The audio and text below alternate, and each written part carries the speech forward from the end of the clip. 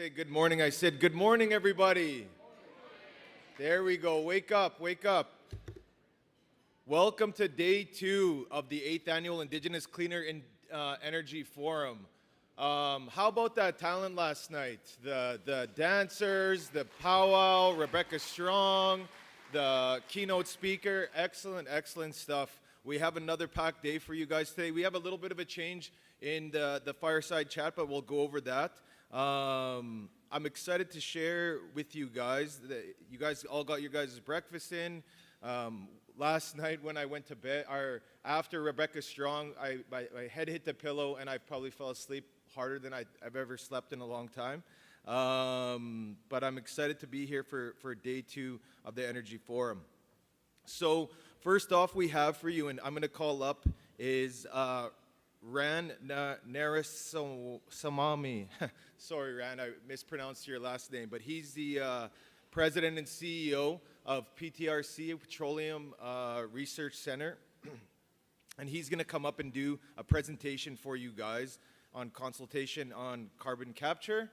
And then after that, he's going to have a fireside chat. So please help me welcoming Ran. Thank you. Sorry about that. No worries. Good morning, everyone. Actually, I have to, you are not the only one having a trouble with my last name. I used to work in Mr. Sub when I was a student. So someone come to me and said, hey, can you make me a 12-inch Narayana salami? I said, what does it mean? Because they said they're having a hard time saying my name. So then I shortened my names and said, okay, I'll go with Ran instead of being a salami or non-salami, so I'll go with Ran. Anyway, thank you for FNPA for having PTRC here, and Guy Lonechild and the team for putting a great conference. And I just want to talk about carbon capture. After that, we have a privilege of having a Chief Chelsea Jelko, and me and Chief are going to have a quick conversation about carbon capture. I'm just going to start my presentation. I'm just going to talk about PTRC, what we do. And PTRC is a non-profit organization. We are being founded by Saskatchewan government and NRCan in 1998. We have been in business for 25 years. So how many people like the buffet today morning? Great. So, you know what, that's what I'll talk about quite a bit is, our energy industry and energy needs are like a buffet. You cannot just have one buffet, like one point of energy or solar or wind to say that's enough for providing the power. So you need all kinds of energy resources. I will say, one of the important protein is carbon capture and storage, because it also plays a very important role in reducing the CO2 emissions. So I think in Saskatchewan, we are a global leader in carbon capture. I think for PTRC, we are also associated with the Canadian Council for Aboriginal Business, and we are part of PAR certification. We are working towards the bronze status. So for us, Indigenous Economic Reconciliation, TRC 92 is very, very important. And we have done quite a bit of work in our site. We have a site called Aki Store, where we are storing close to 600,000 tons of CO2. I think I want to give a big credit to SaskPower here. They built the post-combustion carbon capture plant in 2012.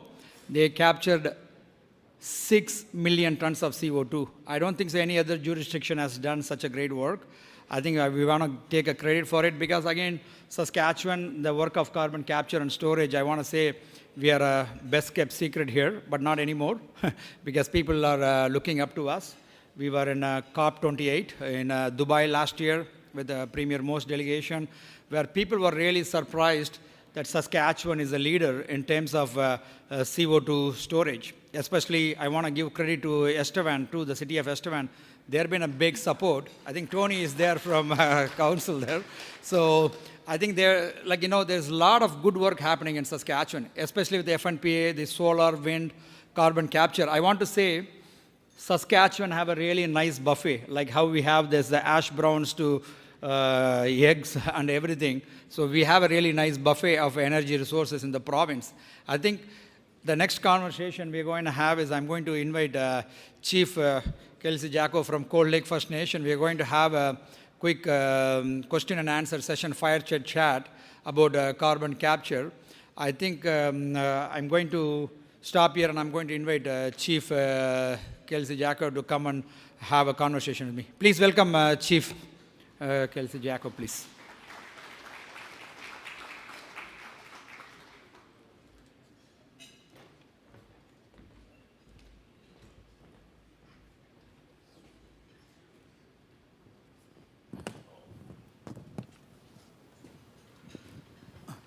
Hello. Hello, can you hear us? Great. Thank you, Chief. Yeah. I think I had a great pleasure meeting you last night. And thanks to Kyle, too, for, getting you and me connected to talk about this important topic. And, as everyone knows, United Nations Declaration on Rights and Indigenous People Free and Prior Project Development. So you have to get a consent. Yes. Free and prior informed consent.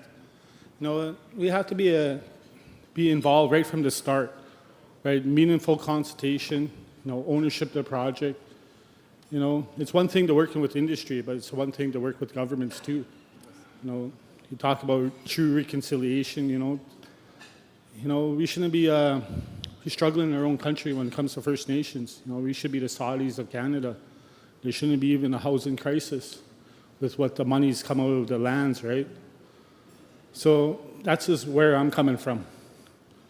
But I want to give apologies for my fellow Chiefs. So they're still singing the Oilers blues, so that's the reason why they're not here, maybe. But yeah, it was a good run. I think I watched the Oilers game too. It's a little bit of heartbreak, but again, they made Canada proud. We have to give a big round of applause to Oilers again because they have done a great job, bouncing back. I think they share a lot of resilience. That's what I want to talk about. Indigenous communities and people that I worked with many years is they have the best sense of humor and the best resilience, and they care about the land, and also they care about the economic development. Chief, in terms of that, I'd like to ask you the question, from an industry perspective, we're never going to be perfect. How can we, work better in terms of consultation, especially working with the elders, and how can we get better? Yeah, just be involved from the start, meaningful conversation, right? Meaningful dialogue. Don't consult us after the fact, after all the plans are done and everything, decisions are being made.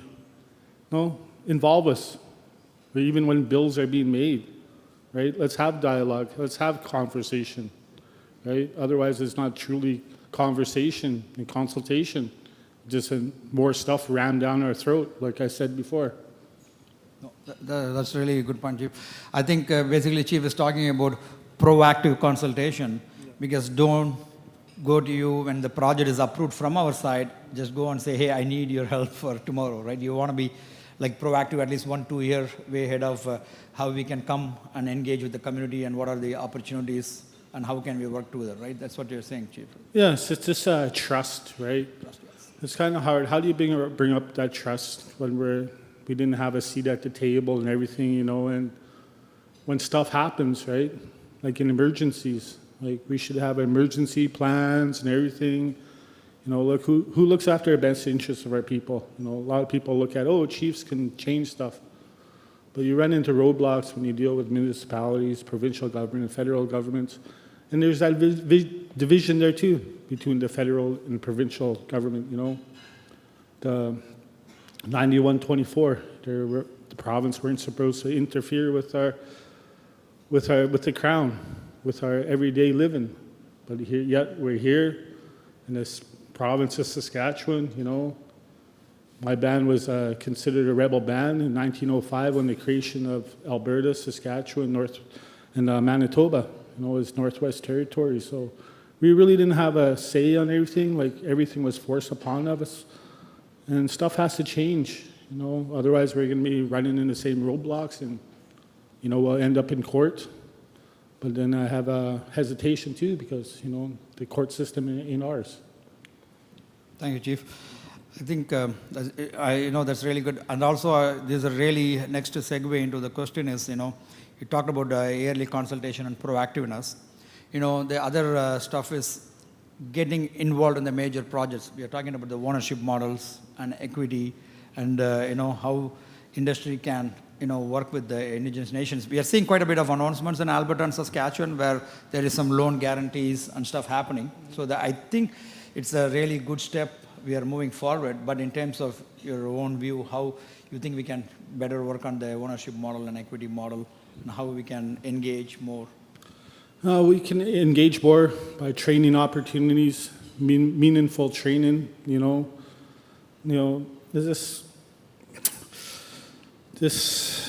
How to be involved right from the start, how to get ownership, right? There's a lot of companies out there, I'm just going to say it, rent-a-feather companies, they come in our territories and they get the contract, but a lot of our people don't get to go to work. So when you talk about workforces, try to employ more of our people.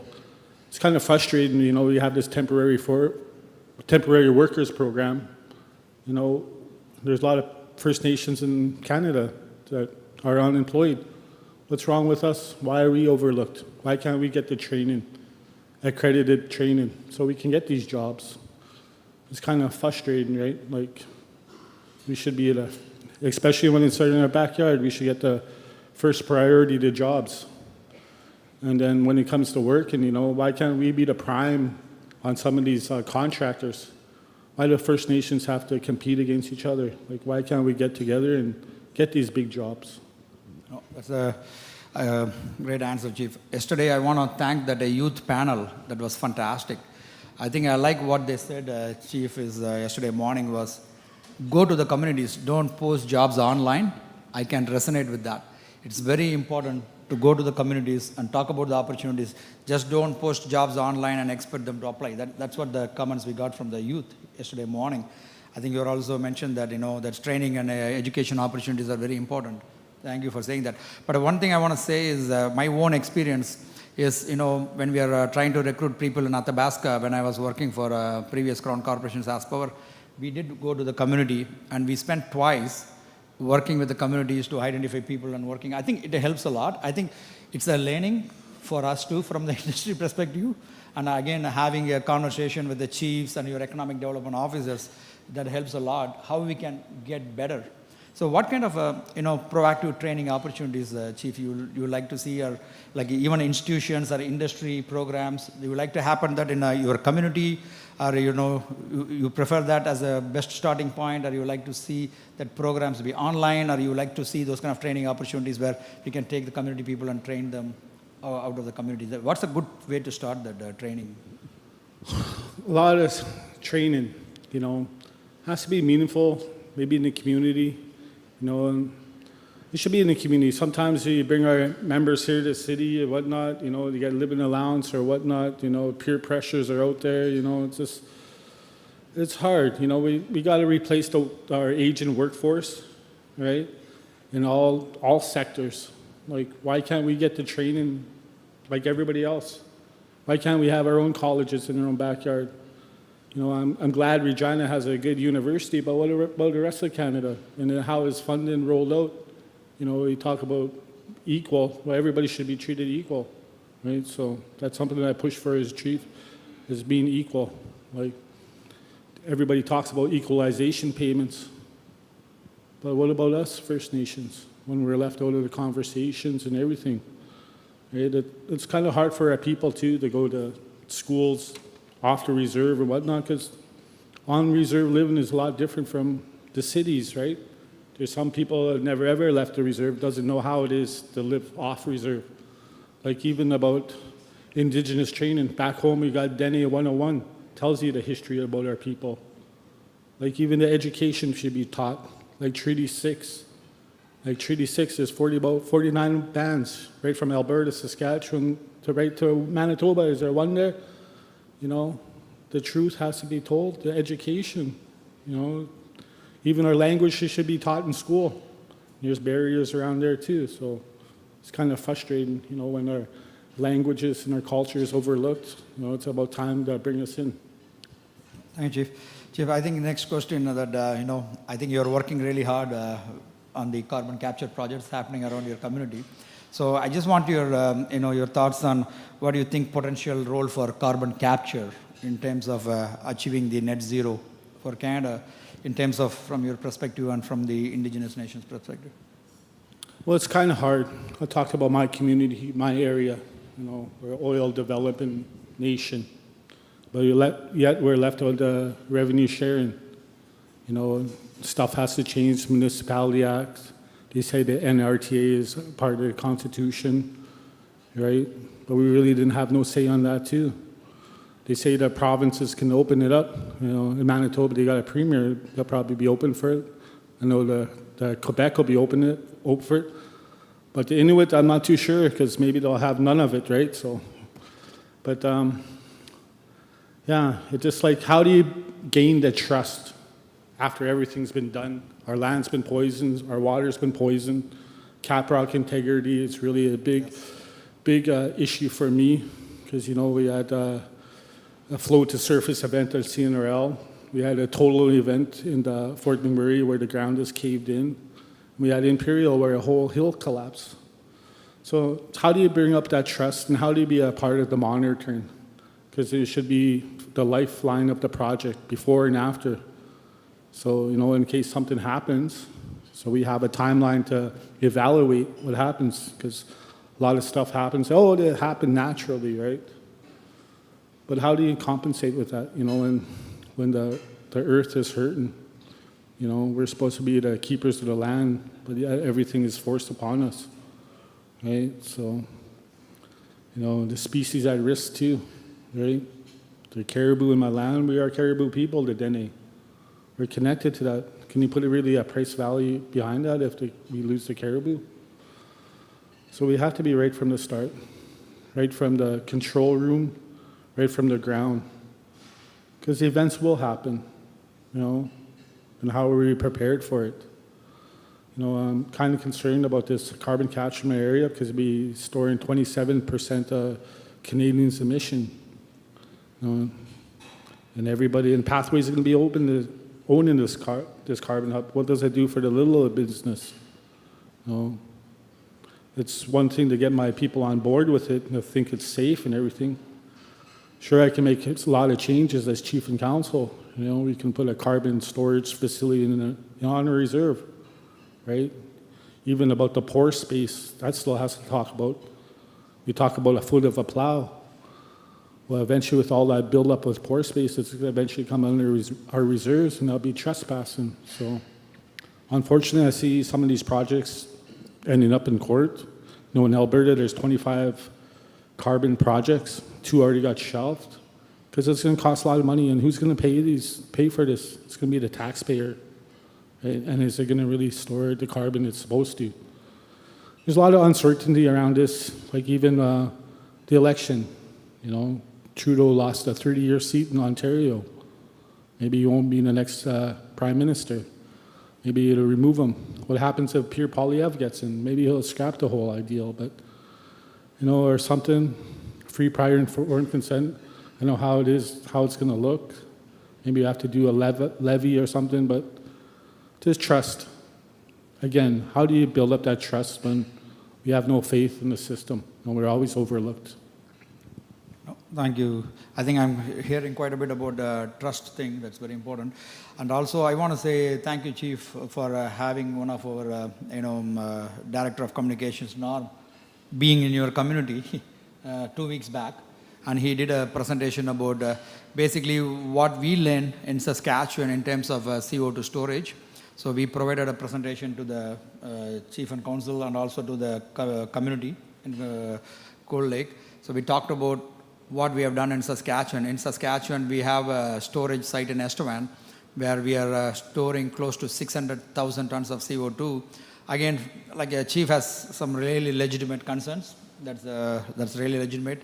From our experience, what we have done with the CO2 storage is we have done the storage right, and the most important thing is safety of the CO2 storage is very important, and measurement, monitoring, and verification, because you want to make sure, like the caprock integrity you talked about, Chief, that's a really good point here, is that you make sure there is no leak. But you know that we are storing almost 3.2 kilometers deep, our CO2. So there is quite a bit of lessons we learned, and thanks to the Chief again for asking PTRC to come and even give an opportunity for an organization like us to even present. You know, we just shared our information. So I think in lieu of the time, I just want to, for the chief to thank, and I also have one final question. See, anything you can give someone like me, any advice, what you will be like to give, especially for industry. You mentioned a lot of stuff, right? Like, 2 things we can take it forward to work with the indigenous communities in terms of the major projects. What will be that, please? Don't overlook traditional knowledge. The elders are our advisors, our teachers. These are the people we look up to. I just question science. Is science absolute when it comes to this? And when an emergency event happens, are we going to be prepared? Is my people going to feel safe in their house? That's what I'm really concerned, because I don't want to relocate. We've been here since a time immemorial, and we're not going to go nowhere. So it's about time to bring us in, bring us out of poverty. There's no need that we should have welfare in our reserves. We shouldn't be able to get handouts. That's all we want to be, is treated as equal, like everybody else. I'm Dene through the bones, and I'm not going to go nowhere. So I'm a Dene before I'm Albertan, before I'm a Canadian. There wouldn't be a Canada if it wasn't for our treaty. And we're having a big gathering in Cold Lake, August 26th to August 30th. So if you guys have time, come out and join us. We are all treaty people. Masi. Thank you so much, Chief. I think I just want to say, once again, I want to say thank you so much, Chief. Merci ciao for your time, and also for FNPA for bringing a chief here. I think this is an important conversation. Even I work in industry for 20 years. One thing I learned is, Chief, is trust is very important. Thank you. And also having a proactive consultation. These 2 things are, I'm going to take it for my personally is, most important thing is trust. So thank you. I really appreciate your time today. Thank you.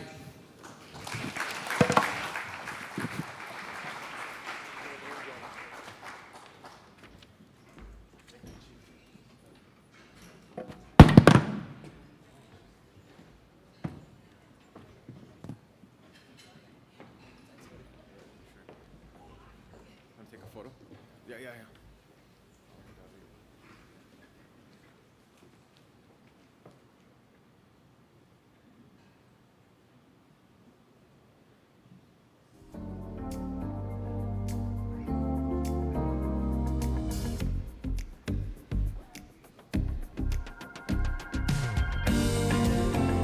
Another round of applause for Ran and Chief Kelsey Jacko.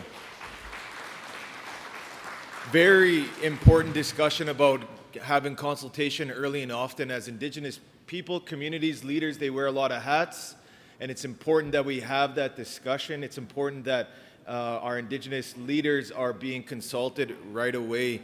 We are often being told, and as Chief Kelsey was talking about, we're often being told, we have the solution for you. We have the solution.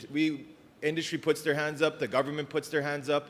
What you have to stop doing is saying you have a solution for us. You have to start asking, because the priorities for Kelsey, Chief Kelsey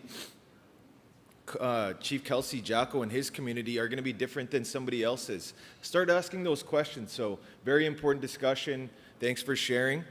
Next we have for you guys is a documentary, okay? Documentary. It's a premiere documentary. It's a documentary where it's basically discussing where we're at in terms of SMRs. And it was produced by FNPA, and it was directed by Tony Quinones and Louise Big Eagle. So, without further ado, Tony, when you're ready, we'll get started on that premiere. Big round of applause, everybody.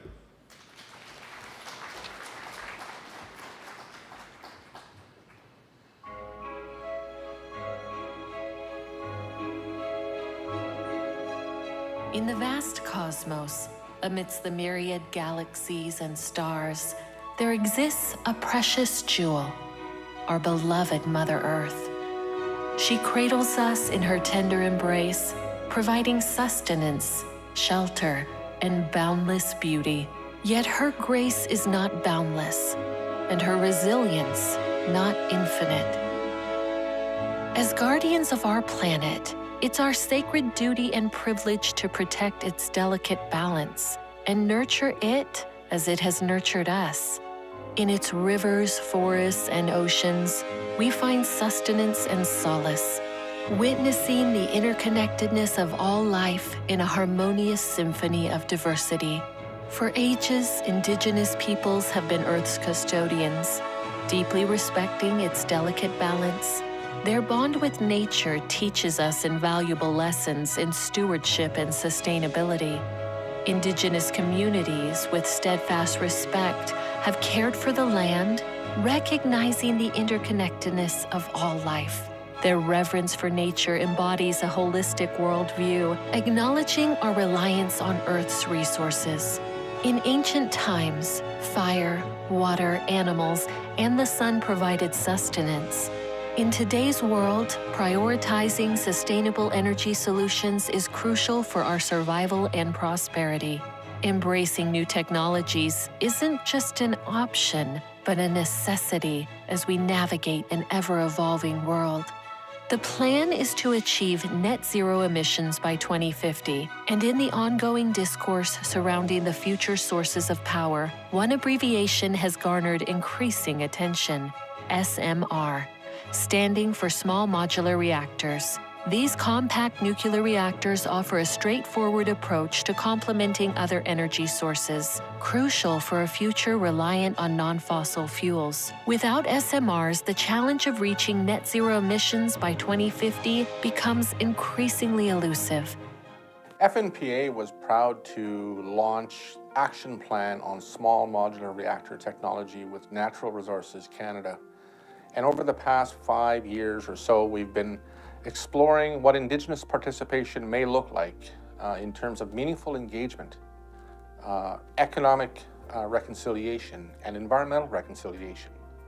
And so these new technologies has enabled the FNPA and its member First Nations to really explore what's involved in terms of the deployment and the development of SMRs and this new technology that could be applicable to Indigenous communities.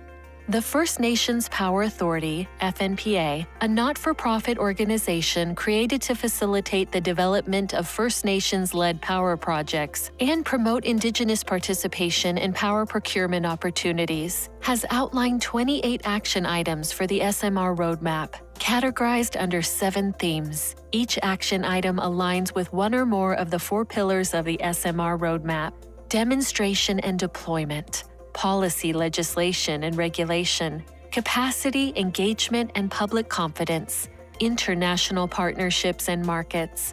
These actions are part of the SMR Roadmap Action Plan, aimed at fostering sustainable power systems and relationships for future generations. So First Nations, Métis, and Inuit communities across Canada do suffer from energy insecurity when it comes to electricity reliability and affordability. And so we think in the next number of years and decades ahead that the decarbonization of Canada's electricity grid could be realized by small modular reactor technology and micro modular reactor technology. And so in partnering with institutions right across the country, with utilities and the private sector, we're able to look at what is the viability options for decarbonizing Canada's electricity grid. Nuclear energy is prominent across Canada, with power stations in Ontario and New Brunswick. Saskatchewan and Ontario play key roles in uranium mining, refining, and fuel fabrication. Additionally, Canada's nuclear science and technology sector produces isotopes for medical and industrial use, showcasing the nation's commitment to both energy production and innovation. We've operated a 5-megawatt reactor in the heart of our campus and our community. It's a research reactor, it's not a power reactor. We operate for neutrons to make medical isotopes and to drive innovation. But we've operated that reactor safely in the heart of our community for 65 years. You can, unlike reactor sites that people are used to thinking about where there's barbed wire and armed guards, you can go up to the wall of our building and put your finger on it if you come to visit the campus. More than that, we welcome people to come to our campus and come into the reactor, stand on the bridge over our core, and look down and watch an operating nuclear reactor. This is a technology that can be very safely operated and harnessed for clean energy. And small reactors don't need the big infrastructure that today's big power reactors, which are very important to our clean energy future, but they're not suitable for deployment to remote communities. Another opportunity with nuclear that are medical isotopes. Medical isotopes are developed from nuclear reactors. They're harvested from the nuclear cores, and with the latest technology, they've been focused on cancer treatments. With this new technology and new opportunities with medical isotopes, we see tremendous potential for opportunity. Bruce Power, along with a local First Nation, Ontario, that's kind of where Bruce Power is in their territories, they've come to agreement on medical isotopes. At present, they ship all their isotopes to Europe, where they're packaged and branded and brought back to, like I said, Canada and other parts of the world to do these cancer treatments.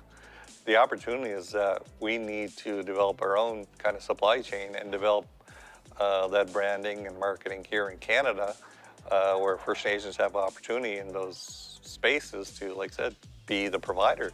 Canada, the world's second largest uranium producer, accounted for 13% of global production in 2018. It boasts the world's largest high-grade uranium deposits, with grades reaching up to 20%, 100 times higher than the global average.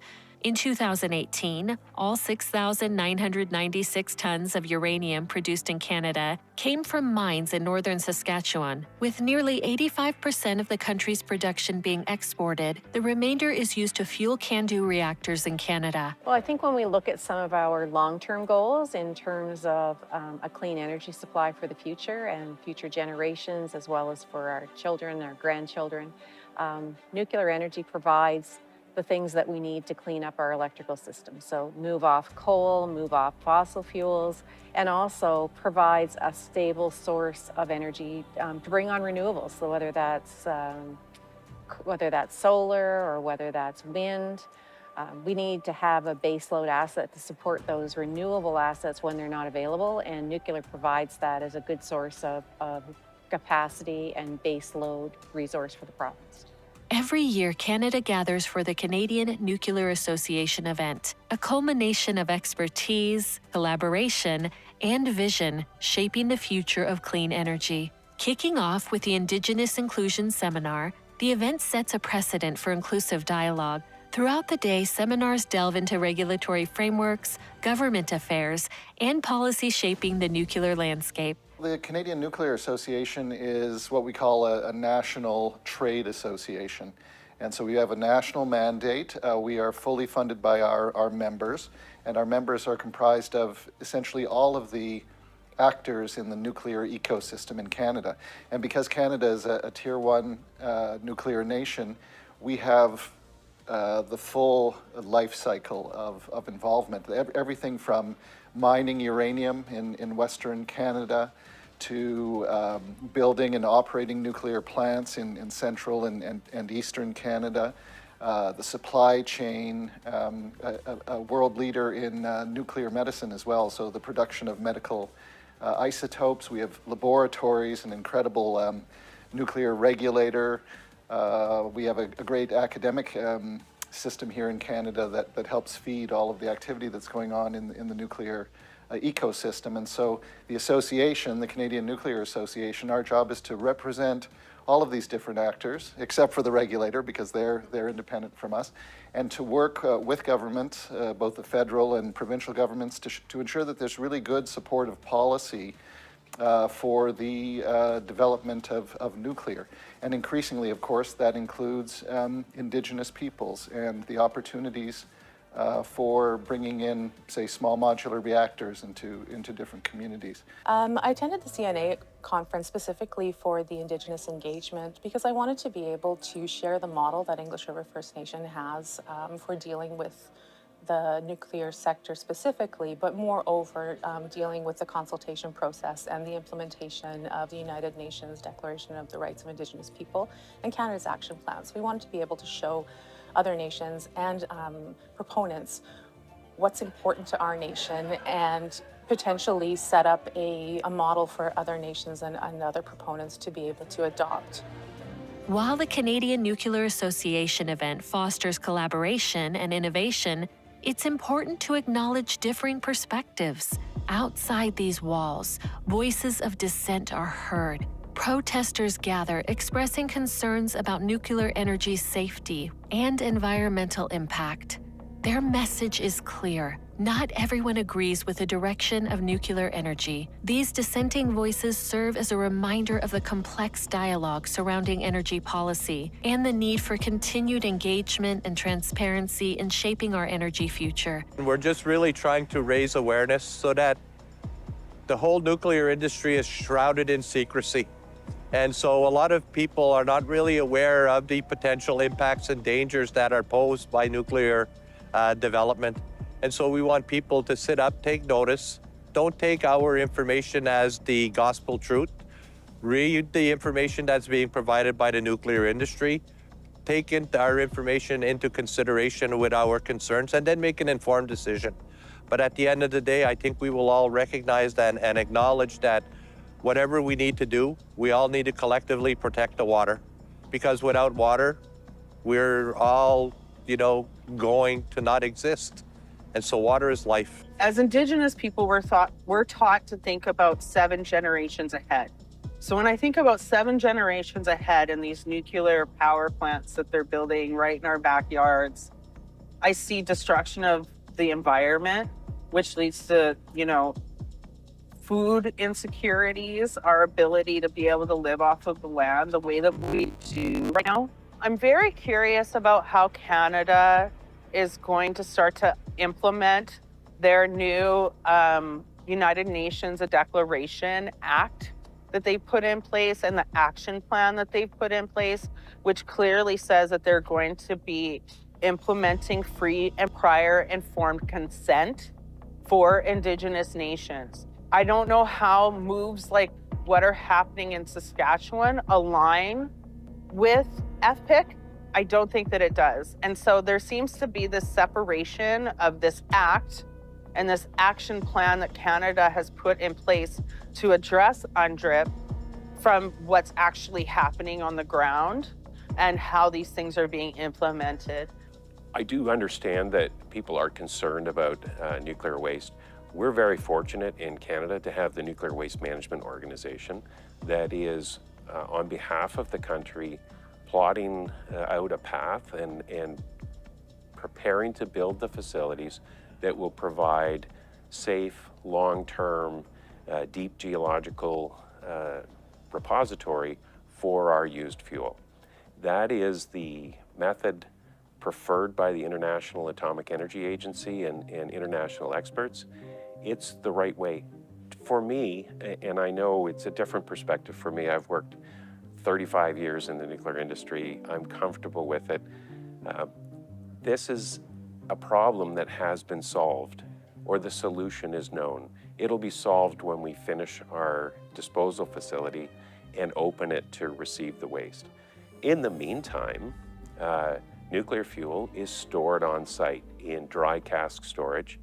It's been an extremely safe, no one's ever been harmed by reactor fuel in storage after it's come out of a reactor. I think we have to try to demystify the safety concerns that many First Nations communities have, both young and old, in terms of young people and elders. Answer any and all above questions that they may have around nuclear safety and how spent fuel is actually stored in Canada. And what is the long-term strategy for spent fuel in Canada? And so if we can partner with the Nuclear Waste Management Organization, with the Ontario Power Generation, New Brunswick Power, those who are experienced operators, we can help open new doors here in the West for places like Saskatchewan and Alberta who need to decarbonize not just the electricity grid, but industry applications as well. Small modular reactors, SMRs, offer a promising path to clean energy with enhanced safety features and reduced environmental impact. Proponents stress rigorous security measures, yet dissenting voices remind us to remain vigilant. balancing innovation with safety is key in navigating the future of nuclear energy. SMRs are going to play a major role in achieving future energy needs and also reducing carbon. There are many different renewable energy technologies, but I don't believe we'll be able to achieve the goals without SMRs. There are many technologies. That includes, of course, biomass, wind, solar, tidal, but they're very area-specific, country-specific. Solar and wind, yes, work in most parts of the world. Geothermal has specific areas of the world, but SMRs will work anywhere. And we will need that technology to achieve the goals. When you look at it, we're in a crisis right now. We're in an energy crisis, and we're in a climate crisis. We only have to look at, we have elders in our community talk about prophecies. And they say there's going to come a time when people are going to put aside political beliefs, put aside religious beliefs, and come together to address a particular issue. And the issue we have to address right now is climate change. If we look what's happened just in Canada alone, never mind worldwide, you've got an increase of 1.2 degrees in the temperature. If you look at that, increasing at another 1.2, we're going to have a major crisis. So how do we address the carbon emitting that's occurring now and reduce it, but do it at something that's acceptable to everybody? Well, nuclear is a makeup of many provinces already. The province of Ontario specifically, province of New Brunswick as well, which is where we're from. So to buy in, we have to have a mix of everything. I know people say that, renewables should be the answer. But what do you do when the wind don't blow, the sun don't shine, and the water don't flow? I mean, then your renewables are out the window. And there's that issue about waste as well. But if you look at it, renewables have a lot of waste that go with them as well. When you look at windmill blades, when you look at the turbines reaching of age, solar panels, what do you do with them? They all just get buried in a landfill. That's a lot of waste as well. So nuclear is a makeup of our particular energy grid in New Brunswick, and that's why we support nuclear specific in our province. I think our elders, our young people, I don't think they want to see the First Nations Power Authority become cheerleaders for the nuclear industry. What we do want to do is to have a mature conversation, an open conversation about nuclear technology and its pros and its cons. And I think really ultimately that's the role we're playing with the launching of the Indigenous Advisory Council on SMRs, soon to be new nuclear, because we know that conventional nuclear is also going to play a role in places like Ontario, probably into the future in places like Saskatchewan and Alberta, who don't have an abundance of hydro resources to call upon for decarbonizing the electricity grid. Sask Power is currently engaged in a multi-year planning phase to facilitate the advancement of nuclear power through a proposed small modular reactor, SMR, slated for deployment by the mid-2030s. With a targeted commercial decision to be made by 2029, pending regulatory approvals, Sask Power demonstrates its commitment to strategic planning and diligent regulatory compliance in shaping the future energy in Saskatchewan. The agreement signing today between Sask Power and GE Hitachi formalizes our partnership to collaborate on project planning and to share expertise to advance the small modular reactor project in Saskatchewan. GE Hitachi has had several decades of experience in the nuclear industry and is a world-leading provider of reactors and nuclear services. And through this agreement, Sask Power will receive access to a wealth of technical and engineering expertise related to design, fuel sourcing, and fabrication information for the BWRX 300, all of which will be required during our site selection and licensing processes. It certainly is a pleasure to be back here in Saskatchewan today to discuss the next step in our collaboration and partnership with the provincial government and Sask Power to advance the potential deployment of small modular reactors. I am proud to say that more than 6 decades later, we are once again at the forefront of nuclear innovation in Canada with the design of our BWRX 300 reactor. The BWRX 300 reimagines what is possible when it comes to generating reliable, carbon-free energy. Its design requires less concrete, steel, and space needed for construction. But the benefits of SMRs aren't just environmental, but they're economic too. According to a 2021 Conference Board of Canada study, the deployment of 4 SMRs could generate as much as $5.6 billion in wages and more than 7,000 jobs during manufacturing and construction per year.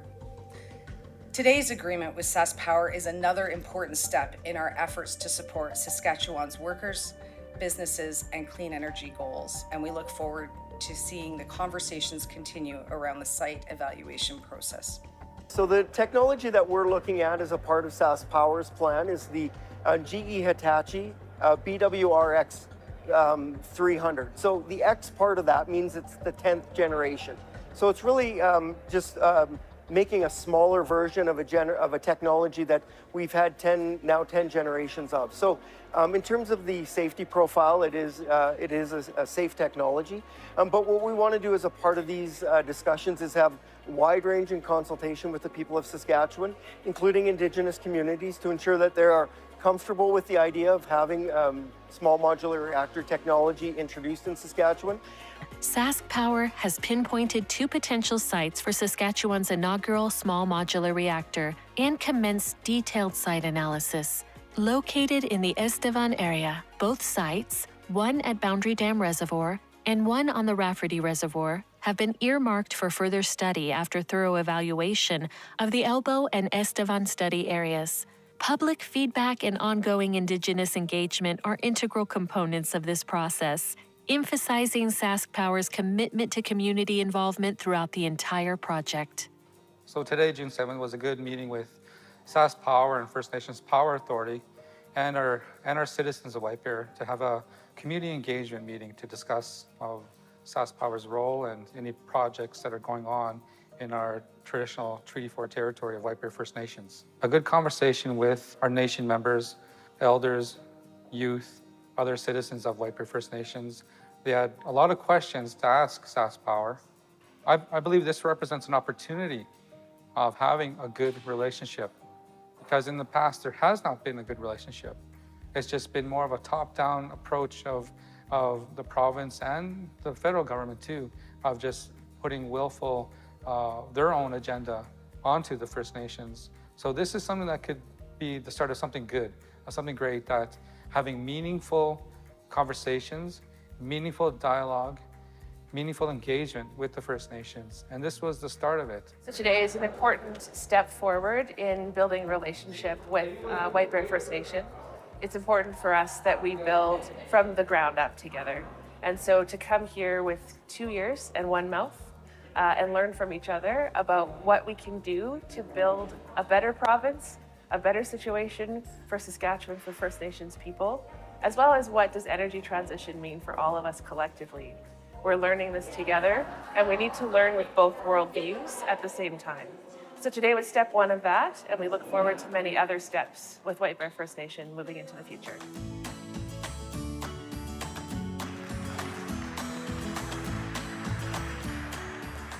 Well, I think it's important that we start to explore alternative energies for power production here in Saskatchewan. I think there's a real opportunity there for not only for the general population of Saskatchewan, but also for First Nations and Indigenous groups throughout Saskatchewan as well. The reduction of greenhouse gas emissions from the coal that we presently use in the Estevan region, and I think that undertaking the SMR projects here in Saskatchewan, I think that going forward, it's going to really set Saskatchewan apart as far as being a leader in providing green energy to their citizens. All Indigenous people have to ensure that tomorrow that our children, our great-grandchildren, our great-great-grandchildren have a friendly, clean environment that could sustain their livelihood. And we're not doing a very good job at it now. And we have to turn around and decide, when do we start making these positive changes so that our kids of tomorrow can live a happy life and a healthy life in the environment that the Creator has given us all, and it's our job to protect. In the pursuit of sustainable energy landscape, 3 pillars stand tall: emission reduction, affordability, and reliability. Focusing on cutting emissions, innovative solutions pave the way for a cleaner future, with a commitment to involving Indigenous communities in every step. I'm optimistic that Canada and the world is going to be able to achieve a future that has energy abundance, clean, cheap energy abundance for everybody. I would really encourage people who want to learn about nuclear, come and visit our reactor. If you're anywhere near Hamilton or you're going to be in our area, we have a public visitor tour, nuclear@mcmaster.ca. You can connect with us and learn about what we've got going at the facility and set yourself up for a tour. Nuclear is part of the makeup, and it's there, and it's safe. What we need is to ensure that there's First Nation involvement in this file. For too long, things get developed and we're left out of it. Now, as we move forward, we have a chance to take the key role lead in energy development in all sectors, but specifically nuclear. And I think SMNR technology is safe. I say you become out there and become informed. So if we're moving away from coal to nuclear or to other cleaner sources, we're going to have to be ready, and we have to do that today. We have to be ready today. Ensuring energy remains affordable for all, costs are managed without compromise, fostering equitable access for Indigenous communities. At the core of it all lies reliability, providing steady energy supply to meet diverse needs, with Indigenous participation vital for informed decision-making. With these principles guiding the way and Indigenous voices heard, we stride towards a brighter, greener tomorrow.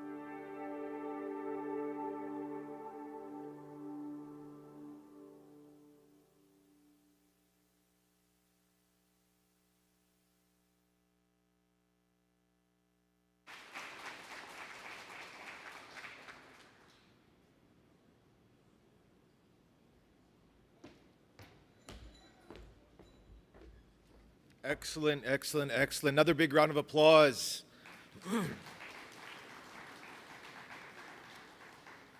All right. Yes, very important discussion on SMRs, and kudos to FNPA for taking the time to get interviews from leadership all around the different Indigenous communities, talking about the concerns, the pros and the cons, and then having those and ensuring that we're having those open discussions about SMR technology. So very, very well done.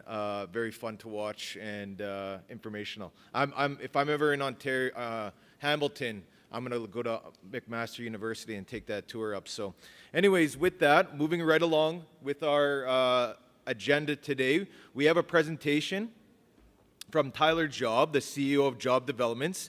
I'll tell you a little bit about the presentation.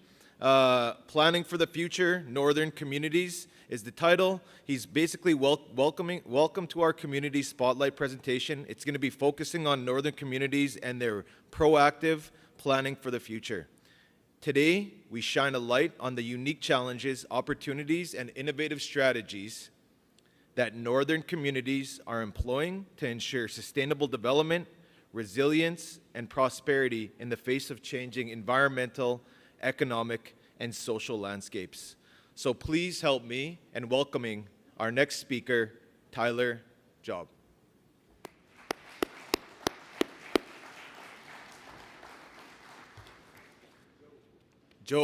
Tyler Job. Please forgive me, Tyler.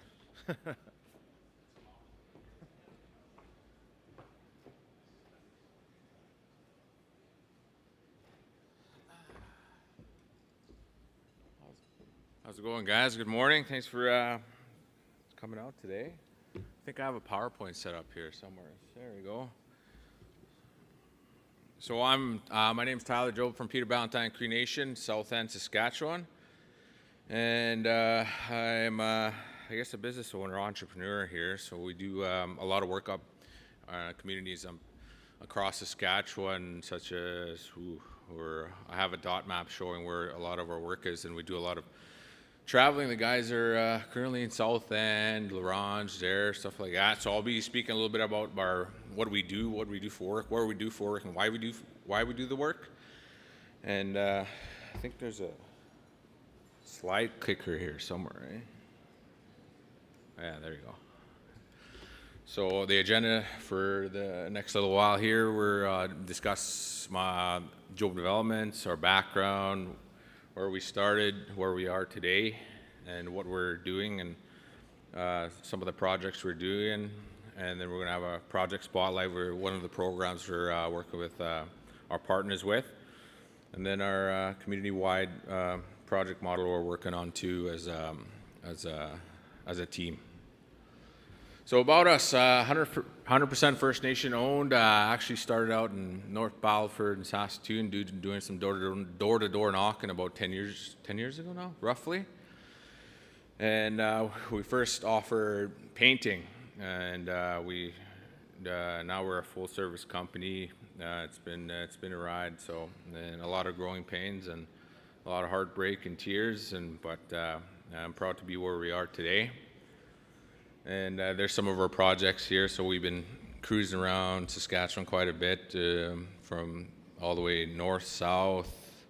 Did some work in BC, Yukon. So the boys have a lot of miles under them. And yeah, so one of the projects I want to talk about is Northern Housing Retrofit Program, and how that's been going. I think we started about a year and a half ago, and it's a new program of its kind in Saskatchewan with our utility there. And some of the phases we do is phase one's our home assessment, home occupation, education, energy measures such as LED light bulbs, programmable thermostats. That's kind of our low-hanging fruit we went after. Then our phase two, once we get a little deeper, do some air sealing, attic insulation, duct cleaning, HRV, health and safety upgrades such as fire alarms, smoke detectors, fire alarms, the same thing, but exterior insulation as well. And then once we complete that, we're going to move on to our next phase, which is windows and doors as well. So we work with about 9-10 communities doing this program. It's been really successful on our end, and it's been really a rewarding experience for us, because our partners gave us a lot of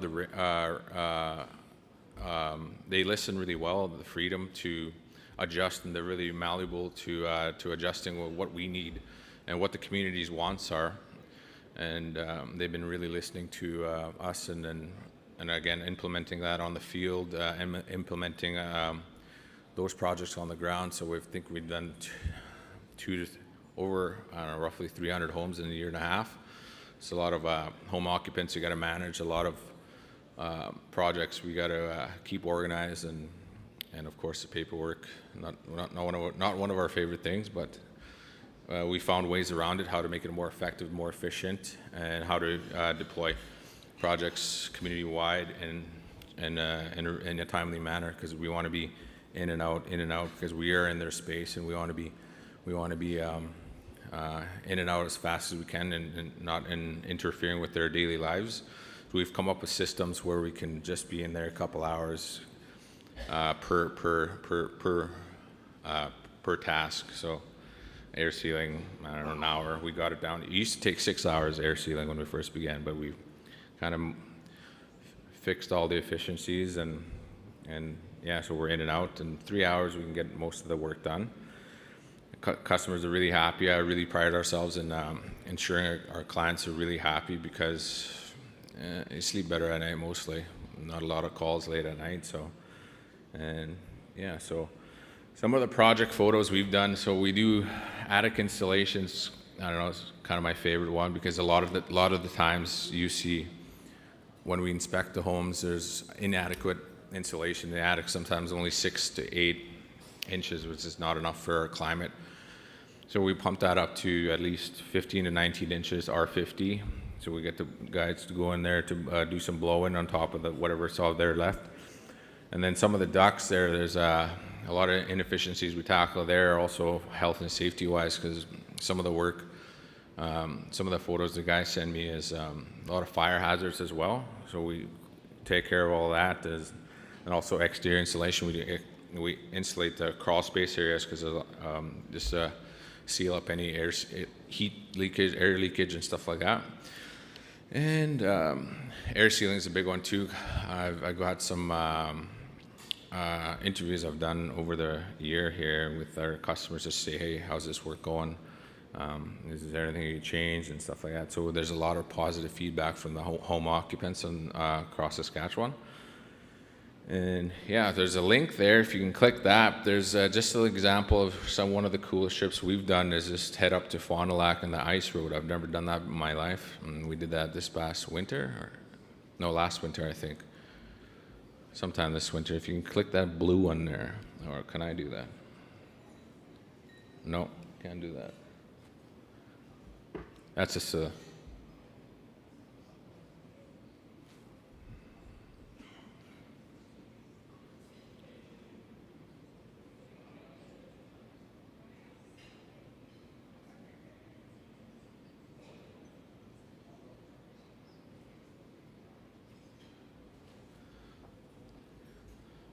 I don't think it works, so it's okay. You can come find me to look at that video, but it's just drone footage of us, all our team going over the Lake Athabasca in the wintertime, which is luckily a nice sunny day, and that's where I actually crossed my drone there. So, but it was a fun trip. And for the next, I just want to highlight our project partners is these guys here working together, and they've been really, really valuable to us, and our working relationship has been really awesome, and they've been listening to, again, to reiterate, they've been very malleable for us to listen to the community and listen to what they need and get that done. And then another thing here, we've been pretty successful in deploying projects at a community-wide scale and doing it in an effective manner. So we've kind of downloaded all that information to this model. It's still in the work in progress, but in order to increase project success and project completion, there's different ways we found doing things. There's ways that were recommended to us, but there's different ways we tried, we kind of had fun with it with our teams. And there's this, we do asset development, so personnel development, staff buy-in, accountability, standard operating procedures. We develop resource library, engagement strategies. So a lot of different things we've tried that have worked, like hosting a little, well, we'll call it babysitting, because we've actually had my teams do a little daycare event so other single parents can attend our engagement events when we're doing projects, because we do a lot of community visits. We hang out with the community before we even start any work. We want to get to know the community wherever we work. There's different perspectives and different challenges they have, and we listen to that. We take that in before we even start any project, and then we just have a lot of fun with that. And then you get a lot of support too when something goes wrong when you're about 12 hours north and there's not any Home Depot or any construction stores around. Once you have that connection and that trust, and you kind of have that drive to complete the project with them and to work together to complete any project they bring to you, or also have assisting them completing a project in-house. So we have the blueprint KPIs in there, and minimizing risk for project failures and project deployment. So goal milestone development, utilizing technology. So we use a lot of technology to manage all these projects now. And we've been assisting communities to kind of move on to that too, and just to be more effective and kind of handle more work in bulk, but also keeping that quality up there as well. So it's a lot of balancing like that. So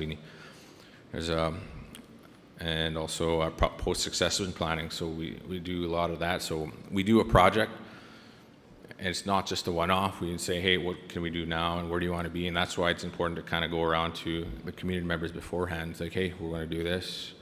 What do you want to do next, and how can we assist, or what do you want to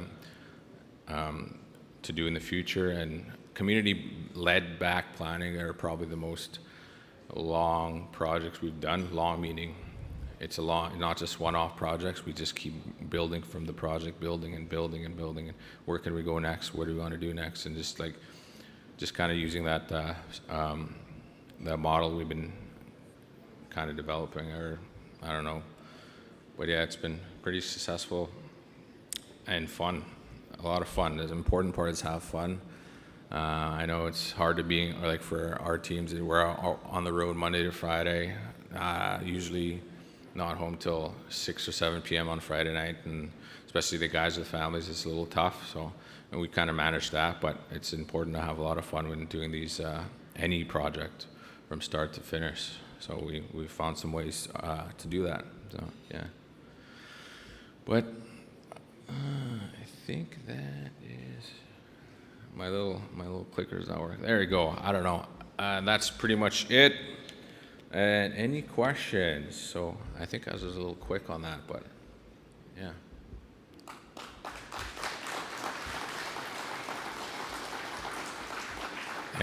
Thanks. We're all set. All right, thanks, guys.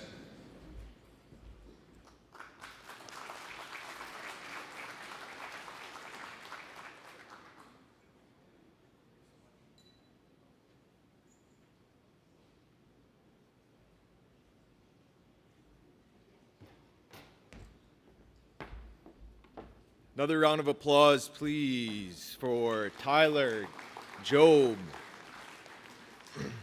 All right, we're getting back on schedule here. Our next item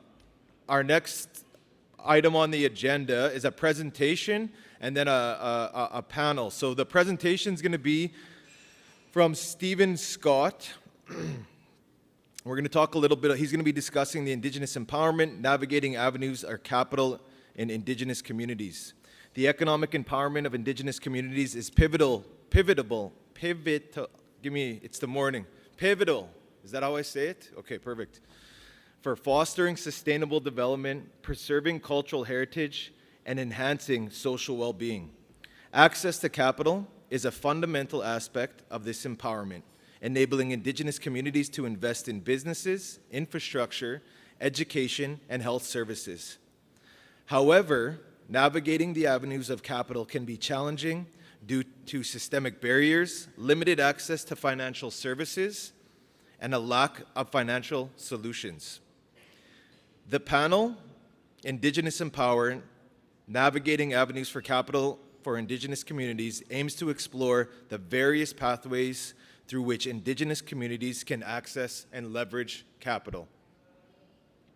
By bringing together experts, community leaders, and financial professionals, this discussion and presentation will highlight innovative approaches, successful models, and ongoing challenges in the pursuit of economic sovereignty and self-determination for Indigenous peoples.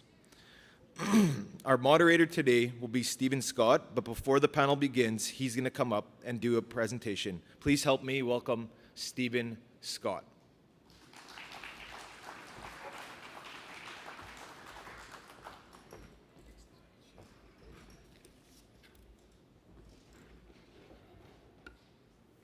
It's on set. Good morning, everyone. I'm Stephen Scott. I'm a director of Indigenous infrastructure at the Canada Infrastructure Bank.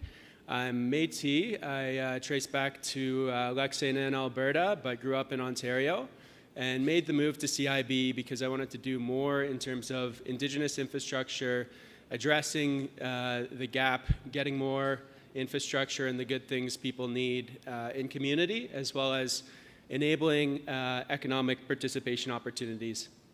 I'm going to go through the presentation relatively quickly because we have some good stuff to talk about on the panel. Can you click to the next slide? Oh, it's not showing. Thank you. So Canada Infrastructure Bank, we're an impact investor, which means we're making deals not based off of their riskiness, but rather based off of the outcomes they achieve. So for the case of this conference, we make deals in the clean power space to reduce greenhouse gas emissions and to enable Indigenous participation and improve the Indigenous infrastructure gap. We've had a number of fantastic deals across Canada, 73 projects, $13 billion in CIB loans committed or invested. And we've done some great work out here in Saskatchewan. It's great to be on Treaty 6. We've made a loan towards Kakwa First Nations Development Corporation to get Kakwa Landing developed for the enabling infrastructure. and to English River First Nations Destiny Group for their Grasswoods wastewater treatment plant and urban reserve. And we also struck a deal with First Nations Bank of Canada. So it's always good coming to Saskatchewan because we get deals done here.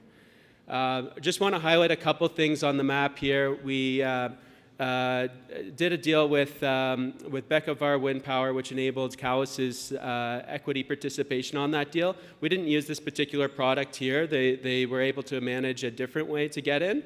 But Nova Scotia Energy Storage is a project in which we used our Indigenous Equity Initiative, a financing tool, a direct lending tool to enable 13 Mi'kmaq communities to come together for the first time as equity partners in an energy storage project with Nova Scotia Power. Next slide. So I'm just going to go over this really quickly. We have a $1 billion target in terms of investing and lending towards Indigenous equity and Indigenous infrastructure. We're about halfway there already, but that's not an allocation of capital. That is a goal, and once we pass it, we'll keep on going and probably set a new goal. And to enable Indigenous equity participation, for a good decade, there has not been enough tools, especially across all the provinces, especially Canada-wide, and that's why we came up with the Indigenous Equity Initiative. And this is a direct loan, it's not a government guarantee, that allows First Nations, Métis, and Inuit communities to participate directly in projects that are situated on their traditional territories. And we can finance up to 90% of that Indigenous equity stake. The communities can invest directly or through their development corporations. The caveat is that CIB has to already be investing in the project itself on a standalone basis. Next slide. In terms of how the equity loan works, we invest towards the Indigenous Equity Holds Co. So it's non-recourse to the communities. We finance up to 90% of that stake, up to $100 million. We sweep the distributions for returns, but we don't sweep all the distributions. We sweep 75% of the distributions because it's important that communities start to build wealth from an early stage in the project and throughout the project. So 25% of distributions will flow back to the community until the loan is repaid. We structure our term targeting a 15-year term, and our interest rate ultimately lands between the Government of Canada bond yields for that term and up to 5% interest. And that's really important too, because we can control the interest rate because we're not a guarantee, we're a direct loan. And when you, as an Indigenous community, are looking at what's your net return, what's the risk of you being an equity partner, you want to make sure that you have a good net return in order to make sure that this project makes sense for you to be in the equity part of the deal. Next, please. We have a real, live, and timely example of how this is being deployed in Saskatchewan. And I'm sure you're all aware of the wind and solar Sask Power procurements that just closed. We offered a stapled financing solution or an optional offer that allows projects, as in IPPs and their First Nation and Métis partners, to bid in using and knowing that this Indigenous equity loan is going to be available to enable participation on these projects. And you know that Sask Power has that minimum 10% Indigenous equity requirement and that there's incentive to go even higher. Well, our loan is the tool that can enable that to happen. And we can finance up to 90% of that project, up to 15% of the project costs through Indigenous equity. Next slide. I'm going to go through a quick example because I think it's easy to talk about things in theory, but really hard to understand. So next slide. This is just, this is a fictitious example. Don't sue us. Next slide. So this is an example where this isn't Saskatchewan, or Sask Power based example. This is just a fictitious example. Say there's a provincial procurement. An independent power producer is looking to bid, and it's looking at a project that would be situated on the traditional territory of a First Nation and a Métis community. And this is overlapping territory. Both agree to participate together. as equity partners in an Indigenous equity holdco. It's a 100 megawatt wind project. The CapEx, or the total capital cost, let's just call it over $300 million. Again, these are made up numbers. And there's a 30-year PPA supporting it. So both communities are interested. They want to have a material stake here. They work together and they negotiate with the IPP partner for a 51% majority stake in the project. The IPP agrees, and this is the capital structure that they land at. So CIB, we would have our standard offering as part of this procurement. So this is, again, this would be set out before the bidders come together. They would know that we could finance up to 30% of the project costs on a project loan, and let's call it up to 15% of the project costs on an Indigenous equity loan, or IEI for short. And so that on a combined basis, that's only about 45% of the total project cost. So where's the rest going to come from? There's going to be a senior lender, so it might be some other bank who's familiar with CIB and knows our terms, knows that we'll subordinate a project loan, meaning that they'll have first right on the security, and they agree we're going to finance 40% of the project, and then cash equity will come in for the rest. And so what's really important here is that equity loan requirement is about $49 million between the First Nation and the Métis community. We'll finance $44 million of that, but 10% of that Indigenous equity requirement's got to come in the form of either cash equity from the First Nation or the Métis community, or it's got to be coming in through a subordinated loan that's below our equity loan.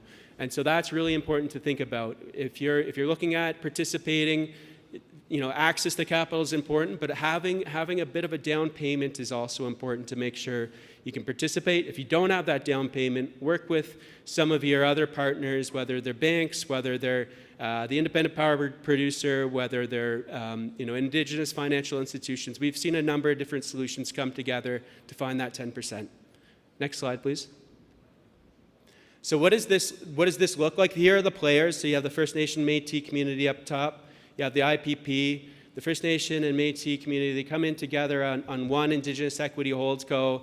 You have CIB there in red, senior debt lender, and the power utility. It could be whoever. The project company in black, that is a project co that's only been developed for this project. It's been set up only for this project. It doesn't do anything else. It's not a business that already has a wind farm or other business. It's just for this project. Can you click next? So we lend to the Indigenous Equity Holdco $44 million. It goes right into the Holdco. The cash equity goes into the Holdco of $5 million. That is what's at risk here for the Indigenous communities, $5 million of their cash equity. But we're non-recourse. We're not requiring a guarantee or any other assets or cash flows from outside of this project. So you're protected as long as you have this Indigenous Equity Holdco set up. We're not direct lending to the nations. Next, click.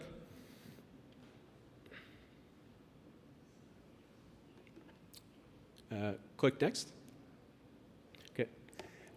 So where does the rest come from? CIB lends the subordinated loan to the project. So you have two borrowers here. We have the Indigenous Equity Holdco as the borrower for the equity loan, but then we have the project co for the borrower of the rest of the capital. And that's where all the equity goes into, including the Indigenous Equity Holdco equity.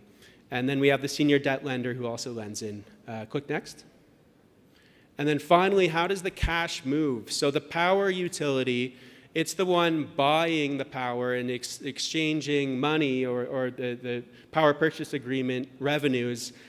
They go towards the project special purpose vehicle, which then money goes to the senior lender, it goes to CIB, it goes to paying off the operating expenses of running the project, it pays off the reserving to make sure that project can sustain for 30 years, goes in towards the debt servicing, and at the end of all that, then the distributions go to the equity partners. The distribution will go to the IPP partner in respect of its interest, and then the distribution will go to the Indigenous Equity Holdco in respect of its interest. Click next. So when the distribution goes to the equity holdco, we sweep 75%, the residual 25% goes to the partners and is shared in whatever share structure they have. And so that's how essentially the Indigenous equity loan works. It's a direct loan. It goes towards the Indigenous equity holdco. It's non-recourse, up to 90%, and we sweep, allowing returns on an ongoing basis until we're paid. We want fair returns. We want fair and affordable capital that's accessed to communities so that projects make sense. They make good financial sense to move ahead on. And just next slide to finish off. And so what does this look like for the life of the project? And so in the life of the project, again, these numbers are made up. The wind project is going to earn just under, just under $900 million over the course of 30 years. The distributions are going to be split, 51%, 49% with the Indigenous partners and the IPP. And after all the debt repayments for the equity loan, the First Nation and Métis community will make $70 million altogether. So what does that mean? It means 10% is at risk. You're not risking the whole farm to look at towards 70 million of wealth generation. It means that if you have less debt than 90%, you're going to earn more. But you have to look at what's that opportunity cost around. If you're coming in with cash equity to participate, what's the opportunity cost there? And what's important to recognize is that there are big milestones where you get jumps up in terms of your equity return or repayment. And those happen when your debt is repaid on the project. It happens when the debt is repaid on the loan, and you get much bigger returns through those years. Hi, Marcy.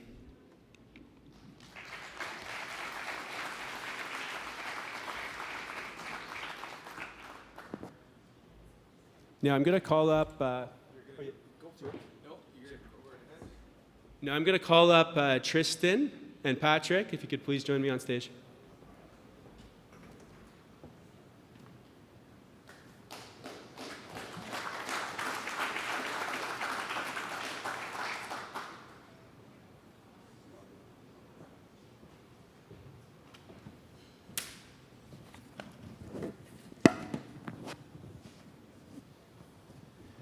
Thank you so much, gentlemen, for joining me. This is very much an impromptu panel, and so this is going to be an informal conversation among friends. And I know Guy Lonechild said yesterday, we are in an era of deal making, and I have the pleasure right now of being with some deal makers. And we're going to talk about the tools and the pathways to achieving deals. And this is really about the access to capital, the building capacity to make deals happen. And so I'm going to ask that Tristan, followed by Patrick, you introduce yourselves, give your backgrounds, and talk about, specifically the type of projects you're working on right now.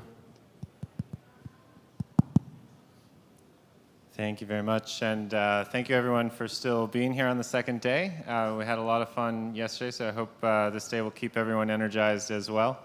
I've been working with the North Shore Mi'kmaq Tribal Council under the direction of Jim Ward, who's also here since last December, but working with them on Indigenous equity investments into advanced energy more or less over the last 2 years. So previously I was the Vice President of Corporate Development with one of the SMR startups in New Brunswick, Moltex Energy Canada, developing a technology for nuclear waste recycling and a molten salt small modular reactor. And in that capacity, I negotiated, in a sense, across the table from the North Shore Mi'kmaq Tribal Council on what ended up being a historic, first of its kind, Indigenous investment worth $2 million into that advanced nuclear technology company. So it was a great experience. I learned a lot from Jim and his team along the way. And when I was leaving Moltex toward the end of last year, I was fortunate enough that they also thought it was a good experience, reached out and asked if I would join them to help lead investments into energy transition infrastructure, and there's a variety of other projects that we're looking at. So that's how I got to my current role and where I am today. a little further background, I have a master's in business administration from the MIT Sloan School of Management. And for undergrad, I double majored in psychology and sociology at Cornell University. And the reason I chose those disciplines is that I've always believed we don't have any technically insurmountable problems. There is enough capital in the world, there's enough technology, there's enough human ingenuity, but we do have some human challenges on communication, mutual appreciation, human issues that prevent us from realizing humanity's potential. So I focus in those areas, and as I was introduced, work on making deals happen, helping the various parties align their interests and see the mutual benefit in working together. Hi, good morning, everyone. My name is Patrick Dinsdale. I'm a member of Curve Lake First Nation in Ontario. So I'm a bit of a transplant here in Saskatchewan, but I've lived here since I was 13 in communities from as far north as Beauval by English River First Nation, and as far south as Shaunavon, about 45 minutes from the U.S. border. I'm here today in kind of a dual capacity. I am currently with RBC as an Indigenous banking specialist, work throughout the province with First Nations and Métis governments and the businesses that they own.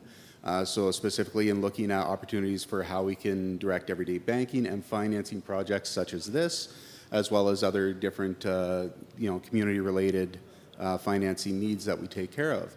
I'm also the current chair of the Indigenous Chamber of Commerce Saskatchewan, an organization that's been around since 2018. And we're slowly looking to build and grow so that we can provide an environment where people can come together, meet, share knowledge, support one another, best practices, get some educational components, and advocate on behalf of Indigenous businesses and communities to help grow wealth within our province and beyond, to help improve just so many of these different social issues that we see these days. Really excited to get into today's talk and take a look at how we can get into some of these, supporting some of these different issues, relating on things of how do you build capacity, how do you build knowledge, how do you build wealth and gain access to different channels, and how do we take a look at some non-traditional, or maybe from, depending on your perspective, things that are more related to traditional Indigenous values and approaches that we can really incorporate into how we approach these deals to make sure that the voice of Indigenous people at the table is really being heard and the intentions of what we want to do align so that we can really work well together with our partners. Thank you, Patrick. I'm going to start with you, actually, Patrick. So if we could continue on that thread of access to capital. I know you've worked in the space for a little bit. You've worked with Indigenous businesses, communities, on their various community projects, infrastructure projects, economic development projects. What have you seen in terms of change over the years, in terms of access to capital, and how? What are some of the different structures you're seeing in terms of how communities are leveraging different own source revenues and creating more access to capital to make their projects happen? Well, that's a big answer. There's been a lot that's been happening. I've been in Indigenous banking now for 7 years, and it's been a really interesting, transformative time. We've seen things like the growth and development of the First Nations Finance Authority and how they're working towards things and helping provide some access. We've seen things like a lot of new settlements coming in for communities, how that incorporates into either aligning those funds with trusts that might be leveraged, or utilizing those trusts in different ways to invest in businesses. We've also seen a lot of activity in different partners coming to the table and looking at how they can structure those partnerships, what they're expecting from the communities as far as how the community is adding value to the different approaches that they're looking at, and also what that ends up meaning long term. So we've seen different structures of partnerships, some very beneficial, some not as beneficial. Ultimately, I think all of that really kind of relates back to what is important to each community and what they're looking to get out of that partnership. We're also starting to see, or at least I'm starting to see, and maybe it's been around a lot longer than I have and I just haven't noticed it, but you talk about impact investing and the growth of that and how we're seeing different groups out there that are really stepping forward to say they want to invest with their ethics. They want to invest with what they believe in. And for a growing number of people, that is investing in Indigenous communities and projects that are beneficial to those communities. So it's been really a really interesting time of a lot of growth, not without challenges. The availability that's been provided now through things like different announcements of funds being made available by the Crown, or different financing programs available through the traditional banks. They're very well intended. Sometimes there might be some difficulties in how you can qualify for those things, though. And so there's a really big education piece and community consultation development piece that still needs to be expanded on, I think, to help make those more successful. Thank you so much. Moving to Tristan now, we're going to talk about, we're going to get a little bit more into this big project he's working on without going into confidential details. But the Mi'kmaq on the North Shore and in New Brunswick are looking at nuclear and how they can participate on that, as well as other clean power projects or non-emitting projects. And this is big dollars, huge dollars to access the equity financing to participate. And so I know it's only been recent that you've started working within the Indigenous market, Tristan, but what have you seen so far in terms of some of the challenges around accessing financing for major projects? Yeah, I think that's a great question. I think there are three main things I would highlight. The first of them, this may be an unpopular perspective, so I do have an opinion on the matter, but I'm carrying forward what I've heard as I've talked with large institutional investors. There's one question that they have brought up repeatedly, and it hinges on the idea, and this is their words, they've said there's kind of two camps that you can meet out there as you work with Indigenous partners. And the characterization is that there are people that feel they're entitled to something without doing anything. And Patrick mentioned, different expectations of community participation. And what financial, big investors have said, the kind that write the size checks we're talking about, they said, we want to see communities that are interested in being active participants and are interested in developing their capacity, having jobs, being financially literate, maintaining a strong balance sheet, having fiduciary responsibility, and those are the partners we're looking for. And they've said that's not necessarily everybody today. So there's an ask and kind of an expectation. If you're going to put forward a project in the billions, you're going to get those kinds of big investors on board.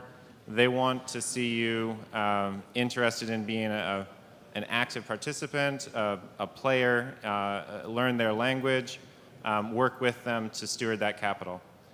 So that's one thing. And there's a challenge to that. So the second thing I'd say is imagine just thought experiment. Picture you have a company, you have 5,000 employees, you have property, plant, and equipment, you have rent on your property, you have fuel bills, you have all of that capacity in place, and you have $0 in the bank.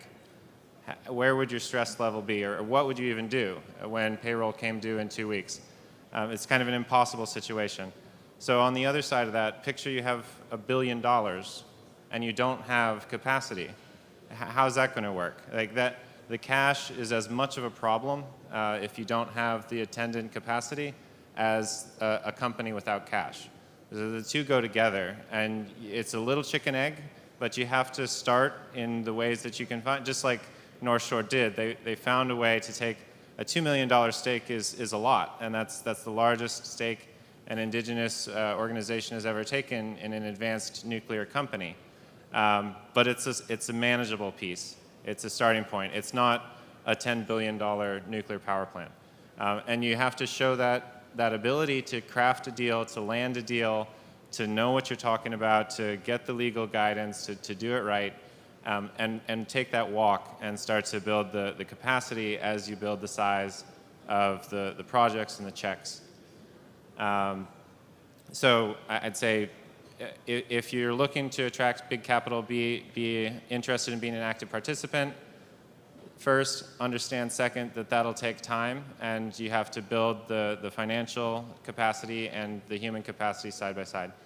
And then the third thing I'd say is that size, we say these numbers, million, billion, trillion, right? And the human mind really has a hard time grasping that scale. So one of the areas we look to as we're marketing these projects to investors is outside of Canada. Frankly, and this maybe is my opinion, but I think it's well supported, I'd say there's not enough cash in Canada to do what we're planning to do, not by a fair amount. So where do we go? Outside of Canada, there's this global market called foreign direct investment where high net worth individuals, companies, sovereign wealth funds, they'll take cash they have lying around and they'll put it to work in projects outside their own jurisdiction. And these are privately negotiated transactions. You won't find them on the Toronto Stock Exchange or find them listed. They're negotiated one-on-one. So foreign direct investment is a big market. Any given year, $1.5 to $2 trillion US moves in foreign direct investment. And we say those numbers, but 2 trillion, what is that really? So another thought experiment. Imagine you have a suitcase with $1 million in it, like they show in the movies. You got your $1 million suitcase and you want to spend that day. So you'd have to go find things to spend it on. How hard would it be to take that $1 million suitcase and actually spend it in a day? Now suppose you had that suitcase and you had to spend it every day to get to 2 trillion. How long would it take you? So don't yell out your answer, but just where does your intuition say? How long would you be at it to get to $2 trillion if you were spending $1 million a day? And the answer is about 5,400 years. So if your answer came short of that, that's because the human mind has a hard time grasping the scale of these numbers. Why is that significant? If you're in charge of deploying huge amounts of capital, and one sovereign wealth fund, Norwegian sovereign wealth fund, is $1.62 trillion US. It's a huge amounts of money. You can't do a lot of little deals. You can't do $10,000 million deals to get to your 10 billion. You want a $10 billion deal because the underwriting, the due diligence, everything, you have that same process for a deal of any size. So you need to, if you're deploying capital at that scale, if you're the big investor on the other side of this that we're trying to attract to our projects, you need to see a big project. You need to see enough capacity to handle that kind of money, and you want to be able to write one big check. If you're dealing with funds in the hundreds of billions, you're not doing $1 million deals. And that's important, I think, for all of us in this room, because the key to these projects that we're putting forward is collaboration and consortiums. So we're interested in participating, working with all of the Indigenous investors across Canada in investing in nuclear. We have a unique capability, again, talking about building that capacity. We're kind of out in front in some respects in this field, and we'd really love to share some of that with you and share the opportunities. This is fascinating. So what I'm hearing right now is access to capital is improving, but pathfinding on who is the right capital provider for the scale of your project is really important. And making sure that you have collaboration, especially on those larger projects where you're really getting into foreign territory, is even more important. And so I think what I'm hearing a lot of too is the capacity building. We're in this opportunity landscape where we have a whole bunch of Indigenous equity participation opportunities. We have the public sector promoting it. We have the private sector who wants to be part of it and enabling it. But we have, I think, a capacity gap to get there. And so solving the how is going to be really important. And I don't know if we have the answers, but I'm going to see. And so, if you could, talk a little bit about capacity building in community, financial literacy, for all types of projects and deals that you've seen. Patrick, shed some light on that, please. Sure, it's a small thing. Looking at building that capacity, it really is a huge challenge because you look at a lot of different factors. I mean, first of all, each community is going to be different, where the community members are and what they find important with it. you take into account just really starting at a base, because as leaders in your community, chief and council, you're investing on behalf of that community is what you're doing and operating that, and so you have that responsibility to them. So of course we see those consultations, right? You'll have things where you're speaking with elders, you're speaking with the community members, having your open houses, and you'll have corporations that want to come in and do that. So when we talk about things like prior and informed consent, some people have been of the mind in the past where if they come into the community, have a dinner, no one attends, well, we did we had our speech and we gave information, and they think that metric is met. I think people are realizing these days that that's really not enough. We need to find ways to engage with people, and that's difficult and different in each community. So you see that. For myself, I think a lot of that relates back to, first of all, starting with your financial literacy. How do you find different partners, corporations, governments to come in with information that can relate to that, and start from different levels. Start with the basics and build it up as you get more and more complex. Another way that those kinds of things are happening is through different scales of partnerships, so that, as a community's abilities are growing, they're maybe not trying to jump right into the deep end and take on, try and bite off more than they can chew sort of thing. Instead, it's looking at what kind of businesses are we operate, what kind of things are we doing, and get really, really good, excellent and strong at that as you're trying to build and grow into these other partnerships and bigger deals. Finding who you're working with as a partner is really important in that, in my opinion, and how you can leverage those relationships to grow those skills and knowledge within your community. I think over the years we've seen different types of partnerships where there is little community involvement and engagement, so that community members aren't necessarily building the skills and having the control of the corporations and the partnerships in the past.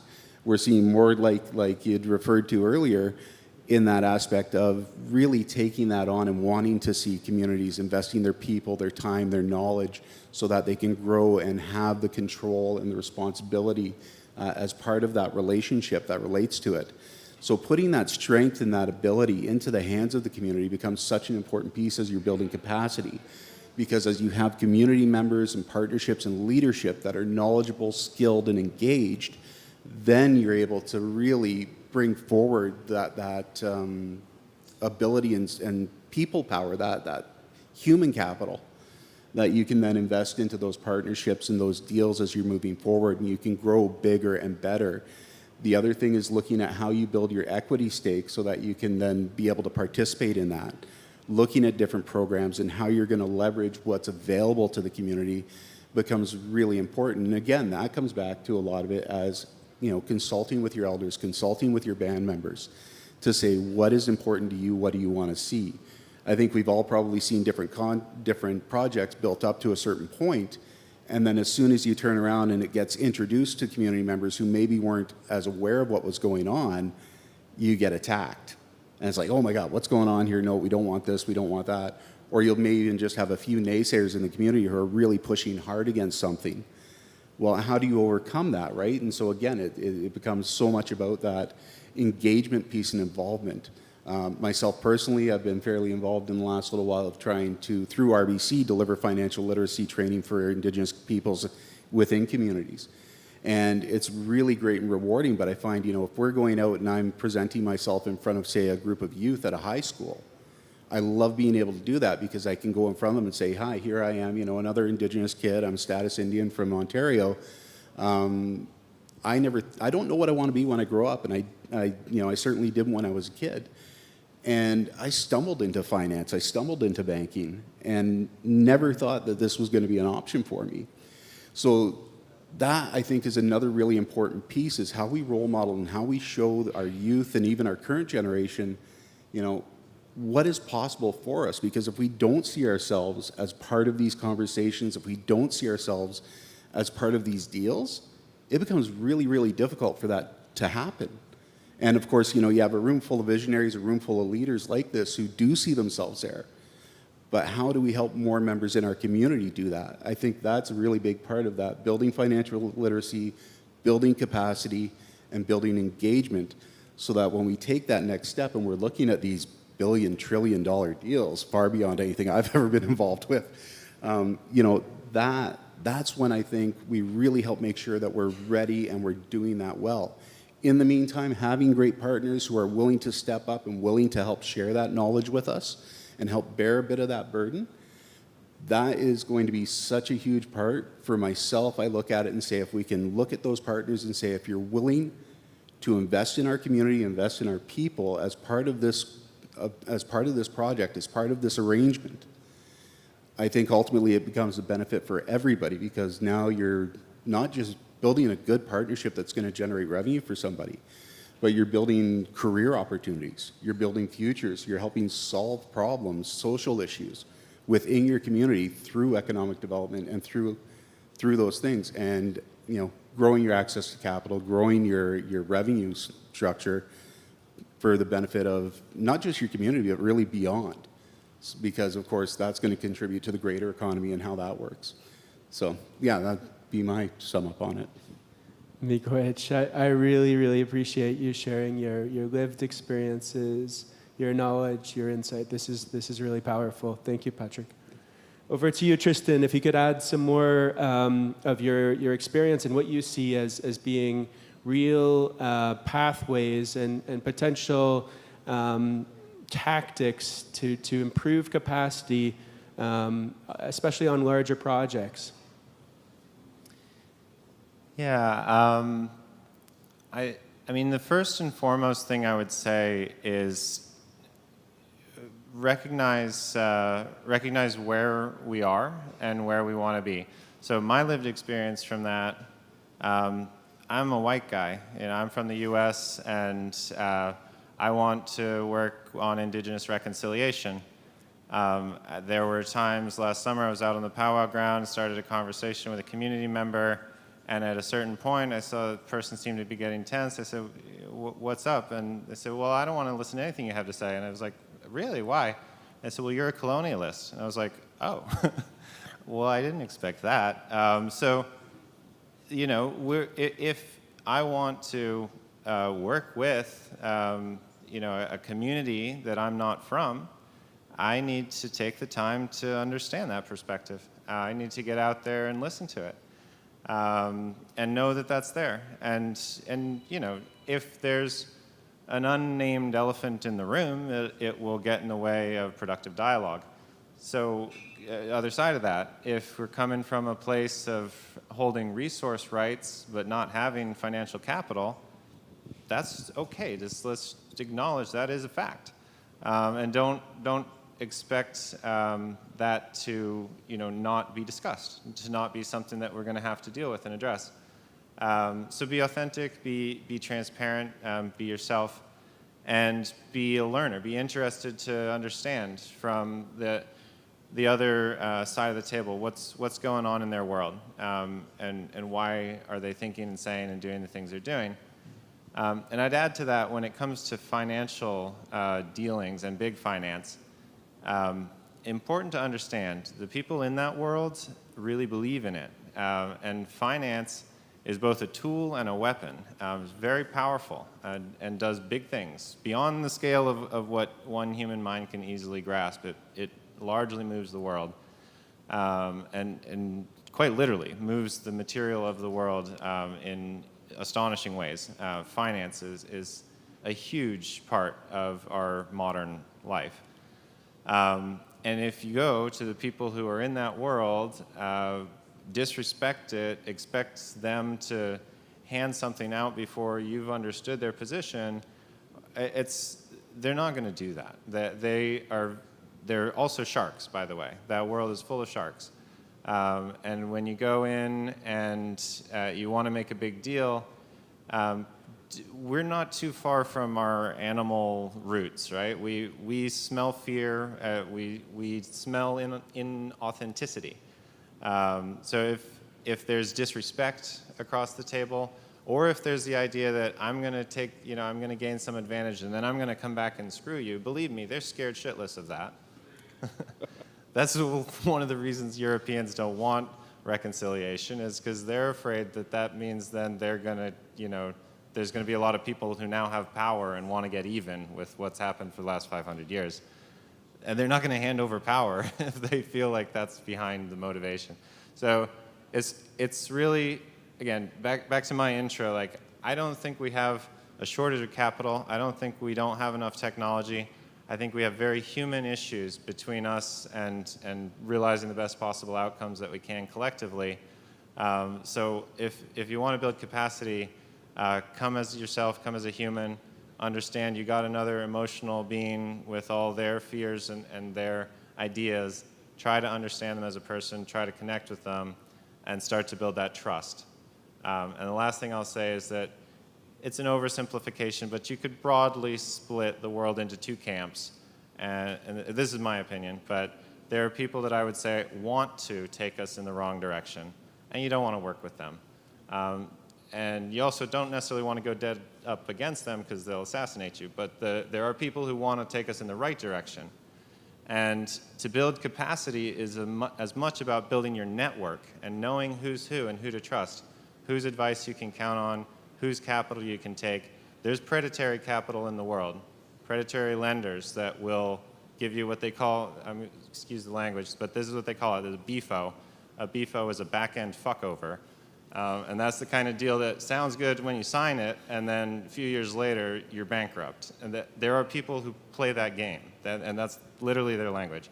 So just understand that's out there. Understand building capacity is about making human connections, learning from other people about their world, and building your network and your team, because you're not going to want to work with everybody. I think we're going to leave it there. We're at time, and I think we all have. If we're going to take away one thing, it's don't go for the BFO. So I want to thank these gentlemen. Please give them a round of applause. We put this together in 10 minutes.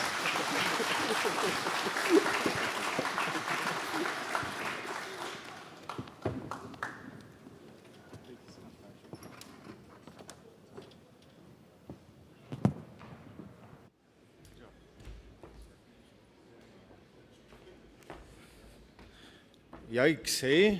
He's very, very passionate about his numbers. But that's okay, it's important. All right, moving right along, we have a little bit of a change in the agenda. We're now going to do a special announcement. I would like to call up, it's an announcement between Sask Power and First Nations Power Authority. Who we have coming up to do the announcement is Ryan Neufeld, the Vice President of Engineering and Construction with Sask Power. Neil Boykin, he's the First Nations Power Authority project lead. And last but not least, the President and CEO of First Nations Power Authority, Guy Lonechild. Please help me in welcoming all three of these gentlemen.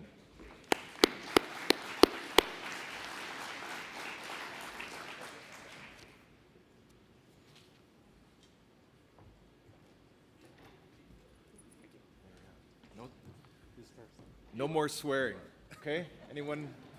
I can't top any of that, so.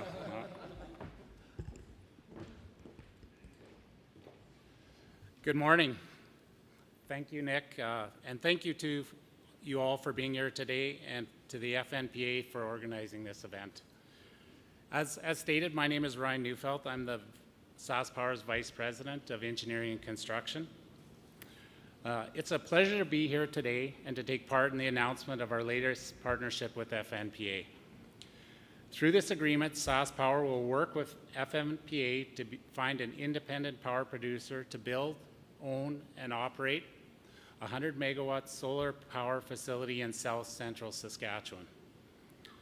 The transition to a net zero greenhouse gas emission power grid is the most profound change to happen in Saskatchewan's power history. Sask Power is committed and on track to achieving net zero by 2050 or sooner.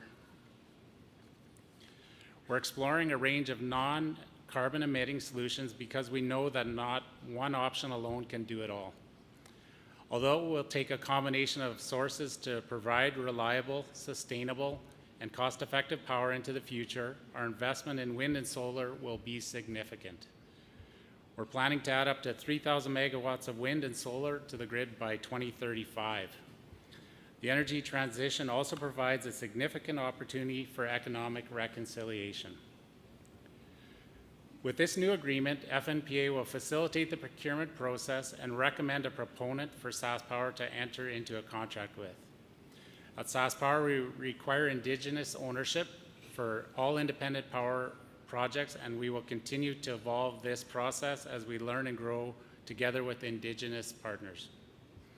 We are on track, and we're very proud of this, to spend $1 billion over the next 10 years in Indigenous procurement.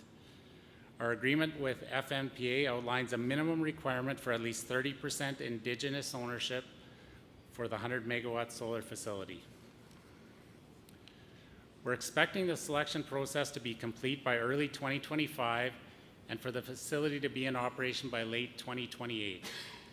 We're looking forward to working with FNPA again throughout the course of this process and are excited to see another new solar facility on the grid. With that, I'll pass you on to Guy. Thank you very much.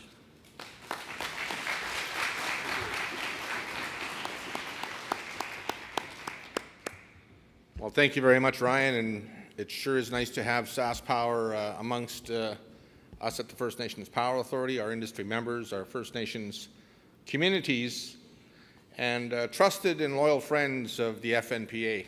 We really appreciate the journey that we've been on over the past 11, 12, actually almost 13 years now.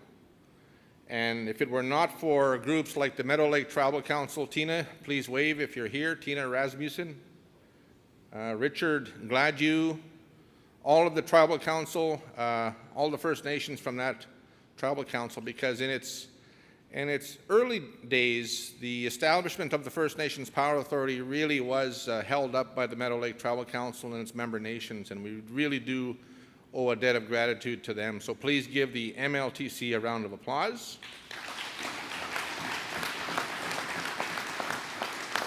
And they continue to be leaders in the development of cleaner energy technologies. They've got an 8.8 or 8.6 net output biomass facility in that part of the province.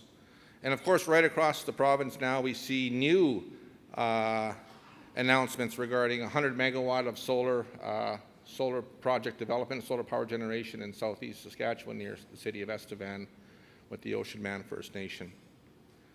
But really, the sky is the limit if we dare to dream big. And we're always talking about what does the next scale of projects look like. It's a go big or go home era as well, not just a deal-making era, but Indigenous people and communities are willing participants in the pursuit of building Canada, building a brighter, cleaner energy future for Canada. And to many of our technology providers that are in the audience, Westinghouse and many others who have helped to bring these important conversations home to Saskatchewan. The Saskatchewan Research Council is going to be doing some fabulous things, and so really the sky is the limit. This is an initial step for the First Nations Power Authority to run a competition of this scale. So the 100 megawatts of solar is an opportunity for Indigenous participation at greater than 30%.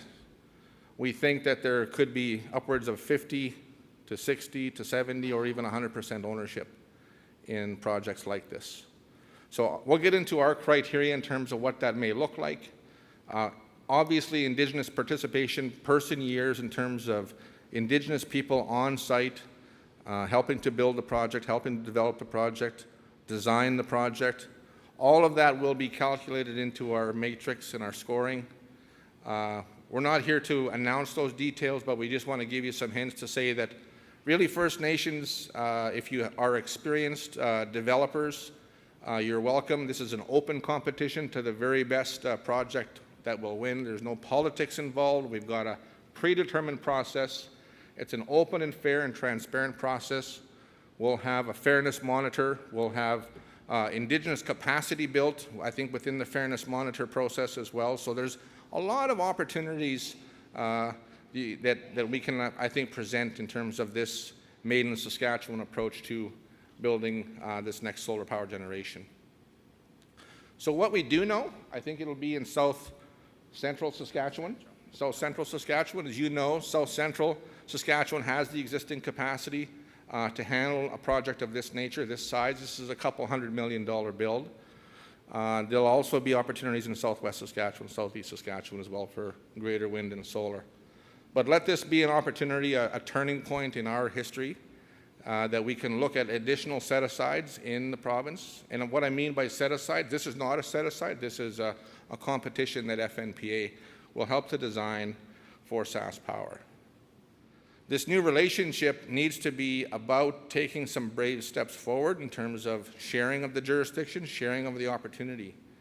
And this is about building the other opportunities that we don't always see in regular SaskPower competitions. How can we make a new Indigenous procurement standard a reality? And how can we build bridges between Indigenous and non-Indigenous Canadians? We're looking at opportunities for First Nations outside of Saskatchewan as well. So if there's opportunities to build in First Nations from adjoining provinces, you're also welcome to participate and build bridges with First Nations here in the province and Métis organizations. So I want to introduce our project lead. Our project lead is Noel Voikin, no stranger to you, I hope, not by now. Noel's been with us for a couple of years, 2 years? 3 years, oh wow. How do we keep these guys hanging around so long? I don't know. Just happens that way.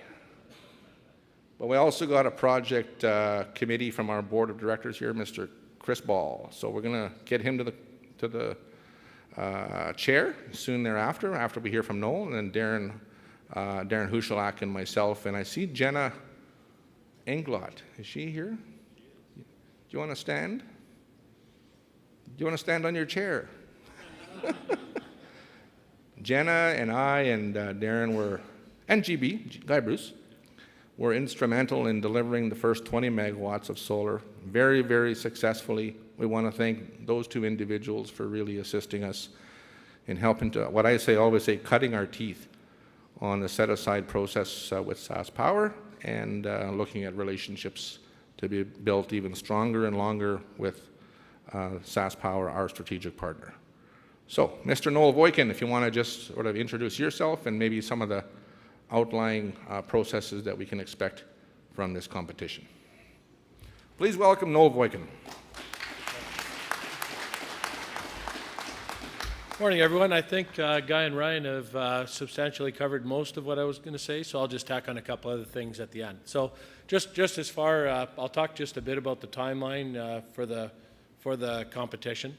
So we're anticipating it'll go through a two-step process, standard RFSQ project or process, which means track down the suppliers that are interested and go through a standard requirement of pre-qualification process for those that would like to bid. That we expect that a package will come out for that probably sometime around midsummer, with the process closing in early fall, and then we'll evaluate and pre-qualify contractors who are interested, some later this fall. Then there'll be an RFP process which will open and extend into early 2025, at which time that'll close. We'll go through the process, go through the qualified bidders' proposals, make a proposal back to SaskPower sometime in the spring. So as you think about your projects, there's a few factors that you'll want to consider. Price is always a big factor. I think that's standard in any RFP. You'll want to think about finding some partners. So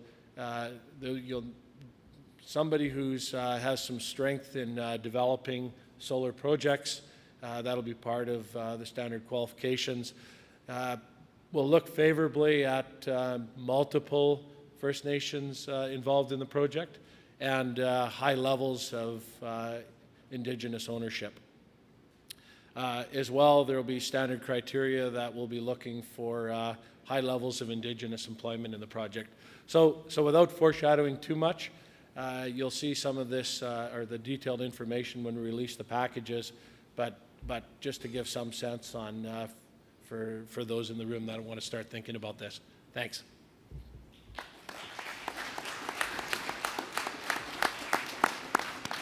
Okay, if we can get our panel established, have a nice seat at the chair.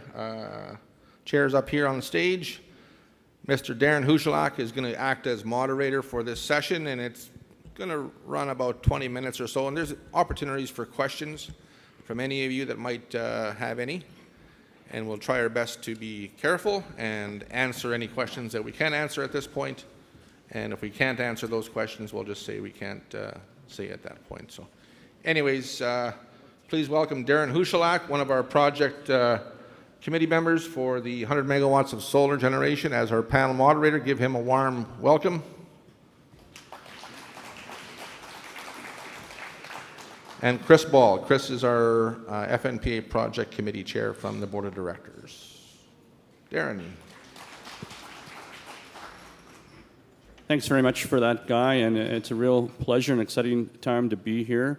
As Guy mentioned, we have come quite a long ways from our roots. Jenna is out here in the crowd, and it was a real pleasure working with Guy and the rest of the team to bring the first 20 megawatts of Indigenous-owned solar FNOA-based projects to COD. And when was it, Guy? What was the COD dates for our first projects? 2021-ish, around there. So 5 times larger, getting bigger and better all the time, and very exciting to be here. So Noel and Guy and Ryan did a great job, I think, of sort of providing an overview. Maybe we'll dig a little bit more into maybe some of the differences that may exist between our initial FNOA-based process and this new RFP process we're going through now. So I might go to Guy to start with to maybe talk about that a little bit. Okay. Yes, absolutely. Very, very key in a key question here. What we recognize is that the term set-asides comes from a new way of thinking about departments, the federal government, identifying sort of a target in terms of what would actually be achievable in terms of Indigenous participation. Around power procurement specifically, SaskPower Corporation and FNP in its early days contemplated what this relationship could look like. And so under a 2011 Master Power Agreement, Power Master Agreement, we had what was established a relationship. And it's like a government-to-government relationship between the province of Saskatchewan and the First Nations of Saskatchewan through this entity called the First Nations Power Authority. And what that really ultimately says is we, as Indigenous people, have the right, the responsibility, the jurisdiction, the self-determination efforts, similar to what you see under the United Nations Declaration of the Rights of Indigenous Peoples. And why that's important? Because Indigenous-led projects, Indigenous-led participation needs to be designed by Indigenous people. And that's a totally different thing. We're not here to announce that as that's the pathway here today, but in partnership, we want to help to build the best of both worlds. So the best of both worlds is SaskPower has some experience in terms of the delivery of 100 megawatts of solar so far. It's being built, it isn't commissioned yet, but we're in very early stages of learning together.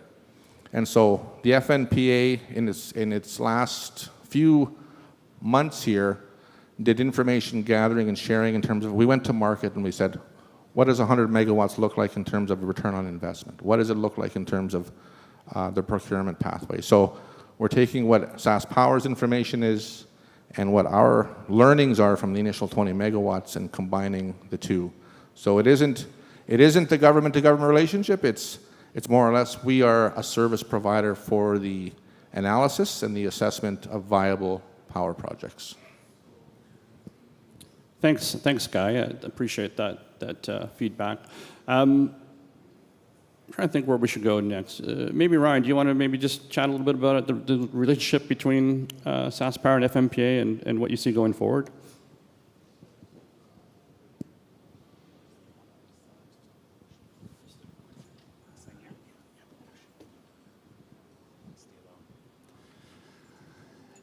And they have me in charge of doing $1.7 billion worth of capital every year, so can't run the mic. But no, this relationship with SaskPower and FNPA is important as many of the relationships we're building out as we go forward. And I mentioned our investment going forward and we're quite proud of our partnerships we've done to date. looking at almost $1 billion worth of investment with Indigenous partners. And we recognize at SaskPower that we can't and we're not willing to move forward without these partnerships. So it's essential as we go forward. Between now and 2035, we need to rebuild our entire grid and replace pretty much all of our generation sources. So as I stated in our original announcement here, solar is a part of it, wind is a part of it, gas to back up that solar is part of it. And then as you were just talking on the previous panel, as we go forward, we're looking at our nuclear, and we've recently announced the siting area. So the partnership will continue to grow as I see it, and opportunities as we move forward and learn and take the steps one at a time with each other. So thank you for that, Ryan. Chris, I'd like to bring you into the conversation here. Maybe make a few comments if you would. Chris is on our project development team. He's been a director at FNPA for 6 years now, so he's seen the growth over the organization. So I just wouldn't mind, Chris, if you would maybe give us your thoughts on what these types of projects, these types of relationships could mean for the organization going forward overall.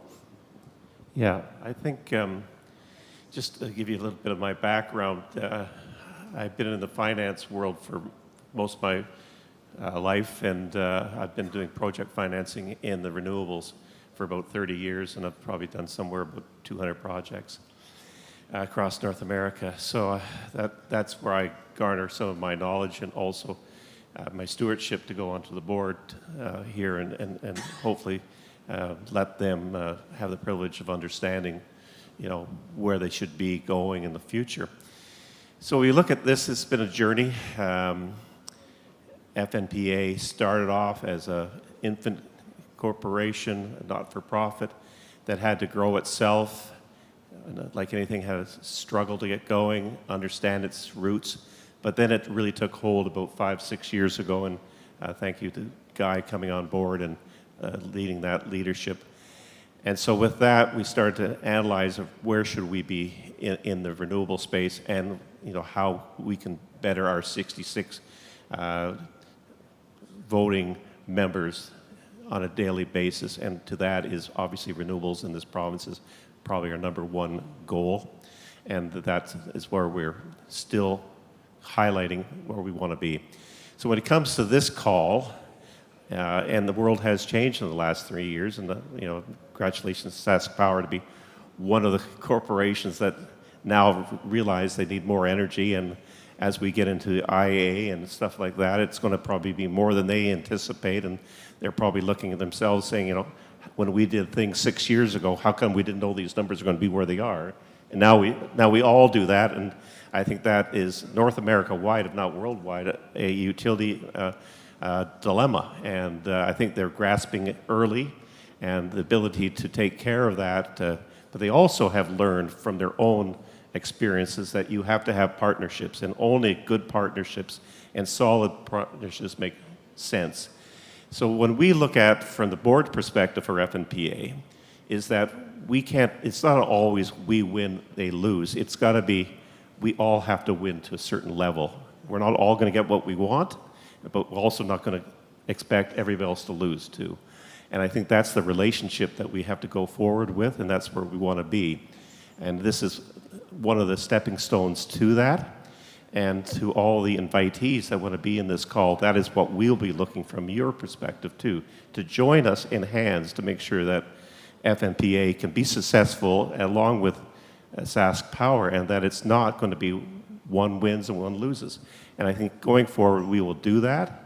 But when it comes to the actual mechanics of running the call, I think we have on the team, we have a number of good people with solid backgrounds that understand the business, have had the past experience in the field, and also of keeping up to date with what's going on jurisdictionally across North America. And so when we see it come up to the project committee at the board level, we have full confidence that they'll be able to deliver to us a good, clean hand transaction that we can present to SaskPower. Thanks, Chris. I'd like to go to Noel now, and Noel, he is the project lead for this particular thing, but he's more than that for our organization. He's a mentor for everybody. He's a very skilled executive, and so he brings a very broad strategic vision to the organization as well. So I'd like to build on what you said, Chris, and maybe get some of Noel's comments on that same sort of question or theme. Yeah, I'll say what I see really neat about this project is the idea of collaboration. It's an opportunity for SaskPower to collaborate with FNPA. It's an opportunity for SaskPower and FNPA together to collaborate with multiple First Nations on a very meaningful, large project. So one of the things FNPA is looking to achieve on this project is a very high level of Indigenous ownership. So ideally, as Guy mentioned, 100%, and that may or may not be possible, but a much higher level of participation than we've seen on past projects. So in order for us to achieve that, it'll require an all-hands-on-deck approach and a very strategic approach from everybody involved. Thanks, Noel. Guy, how much time did we want to open up to the floor for questions at this point, or? Yeah, I think this is an opportunity for, I see a lot of familiar faces, some of our industry members that are here, and our First Nations, most importantly. Maybe at this time, let's do that, Darren. You can facilitate those questions, and then just come to the mics that are in the room here. Yeah, so I think mics, where are they, Guy? There's one over here on this side, and then there's one just on this side as well. So if there's anybody who has a question, please step up to the mic, and we're happy to answer as best as we can, understanding that there's some limitations to how much we could disclose at this point, I think. So step on up.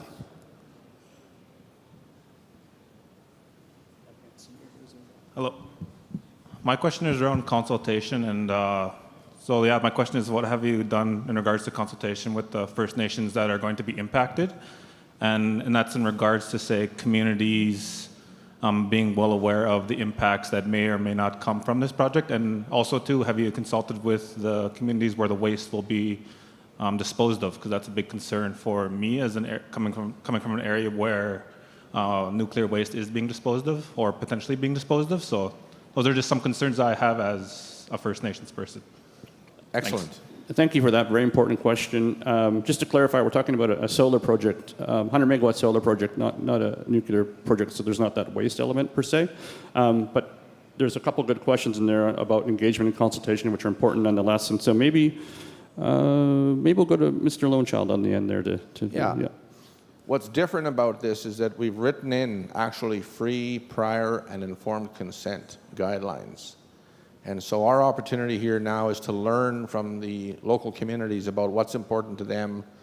When it comes to putting up wind or solar in their traditional territories, we can just learn from what's happening with local landowners in Alberta, for example. They've sort of put a buffer zone in terms of areas of the province of Alberta where they don't want to see wind turbines. Some may not want to see large-scale solar projects in their territories as well. So we're going to take the initial steps to start taking a look at actual implementation of free, prior, informed consent on any project, whether that's nuclear, and because nuclear, as Ryan has talked about, is also in the Estevan area. We're going to be talking about free, prior, and informed consent on any and all projects that FNPA would be moving forward, and we think that that's a practice that all utilities should be taking. Yeah, so on this specific project, I'll speak a little bit more general. So SaskPower has an extensive program where we do public consultation through our Indigenous Relations Group and through our community public communication groups. And just not to toot on the horn a bit, but we were recently recognized for over 60,000 engagements around some of our recent plans we have in that Estevan area. And we're constantly in meeting with the RM of Estevan and the constituents and Indigenous communities around there. So it's very important to SaskPower that happens, and it's a commitment from us to carry on that conversation. So. Noel, did you want to did you want to jump in there? I'm wondering, might there be a commitment within the process itself to demonstrate engagement? Yeah, I didn't want to get too much into the actual details of the competitions yet, but Guy had alluded to that in his comments. Free, prior, informed consent will be a requirement in the process that we're running. We'll also do public engagement with Yes. open houses. Yes. Yeah. Yeah. That's a great question. Any? Is there one over here? Sorry, I can't see behind. Go ahead. Sorry. I'm hiding from you. Tansa, my name is Jordan Vernoff. I'm from northern Saskatchewan. I just have a question about ownership and what ownership of projects like this will look like, and where First Nations and Métis communities fit into that mix, and then the export on the generation of the energy that's produced. Like, what's the plan for that? Like, I know right now in the uranium industry, about 70% of the energy that's generated is exported to other places in the world. And then you look at communities in northern Saskatchewan, and our grid is run off of primarily coal and fossil fuels. And so I'm just curious as to how much is going to actually be injected into our grid as opposed to for capital revenues for the different owners. Thank you. Great. Thank you very much. I think I heard two questions there. One was with respect to maybe some comments on the possible structure of the Indigenous ownership, and maybe I'll have you comment on that, Chris. And then the second one was, where does the energy go? And maybe I'll have you talk to that, Ryan. So Chris, if you could go first. Yeah, I think the ownership is a key here, and obviously we've just said 30%, so I think that probably is the minimum. And through different vehicles that are available. And there was a presentation about an hour ago that highlighted one of the opportunities that will become available to First Nations to bolster that to even a further level. And quite frankly, the way the system seems to be working is more involvement by the First Nation, as long as it's beneficial to the project on a bottom line basis, is a great thing, and that will be our key roles of part of assessing it to make sure that is the case. But I think you'll see a significant call for First Nations to participate, and I think they'll have the great advantage because they have some vehicles that are available to them to be very competitive, and actually will probably increase from the 30%, I think, in the end. Thanks, Chris. And now, Ryan, if you could comment on the actual energy and where it goes. Yeah, so Saskatchewan, as you guys may have spoke earlier today, is in a unique situation. Over 65% of our generation is currently from carbon-emitting sources, as you were mentioning. In other provinces around the hydro-rich provinces, they're more closer to the 10%. So at SaskPower, our unique challenge is we have 1,400 megawatts total of coal generation that we need to retire by 2030. So when we're talking about the solar and the wind and the gas and the different options that we're building in Saskatchewan, even the nuclear, that's to replace those emitting sources. And you'll hear us talking probably in the future about building tie lines, and I know those are perceived as a way to sell power, and there is the opportunity both ways. And we've supported Alberta recently last year, and when they went through some challenges. But for us, we're looking at those tie lines as the way to enable the clean energy in Saskatchewan. So we need some of that as our kind of our base supply. So for us in Saskatchewan, where we're at today, this is really to replace, as part of our long-term strategy, the carbon-emitting sources we have. So will any leak into the other provinces? For sure, that's part of how a natural power system goes. But our main goal here is to replace our carbon-emitting sources for Saskatchewan to supply Saskatchewan. Thanks, Ryan. I see my favorite former FNPA summer student looking sharp over there, Mr. Nathan Kay. Do you have a question for the panel? Yes. Going beyond equity ownership and consultation, is there a strategy to bring nations along in the capacity building for the whole process of developing the solar project, from start to finish? Thanks, Nathan. Great question. And Guy, I think I'd ask you to maybe take the first crack at that. In this process, we're going to have to be very careful because we are the issuers of the competition and actually designing the competition. So we have a very prescribed process in terms of when we can engage, what kind of information we can share, while still transferring the knowledge and building capacity. We're going to have to do that right across the board to each and every applicant or each and every submission. And so if we try to bring the best of both worlds in terms of transferring our knowledge and our information, we're going to have to do so on a very systematic basis, and that's what we've designed here so far. The opportunities, I think, for us to maximize participation on training initiatives, we've learned a lot with the initial 20 megawatts. We've got some suggestions and resources that we can provide in terms of how to help those contractors and those partnerships thrive when it comes to building a strong competitive bid. I think Noel wants to add to that, and then Chris wants to add something there too. Yeah, I'll just add to it. As I see it as a board member of FNPA, our real goal here is to make sure that we have an informed membership. And an informed membership understands our business. And that makes life easier for everybody to have an intelligent conversation if we do that. And that goes, when we're negotiating with Sask Power, and Sask Power are looking for our input, then we can say we've been able to consult with everybody, taken those tough questions from the communities, given them what we know, and also understand what their inputs are, to come up with a generally understanding that, the truth is here, what we're trying to do is not increase power production, is to reduce it at the community level in the end, but with clean power. So that, an educated populace is always the best ones to deal with, and that's our main mandate. The part I'll tack on, we just saw the presentation by the CIB. So as Guy said, well, we can't be involved directly with individual bidders on this process to develop capacity.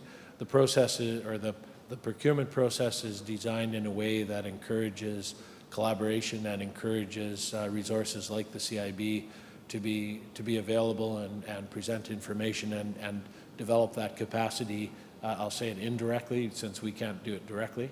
But the process is intended to drive those behaviors. We've even been approached by Indigenous capital providers as well. So if there is room for Indigenous capital to also be placed, so Indigenous firms can help to grow their book of business also. Thanks. I think we have another question. Last question I think we have time for please go ahead. Hi, I don't know how to pick this up. Hi, my name is Desiree Maurice. I'm from Pinellas Lake, but I work for the Lac La Ronge Indian Band as a community energy coordinator. So I'm pretty passionate about engaging my community and really getting to know what they're coming from. And we say things like collaboration, involvement, awareness. There are people in the communities that may not speak English, only Cree, or they don't know any technical terms, and they may slip through the cracks when it comes to education or it comes to the nuclear awareness. We do have a lot of webinars that go on, and I mentioned yesterday that a lot of people may not have accessibility to that. So I'm just curious how you guys are making sure that you're not discluding anyone's opinion about nuclear power, especially elders, because they're really important. That's a great question. I might go to Noel to maybe take a shot at answering that one. Talk about clean fuels awareness workshops. Okay. So there is a process. So once again, to build on what Darren said earlier, this particular procurement isn't nuclear. It's a 100 megawatt solar project. But we are going to talk a little bit more about nuclear on the next panel. But just as call it a teaser for the next panel. So there is the Clean Fuels Awareness workshop series of work. Yes. Scheduled workshop or series of workshops that FNPA is doing that's intended to address exactly that issue. As far as the nuclear aspect goes, SAS Power is taking steps to start to engage with communities in the impacted areas. They did bring FNPA along, I guess it would have been 2 years ago now, I think, Guy, to do a series of I call it pre-engagement kind of sessions for communities across the province. My thinking is lots and lots of discussion and lots of conversation. But as I mentioned, we'll talk a bit more about that on our next panel. Thanks, Noel. Did you want to add to that, Chris? No, you're okay? Okay. Okay, I think that pretty much wraps it up. I'd like to thank our panel. I'd like to thank Guy, Noel, and Chris for their leadership for FNPA. I'd like to thank Ryan from SAS Power for the ongoing commitment to FNPA and a cleaner, more Indigenous-based future. And I'd like to give our panel a round of applause, but also thanks. And maybe one more round for another step towards true economic reconciliation, another big project for First Nations. Thank you very much.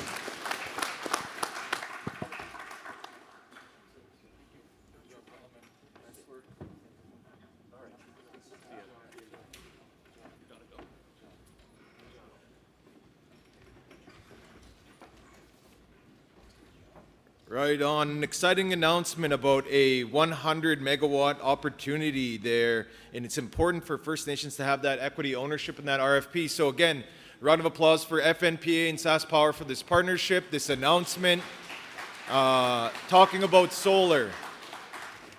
Anyways, we have a little bit of change in the agenda. If you've been looking at it, we've had to make a little bit of shaking and moving. Right now, we're just going to go into about a 10-minute break. If you are longer than 10 minutes, I will call you out on the mic like I've been doing all day yesterday, and I will start again. So anyways, we're going to have a quick 10-minute break, and then we're going to go into another panel.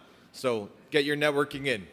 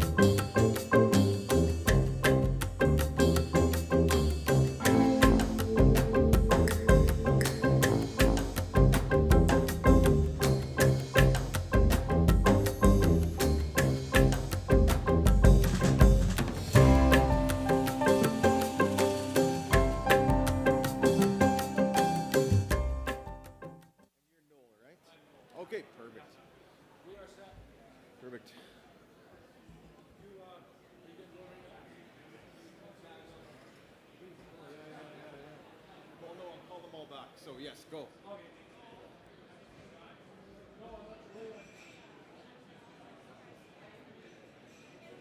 All right, this is your 1 minute and 30-second warning to come back. Fill up your coffee, grab your water. And then we're going to get started with our panel. So you have 1 minute, 30 seconds. And then we're going to get into our panel discussion.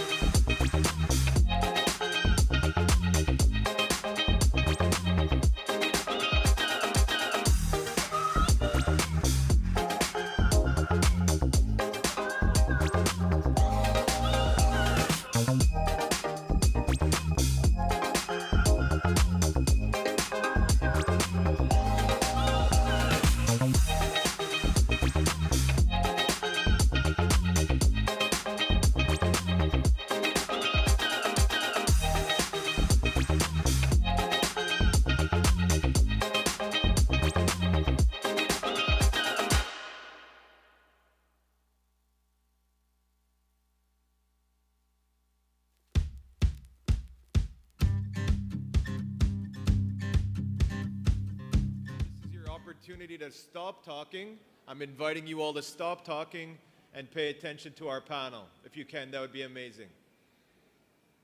All right. Our next panel is on nuclear, unpacking power, and medical isotopes. This is where we're talking about nuclear. Okay, nuclear energy presents a complex landscape for Indigenous communities, offering both opportunities and challenges. While it promises reduced reliance on fossil fuels and potential economic development, concerns about nuclear waste disposal and environmental impact loom large. Meanwhile, development concerns about medical isotopes derived from nuclear reactors play a vital role in addressing health disparities within Indigenous communities, particularly in cancer diagnosis and treatment. Through recognizing the importance of informed decision-making, Indigenous-led clean energy initiatives act to empower communities with information and guidance to navigate the complexities of clean energy choices. By facilitating access to funding and capacity building programs, Indigenous-led initiatives that prioritize sustainability and cultural values are paving the way for equitable, environmentally conscious energy future.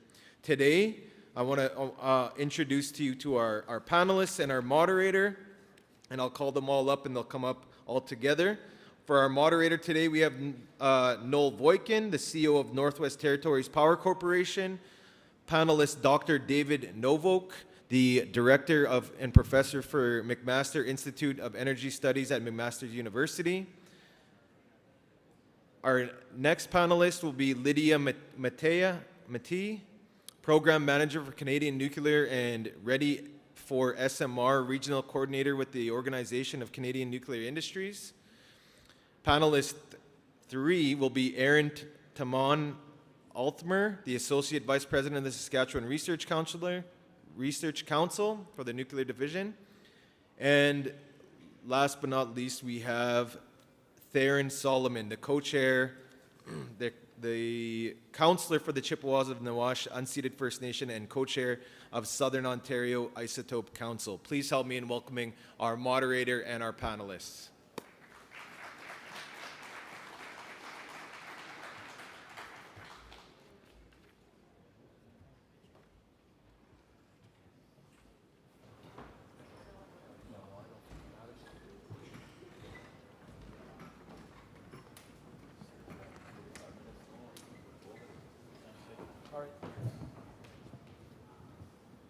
Good afternoon, everyone. I won't reintroduce myself since I was just on the stage a few minutes ago, but just to build on our esteemed chair or our esteemed MC's comments, nuclear power presents some challenges and a number of benefits. So from a greening of the grid perspective, I think at this point everybody's heard enough to understand that nuclear power is a low carbon source of energy. One of the things we're going to talk about today is some of the additional benefits of nuclear beyond that low carbon source of energy. Isotopes or medical isotopes come out of nuclear reactors. Medical isotopes are used in cancer treatment, medical imaging, and other uses. That being said, there's also some challenges that I've heard addressed in a couple of the questions. What do you do with the waste from reactors, and also they have a high capital cost. So today we're going to try and unpack some of those issues. So what I'm going to do is I'm going to ask each of my panelists to introduce themselves and their organization and just a little bit of background. So we'll start with Dr. Lydia Matai to my left.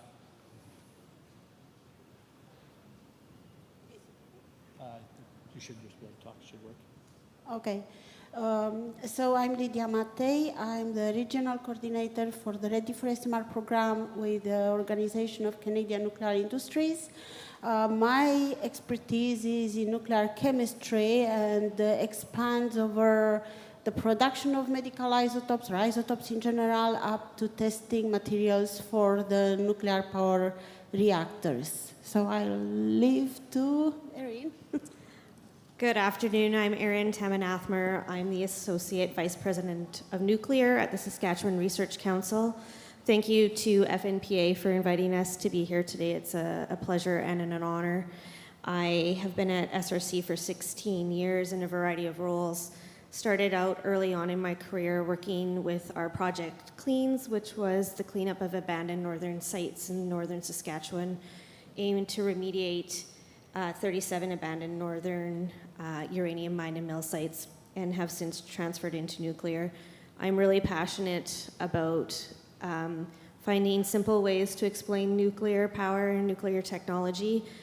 So I'm more of a social scientist. I'm not an engineer. I'm not a technical person. So I will do my best to unpack nuclear in a way that I hope is approachable for everyone in this room today. Hi, I'm Dave Novog. I was on a panel yesterday. I'm from McMaster University.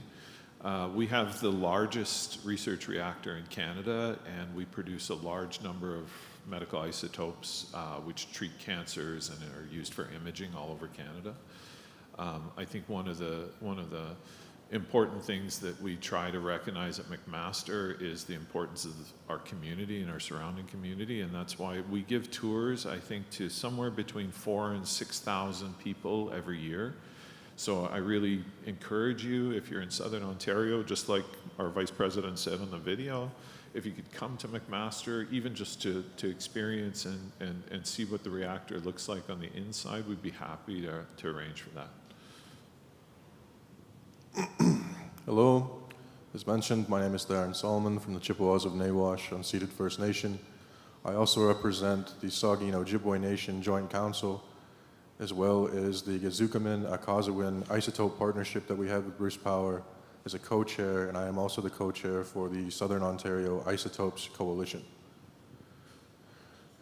I'm relatively new to my role, only being in this position for the last 9 months, but I volunteered to take on our isotopes file, and it's been rather exciting. very interesting, and it's been a lot of good information that I'm happy that I have the chance to come share with you today. Thank you. Thanks, everyone. We'll start off with Dave with a very high-level question here. Dave, what do you see the benefits and challenges of nuclear in helping Canada to achieve a low-carbon economy? I think the speaker last night said, I think, that the challenge is the most. We can only proceed at the speed of trust. And I may steal that from her, and I hope she doesn't mind, because I think nuclear energy and mining, all these things have been plagued with the past of many issues that have occurred, and long-standing waste that has to be dealt with today. So I think that's certainly the challenge, is to ensure that whatever we do has a pathway to ensure everything is done in an environmentally sustainable way. So that's the first challenge. And I think one of the things that my students have done recently, we went on a field trip to a former nuclear plant in Connecticut called Connecticut Yankee, and it was a huge nuclear power plant, one of the biggest constructed at the time when it was built. And today it's gone. Today the ground is grassy, there's trees growing. And this is a requirement in modern nuclear standards, is that enough funds are set aside from operations to ensure that that plant can be put back to its green state that existed prior to it being there. So this is a field trip we've done with our students to go to a site that used to operate, that produced tremendous amounts of electricity. And I think for our students, it was really impactful to see that full cycle back to green. In terms of the opportunities, I think I'll just take a quick plug here. We're developing with FNPA a proposal to the government where we would like to partner with some First Nations, specific First Nations, to work on capacity building, to work on youth engagement, and to really have no obligation on the community. Our consortia represents only academic institutions and partners that don't have a vested interest in nuclear. We're not trying to sell reactors, we don't have reactor components. And so if you're First Nations in the audience, I'd really love it if we could have a chat over lunch to see if your community might be willing to partner with us in this kind of capacity building engagement and have a discussion over the next 5 years on what capacity building and youth engagement means in that time frame. So sorry for the plug, but it really is an exciting program. It's one of the most exciting things I've ever worked on in my life, and I'd love it if some of the First Nations here would like to partner on it. Yeah, I've been working on with that program with Dave as well. I also support it. So one of the key things for northern decarbonization, or should I say, one of the potential solutions for northern decarbonizations is MMRs. SRC in Saskatoon is working on an MMR technology to demonstrate a first-of-a-kind unit.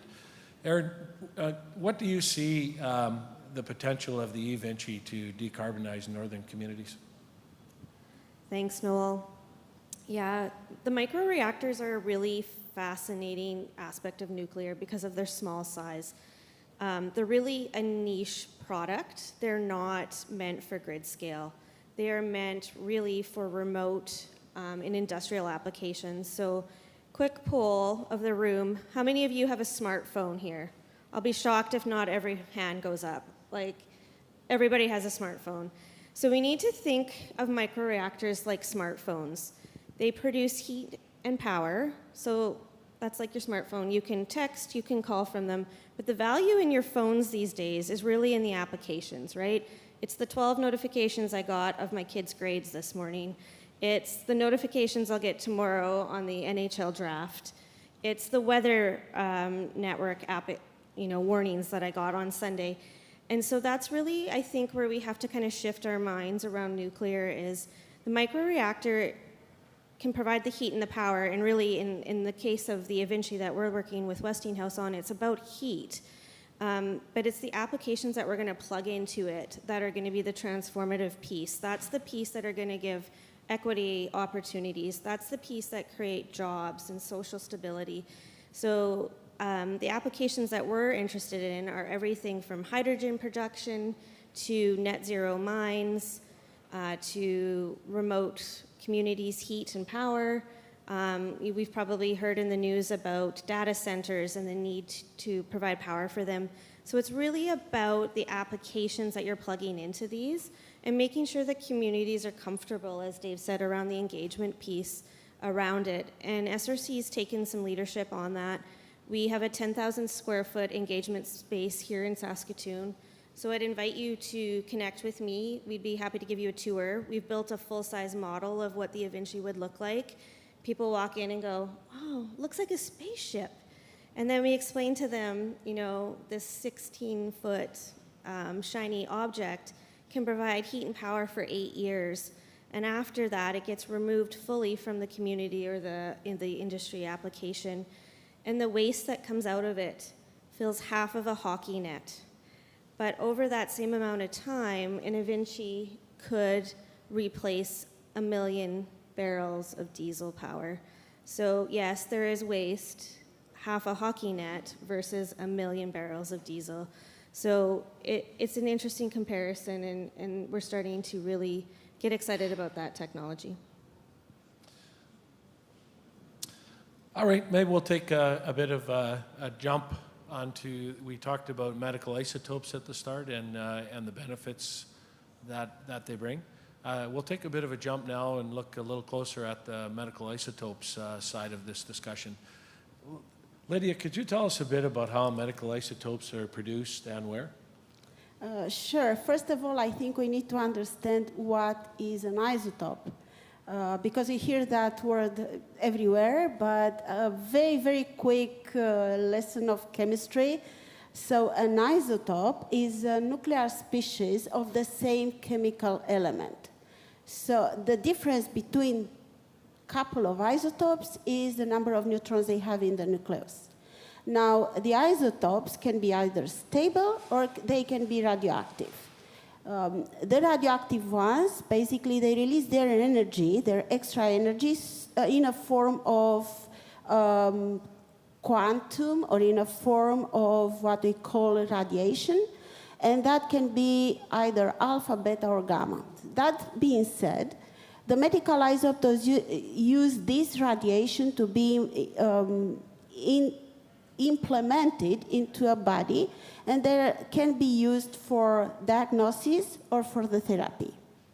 Now, medical isotopes are produced basically through two cycles. One would be via research reactor, and Dave mentioned the McMaster reactor. Some of radioisotopes are used there, like iodine-125 or holmium-166, lutetium-177, which is used in therapy. Other route is via cyclotron or particle accelerators, and here in Saskatchewan we have a cyclotron which is used to produce medical isotopes, which are daily delivered to the Royal University Hospital, also serves for Manitoba and Alberta. In general, process to produce these medical isotopes include a target, which is basically introduced into a field of neutrons or protons. Then a radionuclides or radiochemical product is extracted via processing, and finally is injected into a patient after being formulated as a radiopharmaceutical. So I hope I answered this question. There are various types of isotopes which are integrated into patients. The most important ones being technetium-99m, which is used for bone imaging, fluorine-18, which is attached to a glucose molecule, which is a form of sugar, and that's used to identify typical cancers, and that's used every day here at RUH.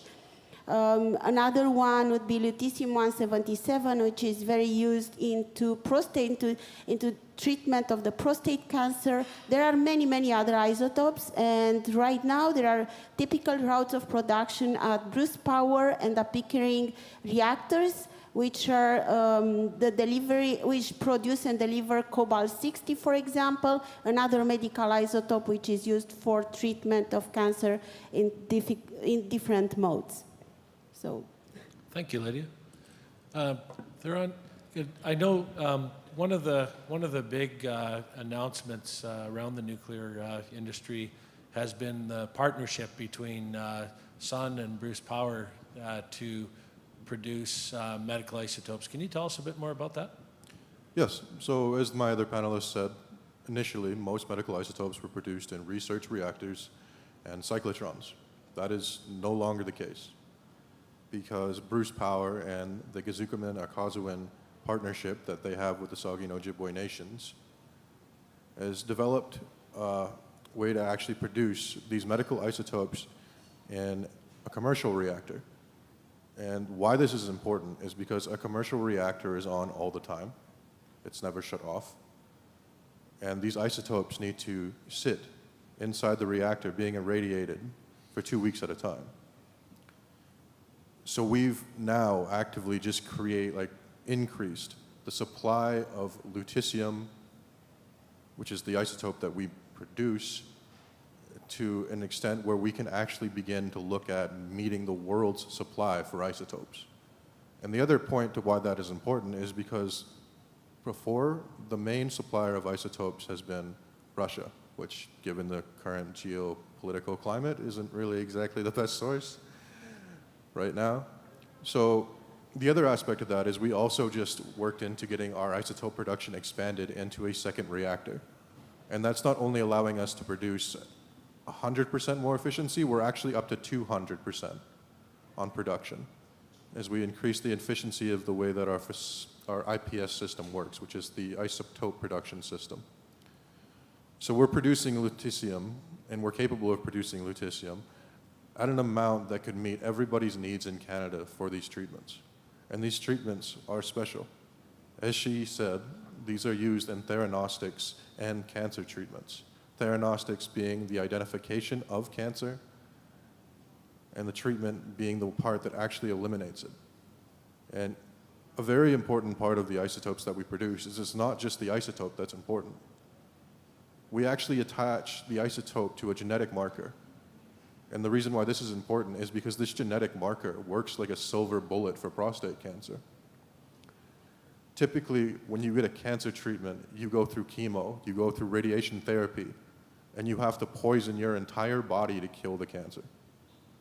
With our isotope treatments, just within 2 treatments, which can be used intravenously through an IV, these genetic markers will pass through a person's body that has in late-stage prostate cancer and only attach itself to these prostate cancer cells and deliver the lutetium payload.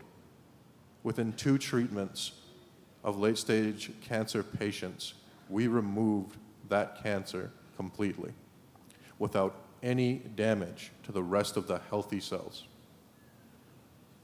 Now, this is impressive because this is a step forward towards a cancer-free future. And this is why this is an important partnership for me. Because as an Anishinaabe person, we're meant to help those in need. It's part of who we are, helping those when we can. And this presents an opportunity for not only help my own people, but everybody that's suffering from cancer, because everybody has suffered from cancer. All of us know somebody that's gone through it, has survived from it, or passed from it. And so this partnership is very important to me, and I'm looking to see that we can actually expand it even further, to the point where we have an IPS system installed in every single reactor at Bruce Power, so that we can actually create a supply to the point where we're outpacing demand, where we can start driving down the cost of this treatment, which is the reason why I work with the Gazukamin-Akazawin as well as the Southern Ontario Isotope Coalition, which is dedicated to bringing the infrastructure and the capacity necessary to actually bring these facilities, bring these treatments closer to home. Because right now they are only in the big cities. And that's a pretty far way to travel for a lot of First Nations, especially ones that are isolated. If we can bring them closer to home, we can make these treatments more readily available. And the faster we do that, the more lives we're capable of saving.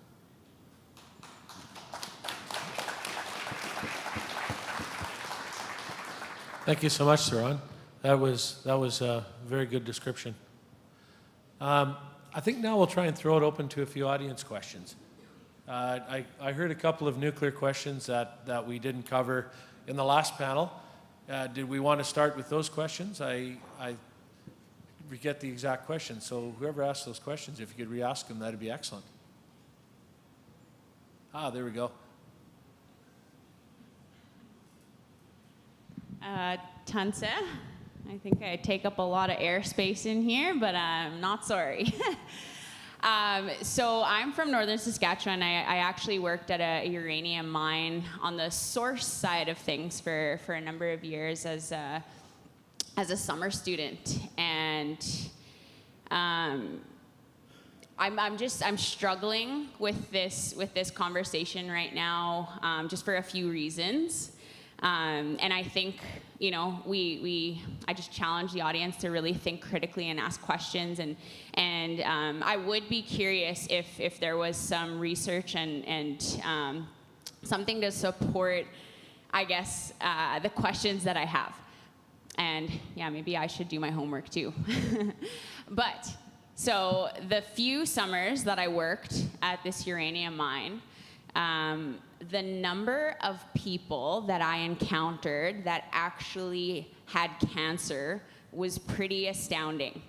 Like within my circle of people that I knew directly, like growths on their body, like cancers that come from, I don't know the types of cancers that they had, but part of me just like, you know, it begs the question of the chicken or the egg. You know, the cause is the cure right now is how it sounds sometimes. And I know that's maybe not the case, but I'm just curious, when we talk about source and waste, what is like the medical data, the research done in terms of the connection between cancer-causing agents that come from uranium, specifically in like the mining industry, for people that work in mines? Like, do we have that information? Do we have that number? Because I appreciate, and I can appreciate the conversation around technology, but we're just having a conversation about technology. We're not talking about source, and we're not talking about waste in the most effective way. So I feel like we really are, you know, a few folks just talked about FPIC. That is what informed consent requires. You know, if we're going to talk about technology, we need to talk about the source, and we need to talk about the health outcomes that are connected to uranium mining, but also the lifestyle that mining and that type of a workplace can kind of, you know, how health outcomes correlate with that kind of a lifestyle. So I don't know if there's really an answer that you can give me there, but I am fishing for some clarity as to, I guess, how we help our communities feel comfortable and safe with this concept of uranium mining. Thank you. Do you want to try that, Dave? Yeah, I think those are really awesome points. I'm not a mining person, so I can't comment directly on mining.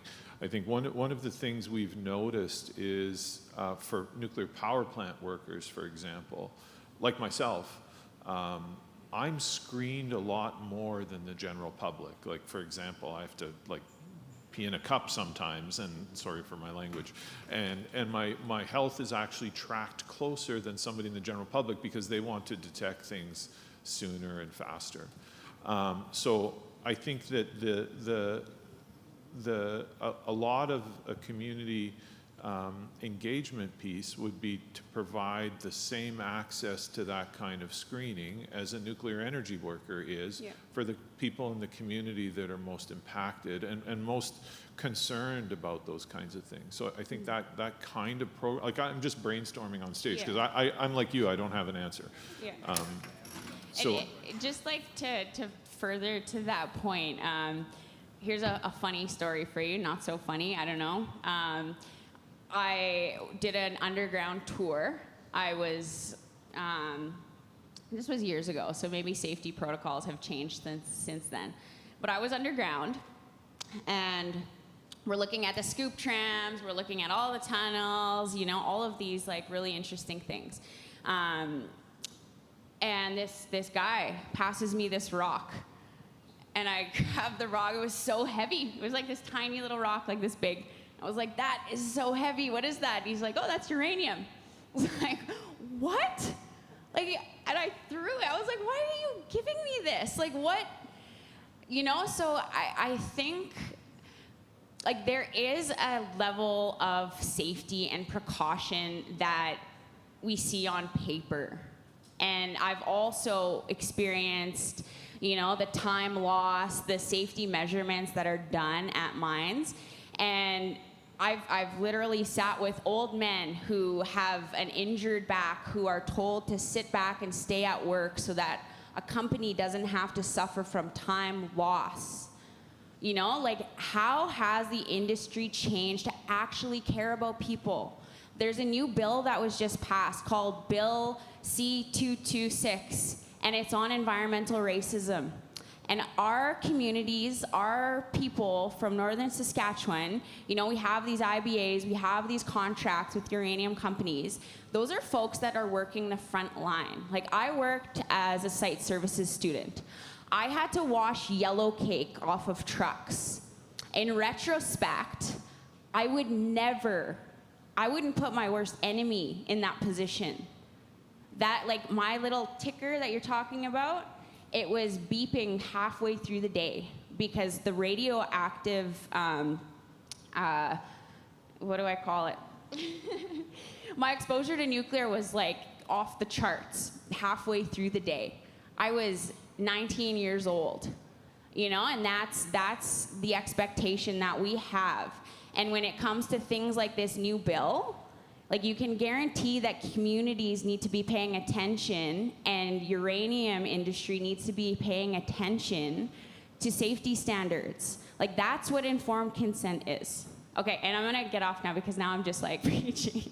But I think people need to be aware of what's happening in community and like out on sites, right? Like, I love the idea and the vision of like this cleaner form of energy, but if we're not talking about source and waste, we're really just missing the whole point. Would anybody else on the panel like to comment?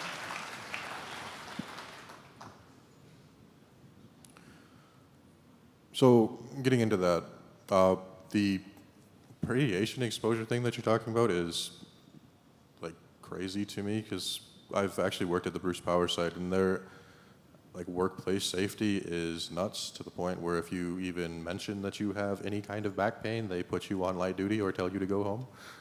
They monitor everything unbelievably strictly. But going back to the source and waste aspect that you were mentioning, I can't speak to the mining process of it, because that's the one section that my nation is not involved in. But we are involved in almost every single other process of it. That being utilization, that being waste, not so much production of turning it into like the little pellets that we actually use in the CANDU reactors, which, interestingly enough, you can actually carry around in your pocket without no issue. But I guess the truth for me here is, like, when we're talking about environmental racism and everything else, there's one thing that I want every Indigenous person here to keep in mind. You shouldn't let these industries, these organizations that are coming up to you with these new projects, act like they're doing you any favors. Because the truth of this nation, the truth of Canada, is that all of it's been paid for by us. And we subsidize its existence every single day. Canada reasonably doesn't even actually have the right to exist, because it hasn't upheld itself to the treaties it signed with our nations. And we are nations. I listen to industry talk about partnerships and economic reconciliation all the time, and it always bothers me, because they act like they're doing you a favor, when in reality, this is the bare minimum of how this country is supposed to operate. We shouldn't be listening to regulators and everything else. and relying on all of them. We should be making the final decisions because it's our territory, our land, and our resources. But we end up in an issue where we have to rely on those outside sources because we never took the time to actively create the expertise necessary to do it ourselves. We say that our youth are the future. I heard that for years, but it still felt like nobody was listening to me. I'm only 28 still. I still technically qualify for a youth. And I'm telling you that the future is now. When it comes to the energy sector, when it comes to nuclear, when it comes to any aspect of it, if you want a sustainable future with energy within Canada, then we as First Nations are going to have to step up, get the expertise, and make it a reality. Because Western society's take on it is overconsumption. They always say more and more is better because they use so much. If you go look out at this town, and I see it every time I go to Toronto, late at night you have to close your blinds because of all the light pollution. How many of those buildings that are being lit up, how much energy do you think that's being used for no benefit to anyone? Western society is wasteful. So if you want sustainability, if you want a future where we can actually live harmoniously, it's not going to be Canada that's going to be in charge. It's not going to be industry. It's going to be us. I want you to look at this from a different perspective because most of our people act and make decisions based on traumatic fears. Fears of being assimilated into the Canadian culture, into Western society. And that's a justified fear. But I'm here to tell you today that it doesn't have to be that way. We can assimilate them into our way of thinking, and it's what's necessary for us to build a better future. My community struggled with the idea of getting into a partnership with Bruce Power because of the nuclear waste that was in our territory, because of the impacts that plant has had on our natural environment. And they were given two options. They were given the option to actually have equity in the entirety of the power plant at 1%. By the way, Bruce Power generates billions of dollars every single year. I think one reactor actually generates 3.8 million in energy. Times that by 8, even at 1%, that's millions of dollars. And they were extremely hesitant on it because they didn't want to take on the responsibility of being part of an organization that that's producing the waste that we're fighting so strongly against. And I have a tad bit of an issue with it because from my point of view is that's in our territory. It's there and it's not going anywhere anytime soon. But when you're an owner, when you have a seat at the table, you get the chance to actually hold industry accountable for how they do things. People are so afraid of seeming like they're friendly with industry. But if your true friends are the people that are going to hold you accountable, that are going to call you out on your bullshit and make sure that you're doing things better. We passed up an opportunity to do that, and I'm disappointed about it. However, they did provide us an opportunity to work with medical isotopes. And the reason they made that choice at the time was because we still wanted to tackle the nuclear waste issue, and the only thing that comes out of medical isotopes is just the benefit. Because the nice thing about medical isotopes, even though they're radioactive, they have a shelf life of 2 weeks. 2 weeks, and they become inert, and they are no longer harmful to anyone. We took something that was poisoning and destroying our territory and used it to build something that could help the world. And even right now, we're looking and discussing with Bruce Power on other ways that they can make their operations significantly more sustainable.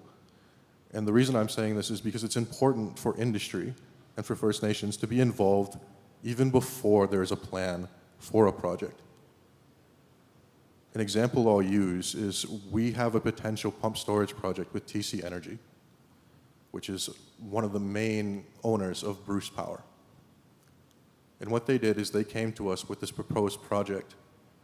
even before during the planning and design stage. So what this actually does is it sucks in water during low time, pumps it down during peak. It's just a way of storing energy. But the initial design had something that looked like the intake and outtake at Bruce Power, which would disturb fish. It would suck up all the fish. It would mess with our spawning beds, everything there. Things people don't think about, but we do. The design that we have for that intake and outtake now is a big circle of these big towers that are 2 meters off the lake bed that suck in water all at once and let it out all at once. You want to know how much of an environmental impact that has on the lake now after we took it into account and they changed the design because they came to us during pre-planning? It's next to none. The flow and outflow of that intake is the same as what's naturally there. We pushed them to make the meshing on the nets to be as small as possible to impact as minimal fish as possible. In comparison to the Bruce Power intake and outtake, the environmental impact of that outtake that we've had is basically zero. And that's because we were involved before this was even considered a planned project. And that's what I'm challenging industry to do. If you have a project, an idea, don't take it to the government first. Take it to First Nations first. Take it to the nations who Canada has treaties with, because we're the ones that should be making the decisions. We're the ones that think about the land that we use, because we do use it. Corporations aren't going to think about spawning beds. They're not going to think about a lake bed. They're not going to think about how much fish they're actually taking in because they don't care. We could take control of industry and we could operate it in a way that isn't based on capitalism, that isn't based on overconsumption. And that's what I'm hoping to do into the future. A 50-year plan that looks like us taking over the energy sector, or every single industry that's involved with utilizing our resources or exploiting our resources. If any industry exists within your traditional territories or your territories in general, you should have a piece of it, and you should be holding them accountable and pushing them to do better. And this is a struggle that I have to face with my own leadership every single day, because a lot of them don't want to listen to a 28-year-old, because they're already set in their ways when half of them are, well, more than half of them are in their 70s and 60s. But I had to call them out because they always talk about our teachings, our 7-generation teachings. We should be encouraging our youth to speak up. We should be encouraging them to speak out against us as leadership, because when it comes to that 7-generation teaching, we aren't the ones that get to decide whether or not we did a good job at building a better future. Our youth, the ones that come after us, are going to be the ones that tell us if we did a good job. Their quality of life is going to be a representation of how good of a job we did as leadership. Thank you.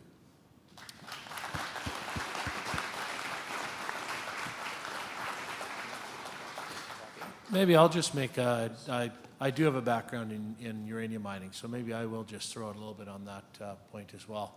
So first off, what happened to you never should have happened. So first off, let me apologize on behalf of the industry. That never should have happened. So there's a concept. So the mining industry is basically the initial step in the nuclear supply chain. So the mining industry has a nuclear safety culture, but not near to the degree that that a power plant or a midstream or other facility would have. So some of the story that you told, how there is licensing procedures in place that should have prevented that, but in this case it sounded like they failed. The concept that the uranium, all of the uranium, or shall I say all of the nuclear industry operates under is ALERA, which is just an acronym. It stands for exposures as low as reasonably achievable. So the idea is you want to keep your workers to as close to the lowest potential dose that can be achieved. So holding a rock that has uranium in it, that isn't meeting that target, nor is it meeting that goal. So that, first off, that should have never happened. There should have been a management procedure in place that caught that and prevented it. What obviously it sounds like the supervisor, or shall I say the supervisor or the management chain in that had broken down. And I'm not saying it isn't happening in other areas. I'm saying it shouldn't have happened. The second part, you talked about the washing of the vehicle. So typically there'd be typically how you're set up is you have program procedure, work instructions. So there should have been a work instruction that describes specifically how you would do that task. It should have included how you would clean yourself up after, and then the steps that took you back to where you were uncontaminated. And also then the last part, you talked about your monitor beeping. You should have been pulled off the line for that. And you should have been, you should have probably saw the health nurse, and your doses should have been reported upwards to CNSC as a nuclear energy worker. So all of that was an absolute breakdown in practices and procedures. So if I come back then to build on what Theron was saying, that the mine itself would have had free prior informed consent. Well, I shouldn't say that. The mine probably didn't, because it was probably a mine that was previous, a legacy facility. But whoever's running that facility should at least be communicating with the communities and dealing with these sorts of circumstances. So if it's never been dealt with, I would say bring it up with the next time that your mine GM comes to town, and make them sweat for it, because he absolutely should be.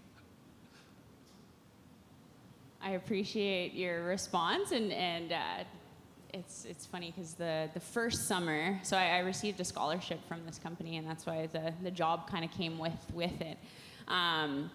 The first summer I actually reviewed, I had to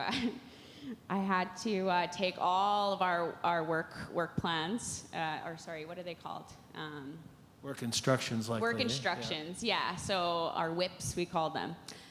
I had to review work instructions like daily for like 4 months. So I went through all of those before I actually, the summer after, worked in site services, and then the following summer worked in underground mining. So very, very well informed of, the safety protocols and practices, as I think are most staff at the mine, right? Like, I'm not trying to challenge or call out this mining company. I'm just letting people know, like, these are the realities, and these are the ways that I think, people at the front lines are not. There's a lot of shoulds in what you just said, and I appreciate that so much, but there's a lot of shoulds, and there's a lot of things that don't happen, though, but that doesn't necessarily keep people safe, is the point. And yeah, I think the point of my sharing there was to help people kind of understand the true complexity that we have when we're talking about an innovative and potentially cleaner solution to our energy future. There's a whole conversation here around source that I would love to see at like future iterations of SMR and uranium conferences, to have those conversations, like include people that work on the ground, that work from communities, right? Like there's I won't even name, but there's like a number of communities in northern Saskatchewan that have direct employment IBAs with all of these companies, right? And the industry standards have definitely improved, I think. Like I was literally, because I was in this office, filing all of these old work instructions, the old mining guys who'd been there for like 30 years, they're like, do you want to see videos of what mining was like back in our day? That was rough. Like, that was rough. Those are things that we see in other parts of the world that are still happening. And so, yeah, I think it would be great for all of us to really, like, hear about source for what it is, and maybe how some of those practices have improved. Because I appreciate your point as well. Like, we have to work together. Like, this is a reality. This is happening. This is not going anywhere, right? I can sit here and cry about it all day, but it's not going anywhere. So we just need to work together in a better way. So anyway, thank you. On that note, I think it looks like we're out of time. I think we could carry on this discussion all afternoon, but it looks like I'm getting the hook. Thanks, everyone, and thank you to our esteemed panelists.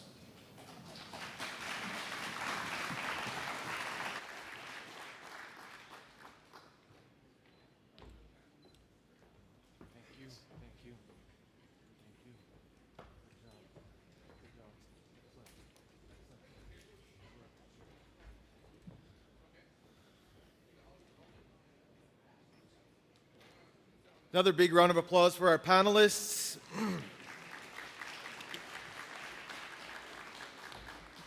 And don't stop asking those difficult questions. Those are important questions that need to be asked. Industry needs to be challenged.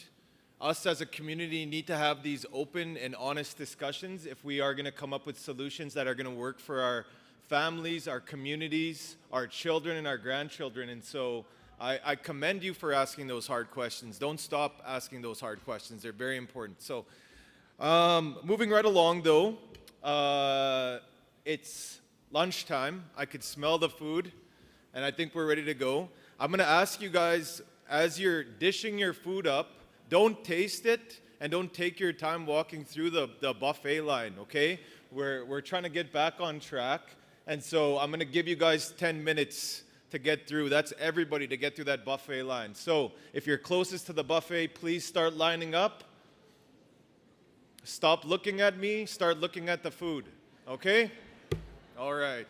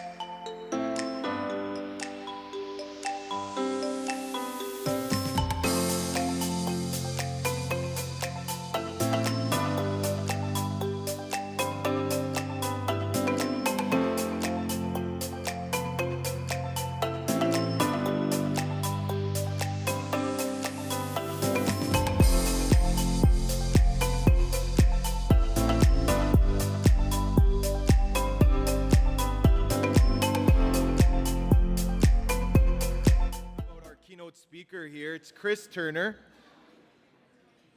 Chris is one of Canada's leading voices on climate change solutions and the global energy transition. He draws on his reporting of the state-of-the-art renewable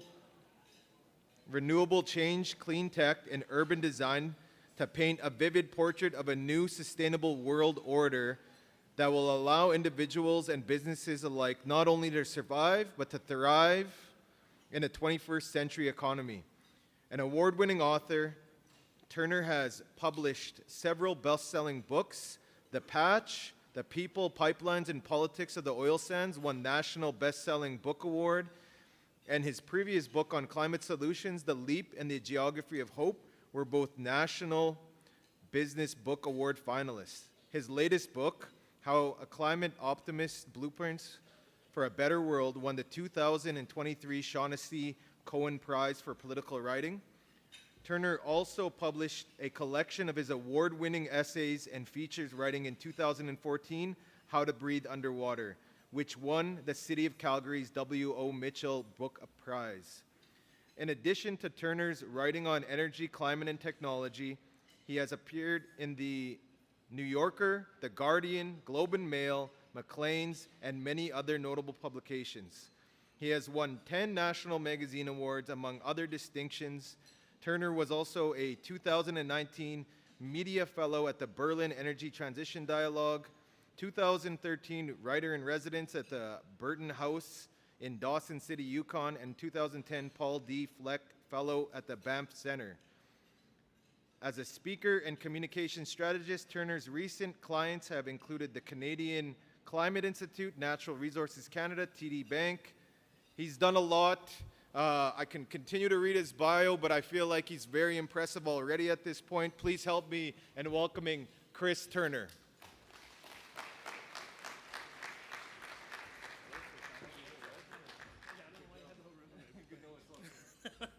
Yeah, I'm glad he didn't keep going. That was more than enough. You only needed a few of those points to get us going here while you all enjoy your lunches. I will try and keep you entertained and a little bit more informed as we go. I'll be talking a lot about my most recent book, How to Be a Climate Optimist, and really at this gathering, hopefully giving you kind of a sense of the larger global transition that all of the sort of topics that you're discussing here today for your communities and your businesses, where they're all swimming in, where we stand, where we're going. Before I get to that, though, I wanted to start off first by saying, I'm really, really honored to be here today. It's a really great privilege for a couple of reasons. First of all, this is a fantastic opportunity for me to learn from all of you in a whole bunch of ways about energy and renewable energy in your communities, but also just really as a Canadian who grew up when I did. I was born in Saskatchewan, actually. I was born in Moose Jaw.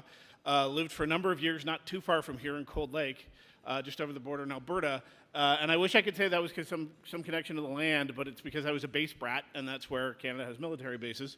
And I grew up, like most Canadians of my era and before, just embarrassingly, profoundly ignorant of the culture and history and traditions and hardships of Indigenous people in this country. It is one of maybe the greatest shortcoming and oversight and real crime of this country that we were so poor at even beginning to understand the role that Indigenous people need to play for so long. So it's great to just be here learning from you that way. The other thing that makes me very excited to be here is I spend a lot of time talking to people, being in rooms where they're talking about energy policy and climate policy and what Canada needs to do to lead. And we all agree, and I hope you'll pick up on this theme throughout my talk, that there needs to be Indigenous participation and Indigenous leadership. And it is very I'm honored to finally be in a room full of Indigenous people to talk about that with. I think that one of the main lessons I want to impart is that from the point of view of the kind of policy wonk community I hang out in, there has never been a better moment for Indigenous communities and First Nations to engage in helping to build Canada's energy future. I will freely confess that there's not a lot of expertise on the other side as to how to do that well, and I'm sure you all know that, but I think there's more willingness than ever before, and that's good news because we are certainly at an incredibly critical point for addressing the full scale of the climate crisis and hopefully beginning to bring it into some kind of control, because anything else we try to do in terms of environmental stewardship and care for the land really will fall by the wayside if we can't somehow significantly reduce our greenhouse gas emissions as fast as possible, as much as possible. And that really is where we often begin these conversations, and it's not a very optimistic spot to begin these conversations, but we should begin them there by acknowledging the scale of the crisis. And there's really no underestimating it now. I've spent about 20 years mainly researching and writing and talking about the solution side of things.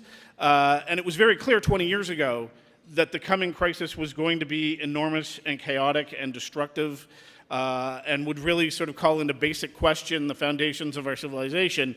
And it has now done so. It's done so, I think, quicker and with greater impact even than some of the worst scenarios we saw 20 years out, where we now talk about, not a future tense crisis, but a crisis that's unfolding virtually everywhere in the world at some point every single day. There's nowhere you can go anymore where you don't hear about a weather phenomenon, a natural phenomenon, a level of and scale of disaster that no one's ever seen before in their lifetimes.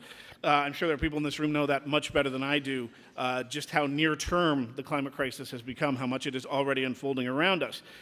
And so that makes it difficult to talk about optimism, because when we talk about climate optimism, when I talk about climate optimism, I'm not discounting that those waters are only going to get rougher, that we are only, we have already guaranteed, at least for all of our lifetimes in this room, a future in which the climate crisis is constantly unfolding. What we can do is reduce the impact of it, reduce the scale of it, reduce the duration of it, hopefully.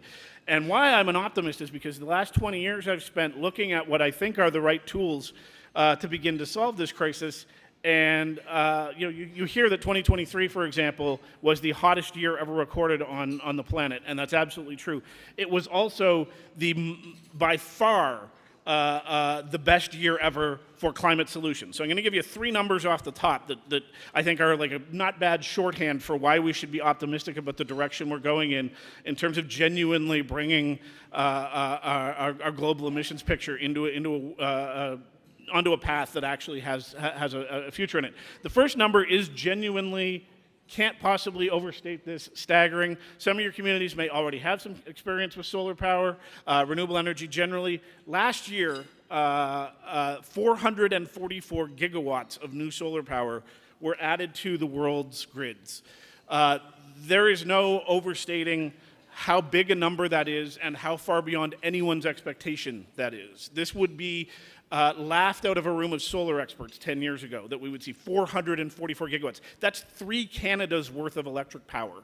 In 1 year, solar power alone as one of a number of technologies that are beginning to supplant fossil fuels as our primary energy sources.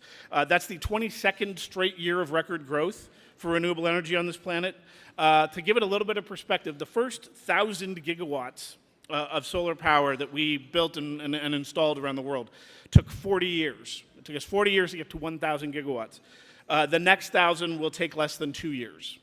And the pace of change is still accelerating. This is extraordinarily good news, particularly for a technology, and I'm really going to keep coming back to this, that was vastly underestimated for most of its sort of history until just now, as this sort of, side light, maybe nice little luxury for some people who want to feel good about solar panels on their roof, but was never going to be a huge mainstream. It's now the primary new electricity source coming onto the world's grids. So that's your first number to feel a little optimistic about where we're heading.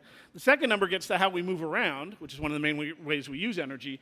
The share of electric vehicles in new car sales worldwide last year was 1/5. So 1/5 of all the new cars sold last year were electric. Extraordinary for a number of reasons. In part because this is such rapid growth. That's roughly 20% of all the cars sold. You only have to go back to 2017 to find the world's share of new cars that are all electric was 1%. So we've gone from 1% to 20% in less than a decade, and really have only just begun to explore the range of options we now have for electric transport. This is not just about everyone owning a Tesla. This is things like electric buses, long-distance electric travel, electric freight transport, and everything else. So really a very exciting time. And more than anything else, again, similar to the solar picture, no one saw this coming. The auto industry didn't see this coming. Most of the experts didn't see this coming. You only have to go back to about 2020 or 2021 to hear the CEO of Toyota saying that electric vehicles will never be the dominant kind of passenger car on the road. Toyota has now changed its trajectory significantly, has now gotten big into electric cars, but really we are just overwhelming all expectation in terms of building out the solutions. And the reason this matters is the bottom line: what are we doing about fossil fuels? The share of all of the fossil fuel consumption, which is the main cause of the climate crisis, that comes from electricity, road transport, and non-industrial heat and cooling, so that's cooling and heating spaces like this one, is 70%. Now 70% is not the whole picture, but the fact that we have viable technologies that are on sale and being installed and being used today that are the best possible option in most situations today, that can solve 70% of our energy needs without any emissions, is an enormous victory in this ongoing battle against the climate crisis. And it doesn't get talked about that way, I think, because there's a lot of confusion about how fast things are changing, and you look at the global emissions profile and you say, oh, it doesn't look like we've really turned a corner. We've substantially turned the corner. We're just only beginning to get to the part where it's a sort of rapid downhill trajectory toward what will actually be the goal, which is to get to as close to zero as fast as possible. And I want to just linger on solar for one more moment to really emphasize how fast this change is happening and how this is a graph of what's actually happened to the global solar picture in the last 20 years. The red line nearly straight up is actual new installations on the world's grids. All of the little streamers coming off were the International Energy Agency's best estimates, constantly revised, for what was going to happen to the solar picture. At some point, it was going to level off. We weren't going to see 444 gigawatts. At some point, there would just, the technology would hit some kind of economic or social or political limit. Even just 2 years ago, the IEA estimated that we might start to see more than 300 gigawatts of new solar a year, maybe around 2040 or so. Maybe. If things continue to go well, we'll see what happens. So let's take a look at what actually happened next year on this graph. I had to do this myself. I couldn't, I'm not an expert in graph making, but just a rough picture of what actually happened to solar while the IEA was yet again estimating that it was going to level off and slow down. It continued straight up vertical to 444 gigawatts. The forecast in 2024, constantly revised upward, suggests that we will continue to break records. What this means is not solar for everyone. What it means is the entire sort of suite of technologies, the toolkit to solve the climate crisis, is now completely ready for prime time. It is mainstream in more and more of the world. It is getting cheaper and faster and better in a lot of ways, and it creates a much better scenario for daily life in a lot of ways that get beyond just the climate crisis. And we'll get to those and specifically get to what that means for Indigenous communities in a little bit. I do want to linger a little bit, though, on the idea that this is not just about fixing what's bad, but about doing something better. To begin with, just to emphasize the point, even if it doesn't seem like it's mainstream yet, when we see these sort of tipping points being hit in terms of technology adoption, and we saw that, for example, with smartphones and lots of other digital technology, where you have this, the graph kind of goes, sputters along between 1 and 10% adoption, and then hits a point, the tipping point, the inflection point, and then heads straight up. And that's what we're seeing now with renewable energy, with electric vehicles, with battery technology, just right across the board. So even if it doesn't seem like it's ubiquitous, the ubiquity is now coming and seen increasingly as inevitable. And what that means is you now have, for example, the IEA, the International Energy Agency. If you're not familiar with the IEA, it was set up by the oil and gas industry as sort of an adjunct, information portal. And was not until very recently in the habit of talking about how great things were going for renewables. It's now at odds with the oil and gas industry because the oil and gas industry will tell you that they're still the main fuel source in the world. They're still going great. They're still looking at growth as far as they can see. The IEA is now saying, no, you are going to start to see significant leveling off and then a drop in global demand for both oil and gas sometime this decade. We wish it came sooner in a lot of ways for the climate, but it is still very good news that we are hitting this point where, for example, you have the agency that formerly mainly talked about the oil and gas industry, talking about solar as the new king of electricity, talking about renewables as the main new power source on all the world's grids. So very, very good news. Very big picture good news.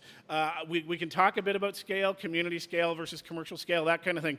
But to be clear, because this was one of the other things for me as a reporter on climate solutions for the last 20 years, I would be told often that while these things might be great in some situations, for some communities, for rich parts of the world, whatever, these were not, 8 billion people were not going to get around on electric cars and solar panels. And what's happening increasingly is that pretty much everywhere you go in the world, that is how we're making power and getting around. In this case, I like this because this is two such very different pictures of the solar industry and the renewable energy industry right now. The top photo is from southern Alberta, Treaty 7 land, where I come from. That is Canada's largest solar farm. It's in southern Alberta, came online last year. Came online really despite the fact that the government of the day in Alberta hates it and wants it gone. Tells you that it really isn't about government subsidy and government encouragement. It isn't even really about policy anymore. It's just about a very good economic case for new power. And the bottom picture is southern Vietnam. I think you can probably guess the political culture and economic circumstance of southern Vietnam very dissimilar to southern Alberta, to say the least, and yet solar makes the most sense in both cases. And that's really because that industry has now fully scaled up to global supply chains, global production levels. Again, this was never supposed to be big enough for the whole world. We were going to hit these limits and leveling off and the rest of it. We now see, and there are good reasons to be a little wary of the scale at which China is building out the tools of this clean energy revolution. Includes things like building out massive bus fleets for entire cities of 15 million in the space of a couple of years, in addition to making most of the world's solar panels and wind turbine components and the rest of it. We're also now doing offshore wind at the same scale that we used to do hydroelectric dams. So the bottom photo is sort of an illustration of one of the new offshore wind farms going into the Baltic Sea off the coast of Denmark. And it's a 2 gigawatt scale offshore wind farm. And it's kind of a symbolic number, 2 gigawatts, because that's about the same scale as the Hoover Dam. Which has long been this kind of symbol of, great industrial power production, the Hoover Dam. We're now doing that with offshore wind. But to get away from the technology and gigawatts and the rest of it and talk about how we live, one of the things I want to say before we get to what this means, hopefully means for some of your communities, is that we are no longer doing, I characterize the first 20 years of how we responded to the climate crisis is a lot of the way that certainly the Western industrial countries have responded to all environmental crisis, which is to say we need to do less bad. We're doing something bad out there. We know it's getting worse. We need to do less of the bad thing, and that should take care of it. And where we're getting to now is what I like to think of as the much better solution, where you would pick the zero emissions, the low energy, the clean solution, even if there weren't a climate crisis, because it is so much better at the job that you need it to do. And I want to kind of walk through what I mean by that before I carry on to some of the stuff that's happening for Indigenous communities in this country. When I think about less bad, I hate to pick on the poor, humble paper straw, but it's a very good example of a less bad. We have this huge problem, which is plastic waste particularly going into our waterways and oceans. We've really got to start rethinking single-use plastic across the board, but somehow at some point, almost magically, we focused on straws, which were not actually the main problem. It wasn't, oh my God, the straws. There was a whole lot going on there beyond that, but we didn't even focus on the lids. It was just the straws at first. And there is a less bad solution for you. It's literally in your face. You're shoving it in your face. It's falling apart while you're trying to use it. And you're vaguely aware that this might somehow begin to address some larger problem out in the world, but probably not. It's probably just symbolic. And anyway, at least we're doing a little less bad. When I think of much better solutions, I think of things like the heat pump, the humble heat pump. If you're not familiar with these in your communities yet, A lot of you, I think, will be in the next few years. Sales of heat pumps have exploded. If you're not familiar with them, a heat pump is basically an air conditioner that goes both ways. So it can both heat and cool the interior space. It's very simple technology, really, from a 21st century point of view. Doesn't do anything new and fancy, isn't complicated to use or install, just is way, way, way more efficient and runs on electricity, so it can be zero emissions very easily, as opposed to having a natural gas furnace or an oil furnace or burning wood or whatever else you might do for heat. Very, very simple solution. One more example of the less bad approach is the Toyota Prius. Some of you might know some of you own a Toyota Prius. Totally decent car, made by Toyota, solid, gonna get you where you wanna go. No one's idea of a great new car, really. When the Prius came out, it was sort of a way to show people that you wanted to do something about climate, even if it was just driving around in a slightly more fuel-efficient vehicle. And you were willing to go with it. You could probably, most of the people who first bought the Prius, there was sort of this idea of like, I could have a better car than this, but I'm giving up the better car for the more virtuous car. Very much a less bad solution. The much better solution doesn't look that much different on the surface. We're still talking about cars and trucks and that sort of thing.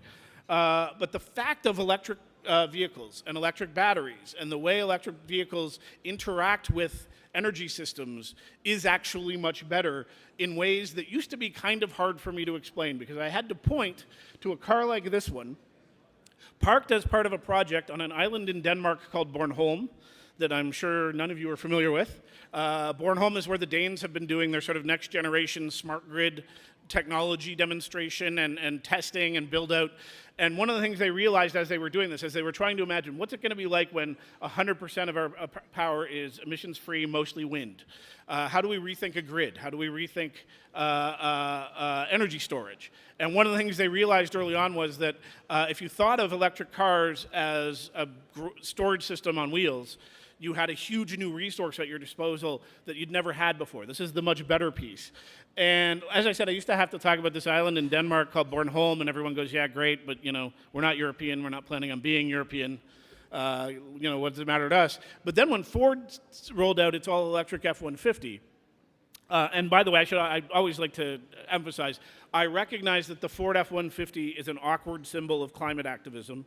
It's a very big truck. It's also the most popular passenger vehicle of any kind in North America. And so the fact that Ford put an all-electric F-150 front and center was already pretty good. But also that they talked about the Ford F-150 all-electric, not just as a truck that does good truck things, but also as a power plant that you could use to run a work site, that you could use for emergency power if the grid fails you for a weekend or whatever else. It was talking about the same stuff I'd seen on that island in Bornholm as a feature of the most popular passenger vehicle in North America. So very different sort of scale and measure of change. And more than anything, I think, gets to this idea that we're not just talking about swapping out a dirty gas pipe, tailpipe for an electric battery pack. We're creating a new paradigm of how we think about energy. And there are opportunities in that we're only beginning to understand. I'm about, as I said, 20 years into it. One of the first and most amazing things I ever found in this sort of journey toward climate solutions was this community in southern Germany.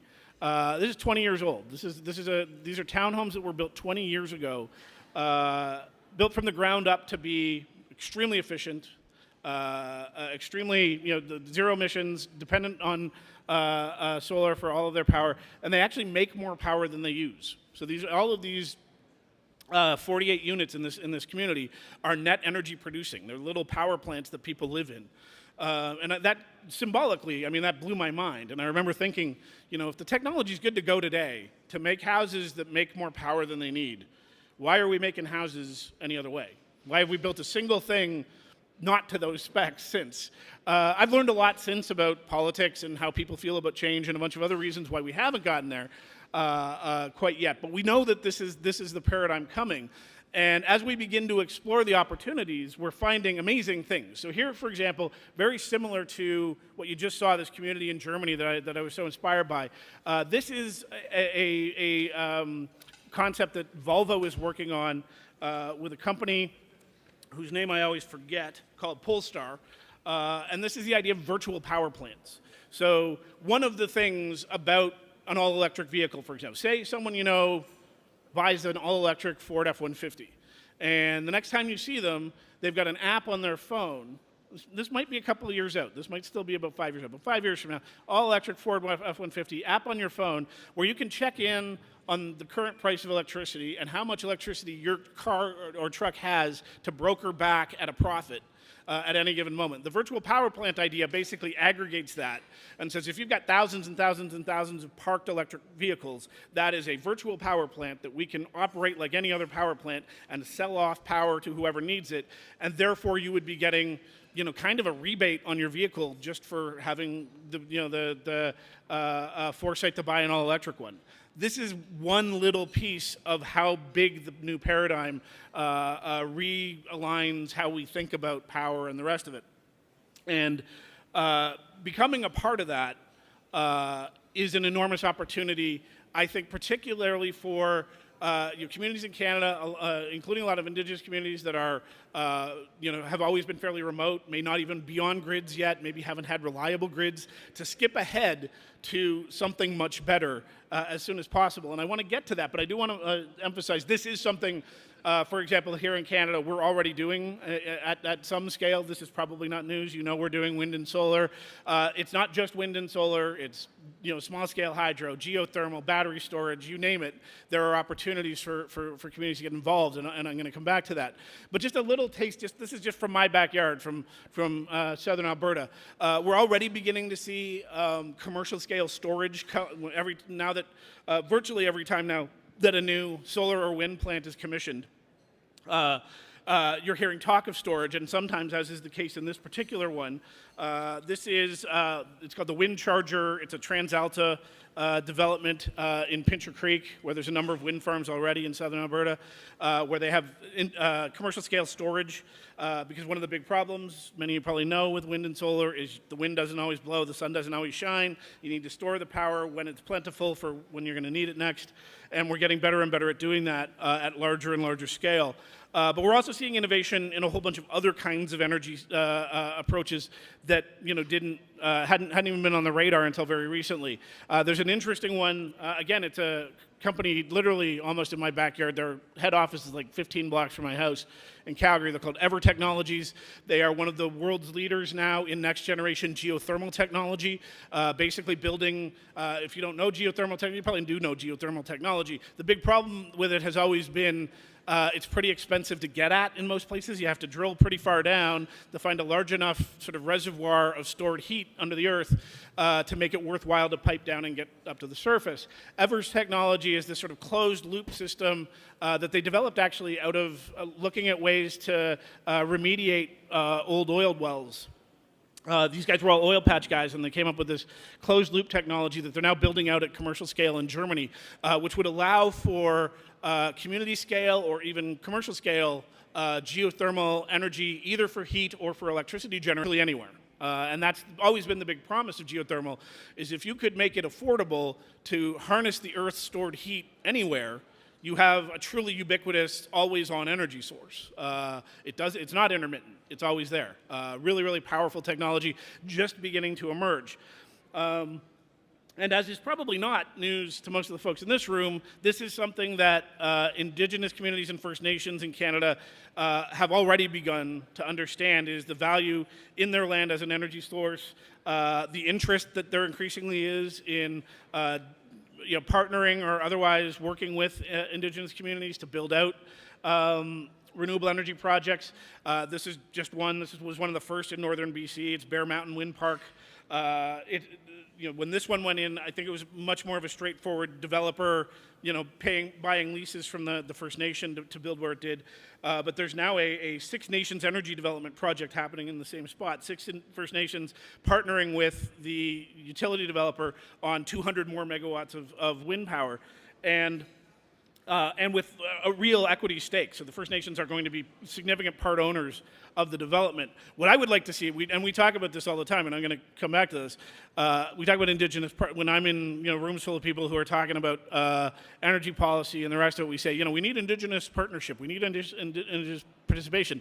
What my hope is that folks like the folks in this room see a huge opportunity, not just for that, but for Indigenous leadership. That when we, 10, 20 years from now, when we've cleaned up all our grids and Canada's net zero finally, we look at, the First Nations of this country and say, this was your leadership that got us there. It was your land, and you can do it. Thank you. Before we get to that, though, and I will come back to that, I did want to talk not just about energy production, because this is often how this paradigm or how this sort of relationship works. Is there's a developer who wants to develop. There's good wind in a particular spot here in Saskatchewan. Someone comes along and says, "There's good wind here. Whose land is it? Who do we have to partner with to get the development done?" And that doesn't talk about what happens to the community that it's connected to. And I mean, yes, there are financial rewards, there's economic incentives, certainly, but a big part of this transition is building the places we live in, the places we work in, the places we gather in, much better than we ever have before, and not wasting as much energy. There was a little bit of talk of that in the previous panel about just we're extraordinarily wasteful, and always have been in this country. About energy because we've seen it as cheap and plentiful and the rest of it. So just a quick glimpse of the kind of stuff we're now doing at commercial scale. This is a net zero apartment building in downtown Vancouver called The Heights. It was built to what is called passive house standards. If you're not familiar with passive house standards, they're just very, very careful about heating and cooling and retaining heat and using the sun and the rest of it. Actually grew out of an initiative here in Saskatchewan called the Saskatchewan Conservation House, which was built in the 1970s as a demonstration of Canada's leading conservation and efficiency technology. And then energy got cheap again, and we ignored that, and the Germans perfected it and now sell it back to us in downtown Vancouver. Never mind that. The important thing here I wanted to just draw your attention to is the reason this is a net zero, high-performing passive house building is not because of solar panels on the roof or any new energy production technology. It's because its energy use is, off the chart down from a normal building. You don't need to look at the specific numbers. The little tiny stack is what a passive house looks like next to a conventional building in North America. And that is, I think, an important thing as opportunities emerge, and I believe if they haven't already, they will in your communities and for your businesses and everything else. To ask, is there a way to also, significantly improve the performance of of our energy use as well as our energy production? Are there opportunities in this direction? To come back though to the position that Indigenous communities are now in this conversation in Canada, I wanted to talk a little bit about something I've spent the last 6 months on called the Canada Electricity Advisory Council. I was not a member of the council. The council was all very senior utility people, retired utility people, like the former head of BC Hydro and folks from OPG and folks from Sask Power and TransAlta and the rest of it. I was really just I made the report read better, hopefully. You can check it out and let me know if we succeeded on that front. But this was sort of a blue chip panel, which included Indigenous representation, by the way, recommending to the federal government how it is we get to where we need to go in terms of electricity. And the bottom line thing here that's incredibly important is if we are going to get to our net zero target, which we must, we're going to have to do it by electrifying lots of what we currently use fossil fuels for, transport, heating, the rest of it. And we have to decarbonize the grids we already have. So we're going to have to get all the coal and natural gas off the grids. We're almost there on coal in most of the country. Alberta just went coal-free last month. We're now completely coal-free in Alberta. But we're going to have to do that while doubling or even tripling capacity. So by best estimates, by 2050, we may need twice or even 3 times as much electricity as we currently have today. And what that means, if we head this way, and we seem to very much need to, that is going to mean not just renewable energy projects and lots of new solar panels, the rest of it. It's also, transmission lines and storage facilities. And one of the messages that came out of this council that they wanted the federal government to be very, very clear about is that all of this, virtually all of it, will be occurring on Indigenous land. And therefore, and I do think they got this mostly right, when they listed their 4 priorities, when they told the federal government, here are the 4 priorities for electrification in Canada, they talked about doing it fast, it had to be affordable and reliable, but more than that, it had to include Indigenous participation. Not only was that not optional, it was an absolute pillar of the entire the entire task was that the inclusion of Indigenous nations and communities must be prioritized to foster economic reconciliation and deliver the full benefits of this transition. And a lot of that had to do not with some, I think there was some, real sense of duty in the room, but also just the simple logistics of it. If we are going to be building out new power lines and new, big new electric plants, often widely distributed, wind and solar and the rest of it, we're going to have to work, on Indigenous land, with Indigenous partnership. And I think this represents, for folks like the folks in this room, an enormous opportunity. The Indigenous communities are very much in a power position in this relationship, even if it doesn't necessarily seem like that right at the moment. The partnership isn't just sort of a nice thing to have to maybe get some tax incentives or something like that. For these developers, and hopefully more and more of them coming from your communities themselves, this is an essential piece of the puzzle. And that gives Indigenous communities, I hope, a lot more leverage than they've had before when it comes to energy development in Canada. And that is leverage that I hope you can all learn to use and teach your people in your communities to use to finally get maybe something approaching a fair deal in some of this stuff that actually works for your communities and isn't just sort of an opportunity for someone else. And we've already begun to see, I think, a bit of that. The one that I know best, simply because, as you heard off the top, I wrote a book about the oil sands a few years ago, so I got to know Fort Chipewyan a little bit. And so I tend to watch the news out of Fort Chipewyan, and I feel like I have some affiliation there or something. And Fort Chipewyan actually recently launched one of the more impressive community-scale solar initiatives in the country. This is, I think, 2 years ago now it came online, almost 2 years ago. Someone in the room might know. And it was Athabasca Chipewyan First Nation, the Mikshu Cree, and Métis working together to build a commercial or a community-scale solar farm. Didn't quite, they didn't build out to the scale they would need to completely eliminate diesel fuel for electricity, but it did eliminate a quarter of it, which meant, several dozen fewer diesel trucks coming up on the ice highway, a little bit less, a little bit more energy security for the community.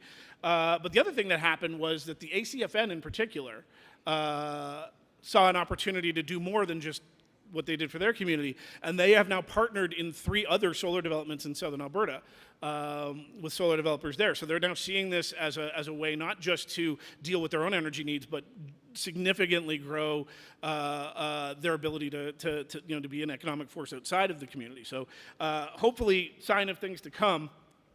In any case, community scale is important, but there is no question there is going to be enormous pressure for industrial scale. And no matter how pretty the picture, this is not a bad one.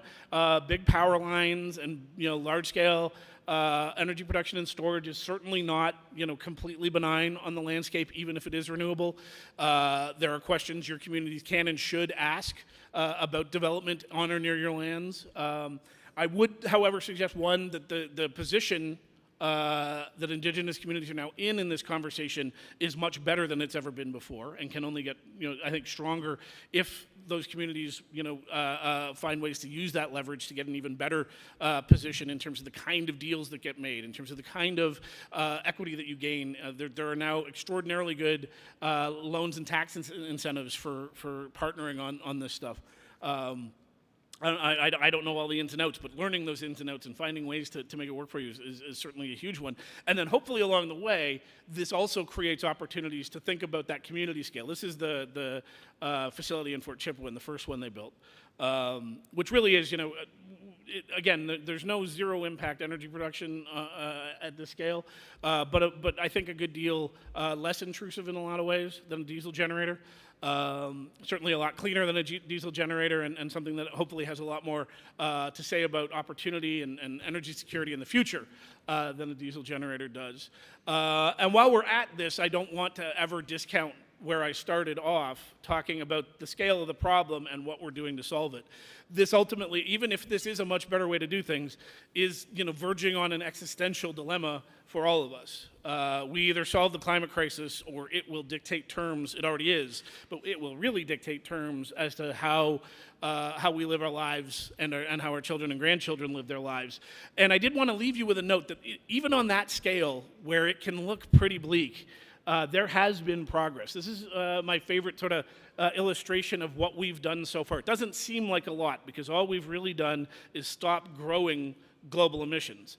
But when I started researching climate solutions 20 years ago, that red line straight at the iceberg, we were on that trajectory with just as fast as we could, accelerating as fast as we could toward the iceberg. When I first started talking to climate scientists 20, 25 years ago, they would talk about scenarios. If we had hit 3 or 4 or 5 degrees of global warming, which were definitely in the cards at the time, that really did look apocalyptic, that did look like there would be barely anywhere on Earth worth living in under those scenarios. On our current trajectory, it's estimated, you'll hear some slightly less optimistic ones, but fairly good scientific sources suggest if we do what we've said we're going to do, out to 2030 at the very least, we'd be looking at 2.1 to 2.4 degrees of warming by the end of the century.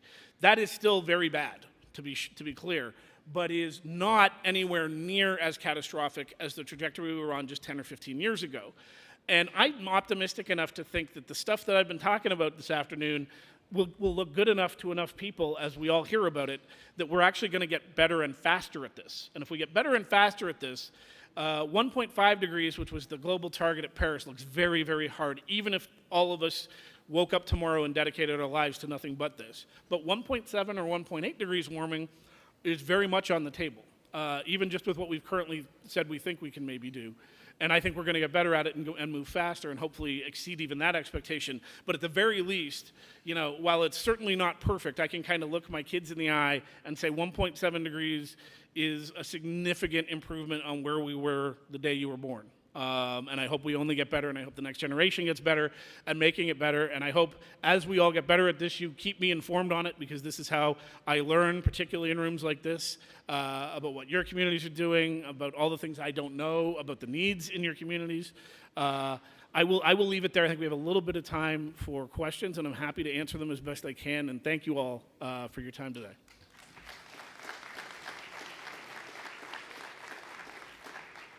I think there's microphones, right? Yeah, there's microphones. Any questions, comments? There has to be one. Yeah. Okay. If you go to the mic, then not everyone can hear it. Yeah.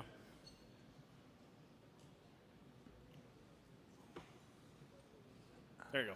All right. In your opinion, with partnering with Indigenous communities, what are some of those really great questions to ask when partnering with different companies? I wish I had a short list. I'm not a developer, and I'm not quite that deep on the laundry. But I think the first one, is some version of what's in it for us, and the answer better not just be, a percentage of the property. I think real ownership. A real say in where and how it's developed.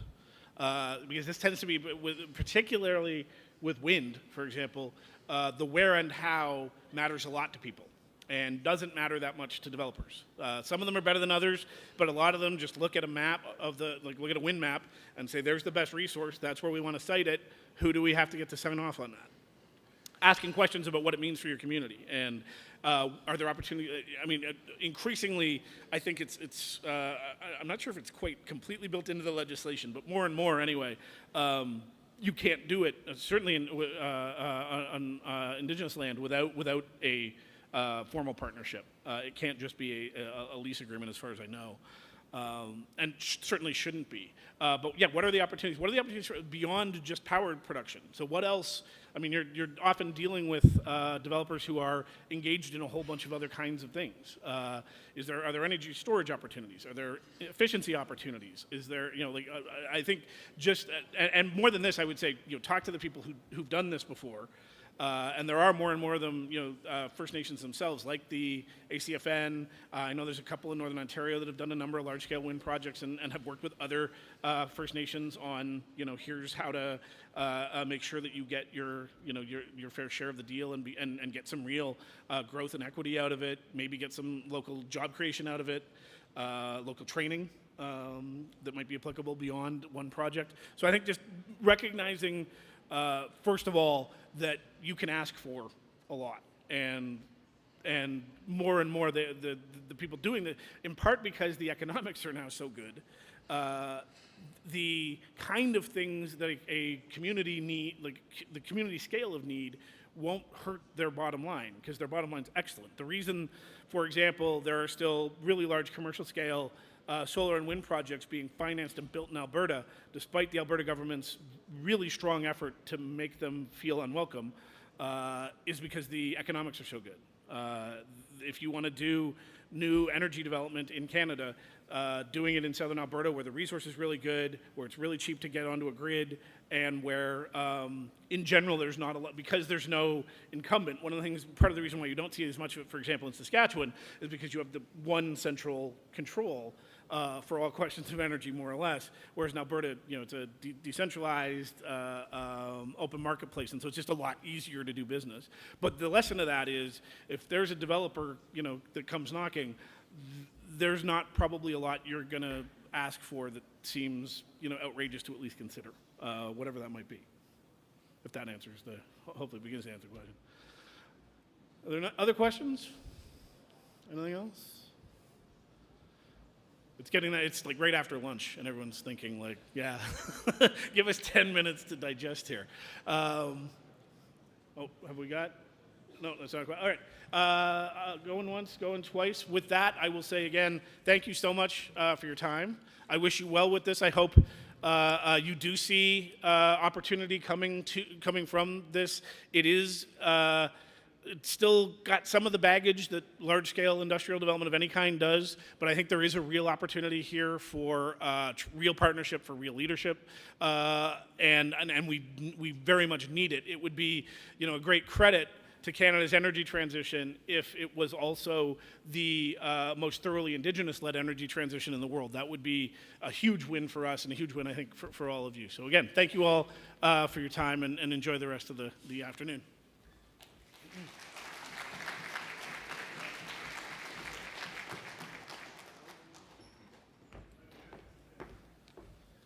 All right, big round of applause for Chris Turner, climate change expert, activist, writer, author. Those are the kind of allies that we need in our Indigenous communities, advocating on our behalfs as well, joining us alongside our Indigenous advocates and leaders in our community. Okay, now we're going to go on, and people have been asking me questions about the tickets they've been receiving. So we have a couple of door prizes to give away. I'm gonna select them. You'll select them. Well, I'm gonna check my ticket first before just kidding. All right, it is a red ticket, red and white ticket. Pull them out of your pockets. Number 97307-327. I'll have to look at mine too. No, it's not mine, so anyways. You weren't listening? I guess you're missing out. Here's the next one. 97494-364. That again is 97494-364. You show up for only one day. All right. Okay, 97494-351. There we go. We got a good bingo.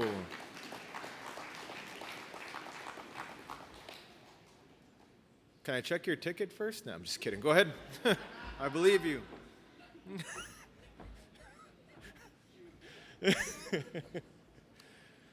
If you win again, then I'll definitely check.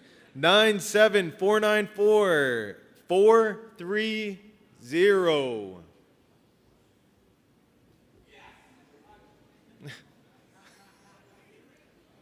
Again, 97494 430 is not. They're probably just rushing out of the bathroom right now. Too bad. All right. 97494 395. All right. You guys aren't looking at your tickets. They're white and red. I'll be here all day here. Okay, the first 5 numbers aren't changing. This is literally, okay. 97494 394. Are you serious? You won? Be more excited than that, please. Come on, big round of applause. These are once-in-a-lifetime gifts you're never going to get again. All right. What's that? Oh, you're too slow, Andrea. I don't know. We might have another. Go to the registration desk, Andrea. You'll get your prize, okay? I don't know what you're doing not listening beforehand, Andrea, but I'm just kidding. That's another joke. I know Andrea. I'm just teasing her. Go to the registration desk. They'll have another gift for you, okay? All right. Next up on the docket, moving right along our forum after that conversation. I hope you guys are all doing good. Let's give a big round of applause to our staff again for the food, how they've come around. That food was excellent last night, today, this morning. Very, very, very well done. Now we're doing another panel for you guys. This one's going to be on Indigenous collaboration and SMR advancement. This panel aims to explore the role of Indigenous communities in the advancement of small modular reactors, a promising clean energy technology. Indigenous collaboration in SMR projects presents this opportunity for meaningful engagement, economic development, and environmental stewardship. Throughout this discussion, we'll examine the challenges, opportunities, and best practices for fostering successful partnerships between Indigenous groups, industry stakeholders, and government agencies in the field of nuclear energy. Indigenous collaboration and SMR advancement hold tremendous potential for driving innovation, promoting sustainable development, and fostering social inclusion. By working together in the spirit of partnership and mutual respect, we can harness the power of SMRs to build a cleaner, more equitable energy future for all. Today, I'm now going to announce the moderator, and I'll allow the moderator to introduce the panelists. Our moderator today is Candice Robertson-Schattler. She's the Indigenous Relations Consultant with Floor Canada. Please help me in welcoming Candice to the stage.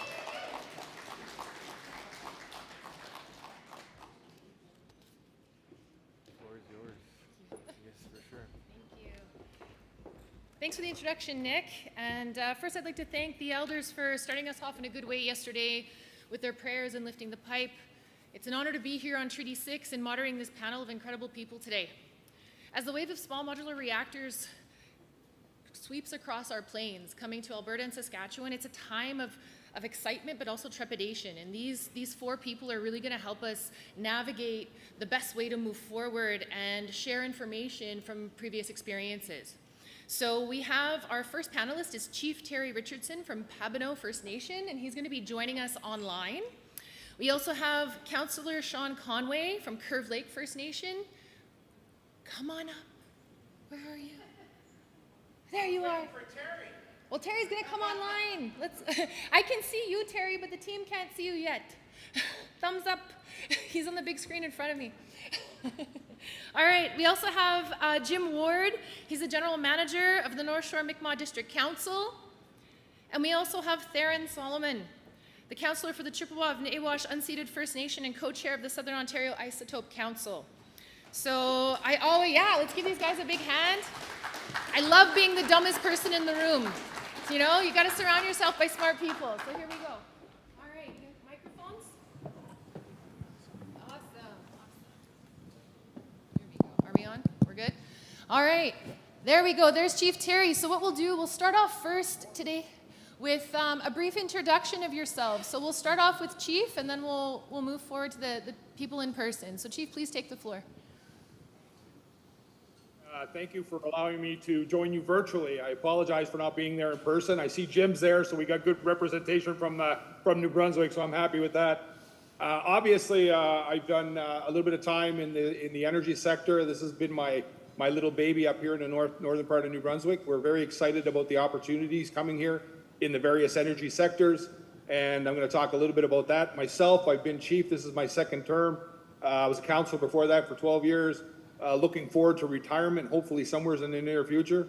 But I really enjoy talking about energy, and I think this is a great forum to be informed, because as First Nations, we have that responsibility to make sure that we do the right decisions for our members in our communities, and and to talk to you about nuclear and what I see as what nuclear is and the opportunities that we have as First Nations. So I thank you very much for the opportunity to talk to everybody here today. After 25 years in the military, I'm so used to negotiating. This is just another negotiating tool for us. So I really look forward to this.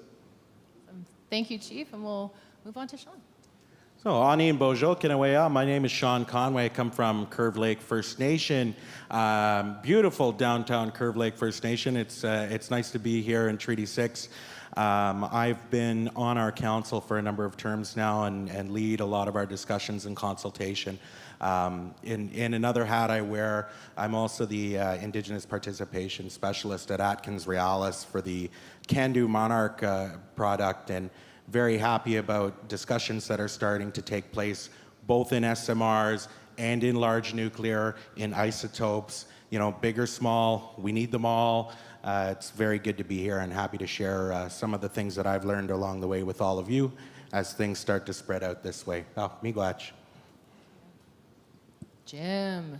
Hi, my name is Jim Ward, General Manager for North Shore Mi'kmaq Tribal Council. I live and work in Nattawag First Nation. That's where our tribal council is located. Like I said, I've been working as General Manager for the last 7-8 years, and I've been working with the tribal council for 20 plus, so been around a long time. Really involved in a lot of economic development, and then probably in the last 5 years, really focusing on clean energy projects and working with our First Nations to move into that transition to clean energy opportunities, because like I said, it just really provides an opportunity for our First Nations to be involved in equity, employment, and supply chain opportunities. Thank you. Darren? Hello again. So I'm Darren Solomon, Council for the Chippewas of Nawash Unceded First Nation, as well as a member of the Saugeen Ojibwe Nation Joint Council. Was invited to be on this panel last minute. I'm very appreciative to be here. So are we. So my background isn't just in nuclear isotopes, it's also a lot of other sides of nuclear. My nation, unfortunately, has almost every aspect of the nuclear sector, with the exception of mining and processing. We have the world's largest operating nuclear plant in our territory, dealing with OPG, who is now also looking to put SMRs at the refurbished Darlington site. And we work very closely with the Nuclear Waste Management Organization, who is looking to find a repository for all of Canada's nuclear waste. Thank you very much. Well, Chief, you and I spoke yesterday, and one of the questions we talked about when we said, Indigenous collaboration and SMR projects is, first of all, let's go back to the beginning. Why nuclear? Why is nuclear important? And as someone that is experienced in this and has worked in this for a while, I'd love to hear your opinion on, why nuclear? Why now? Yeah, for sure. That's a great question. And I think, that's one of the things we get a lot of. And, one of the first things as First Nations is we are stewards of Mother Earth. We always say that. So people say, well, why are you betting yourself with nuclear? That's not the solution. But, when we look at the makeup of energy within Canada as it is now, renewables have a place and a role to play. And I agree with that 100%. But they're not a baseline source of energy. And that's the problem we have. How do we get that baseline source of energy? And, we have natural gas, right? But it's also a carbon emitter. But what do we have that's not a carbon emitter? Well, nuclear is a non-carbon emitter, and it actually has that baseline source of energy that we need. And there's no carbon output, which is important because, you know, people say, well, Canada's doing more than their share, and why aren't the other countries doing this? I hear that all the time, but listen, you're either a leader or you're a follower. And it's important that we lead and we show what we're doing, and that we're doing above and beyond what we should be doing, so that other countries are forced to follow and come down the road that we're going down. Because nuclear is a source of energy in New Brunswick that we utilize. And, you know, it's not foreign to Ontario either. So, I mean, they're within our makeup already. So how do we ensure that we, you know, that we continue down a safe road? Well, listen, there's never been a nuclear incident. That's the reality. There never has. Canadian technology is very safe. When we look at what's happened, it's always either been Russian technology that was totally outdated, and often it's, you know, a tsunami that occurred in Japan, which we had no control over. So how do we ensure that we're going to reduce our carbon footprint as quickly as possible? We know that temperatures within the world have gone up probably 1.2 degrees in the last little while. Look what's happened. You know, we have people who they'll deny that there's climate change happening. Come to the East Coast. We can show you climate change. No problem. We have communities where our rising seawaters are actually going to engulf our communities within the next few years if we continue to melt the polar ice caps. We have great white sharks off of our coast for the first time in umpteen years. You know, we've never had that before. Our animals are starting to actually, you know, that's why First Nations are the first people to experience it. We're so tied to the environment and the economy, you know, and the animals in our regions, because we eat the animals. That's part of our food chain. And, you know, we see that. We have animals that are actually mating out of season, going into you know, in their mating periods in different times now. And it's causing a lot of uncertainty within our communities. It affects our food chain that we have in our communities. I've talked to other communities in British Columbia. They're experiencing obviously the same thing on the coast. And even within our territories within Saskatchewan, northern Alberta, you look at beavers that are, you know, building dams, not on rivers. They're building them in places where there's just water that's available. So, I mean, you know, we've got to do something. And how do we lower that carbon footprint? Well, I believe nuclear is the solution. And it's part of our makeup already. So when people ask me, why do you support nuclear? You give me your solution. If you have one, I'm more than ears to hear it. You know, we could talk about hydrogen. You know, I wanted to talk about that a little bit, but it takes about 100% energy to create 20% output of hydrogen. I mean, you know, we need that energy. What's going to provide that energy? What do you do when the wind don't blow, the sun don't shine, and the water don't flow?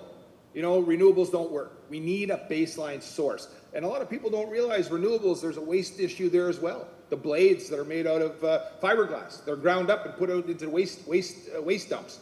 So, I mean, you know, there's a concern with nuclear. I agree. But it is the solution. If we're looking for a fast solution, this is the solution, and it's a proven solution. So that's one of the reasons why I support nuclear. Thank you, Chief. And you mentioned it. I mean, we've been safely having nuclear energy here in Canada for over 60 years. Bruce is the largest nuclear power station in the world, and our Darlington site in Ontario actually is one of the safest in the world. It's gotten all kinds of certifications. So, you know, we do have an immense amount of experience, and, you know, looking at that, I look at you, Sean, and you've got, you know, with your unique background, working with community and working with industry, you know, when we say, okay, sure, we're buying into nuclear, but now how do we ensure there's meaningful engagement and consultation with Indigenous nations and communities on these projects throughout the life cycle? Yeah, thanks for the question, and I want to go back to what our chief said there. You know, Canadian nuclear technology is proven, it's safe.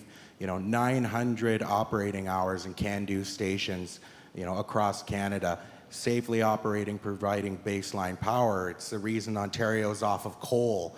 You know, there's so much a part of that transition off of fossil fuels into cleaner energy sources for all areas of our country.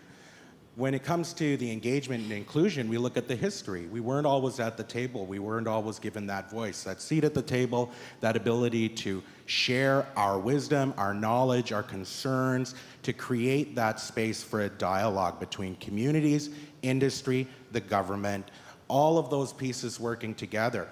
Right now, we're in this nuclear renaissance. We're seeing expansion of nuclear power not seen in generations across Canada and internationally. The pieces I work on in the CANDU Monarch, we're wanting to have that discussion as early as possible, right now in the design phase, before there's a project, before we're coming to a community and saying, we've selected a site, or so-and-so selected a site. We want communities and leaders and organizations to be a part of this development of a Canadian solution to cleaning our economy, cleaning our environment, and being able to provide that power. So the best way to do it is to be there early. In my experience in council with the Darlington New Nuclear Project, they were coming early. We were talking early about the technology. We're talking about the sites. We're talking about, what aspects of the design itself on the SMR are of a concern in a theoretical way. That where can we make things better? Where can we make things more acceptable to community? Where can we engineer our ways out of those challenges and concerns and create a true partnership between industry, between the regulators, between government, and with communities? Because ultimately, like our keynote said, Indigenous participation in our clean electricity future is imperative. We're not going to be able to do it as a country without Indigenous people taking that seat at the table, take hold of that wheel. We have the ability to do that. There's organizations like our host here, FNPA, and our friends at North Shore and all over, who are helping communities be a part of that. And folks like myself, folks like Jim, everybody here, you're all a part of this. It's not just nuclear, it's renewables, it's everything working together. Small modular reactors, large reactors, renewables, it's all important. We all need to be moving as quickly as possible, supporting young people to be a part of it, and supporting our communities to make decisions and be at the table every step of the way. And that's how we're going to do it. Thank you. And you mentioned kind of overcoming barriers, and I think I'm going to go to you, Jim. With your experiences so far, what are some of the barriers that Indigenous nations and communities are facing when it comes to small modular reactor projects, and what are some ways we can mitigate or address those barriers? Well, like I said, speaking from experience, like I said, it's just a big part of First Nation communities and organizations is capacity development. Again, nuclear is pretty new to us. Nuclear's been around in Canada for 50, 60 years, but like I said, the first wave of nuclear bypassed our communities and our organizations, so really we didn't have a lot of say of all these nuclear plans coming into our territories and setting up, and like I said, taking advantage of the resources from the land. So again, I think with new discussion on new nuclear, new SMRs, like I said, we reached out to the new technology companies, new advanced SMR companies, and like I said, we told them, you guys need to listen to the communities. And in our case, like I said, Moltex, ARC, Envy Power, we bring them to our annual general meetings every summer. We get them in front of our chiefs to talk about advances. Like I said, we've made attempts to have all these organizations come to the powwows, set up at the powwows, so community members can, like I said, chat and, like I said, kind of get some understanding about the nuclear SMRs, advanced SMRs in our areas. So, like I said, I think I worked with Moltex, meeting with all the different First Nations in New Brunswick. So, like I said, making those introductions. So they were very willing to listen and kind of work with us to, like I said, explain and develop that capacity within our organization, and also making that understanding on their end of where we're coming from. And like I said, they were very eager to listen. And I think when we started talking, they know that, like I said, we're coming from a place of not a lot of opportunity. And so, like I said, they were probably taken back at the beginning because we demanded equity.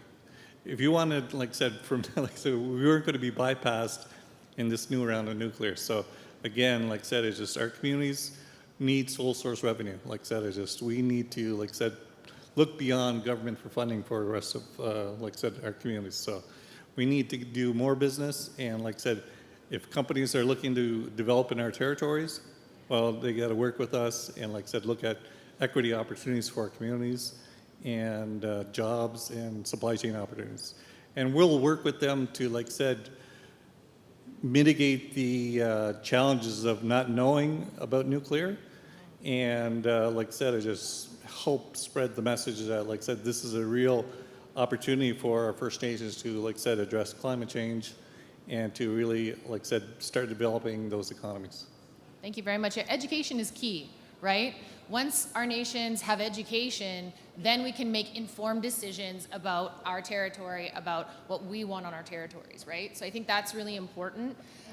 You know, you mentioned, Darren, in your earlier discussion, in your earlier panel, you talked about, you know, an example of the intake and supporting the ecosystem and the fish and things like that. So, you know, a big concern that has been spoken and has been brought up time and time again is the impact to Mother Earth, is the impact of these small modular reactor projects, and how do we take Indigenous knowledge, our innate knowledge, and how do we ensure the well-being of our communities and their ecosystems when hosting SMR projects, and especially when it comes to even the nuclear waste aspect of things, because it's wonderful, but we need to also address the back end side of it. And so I just wanted to know your thoughts on that.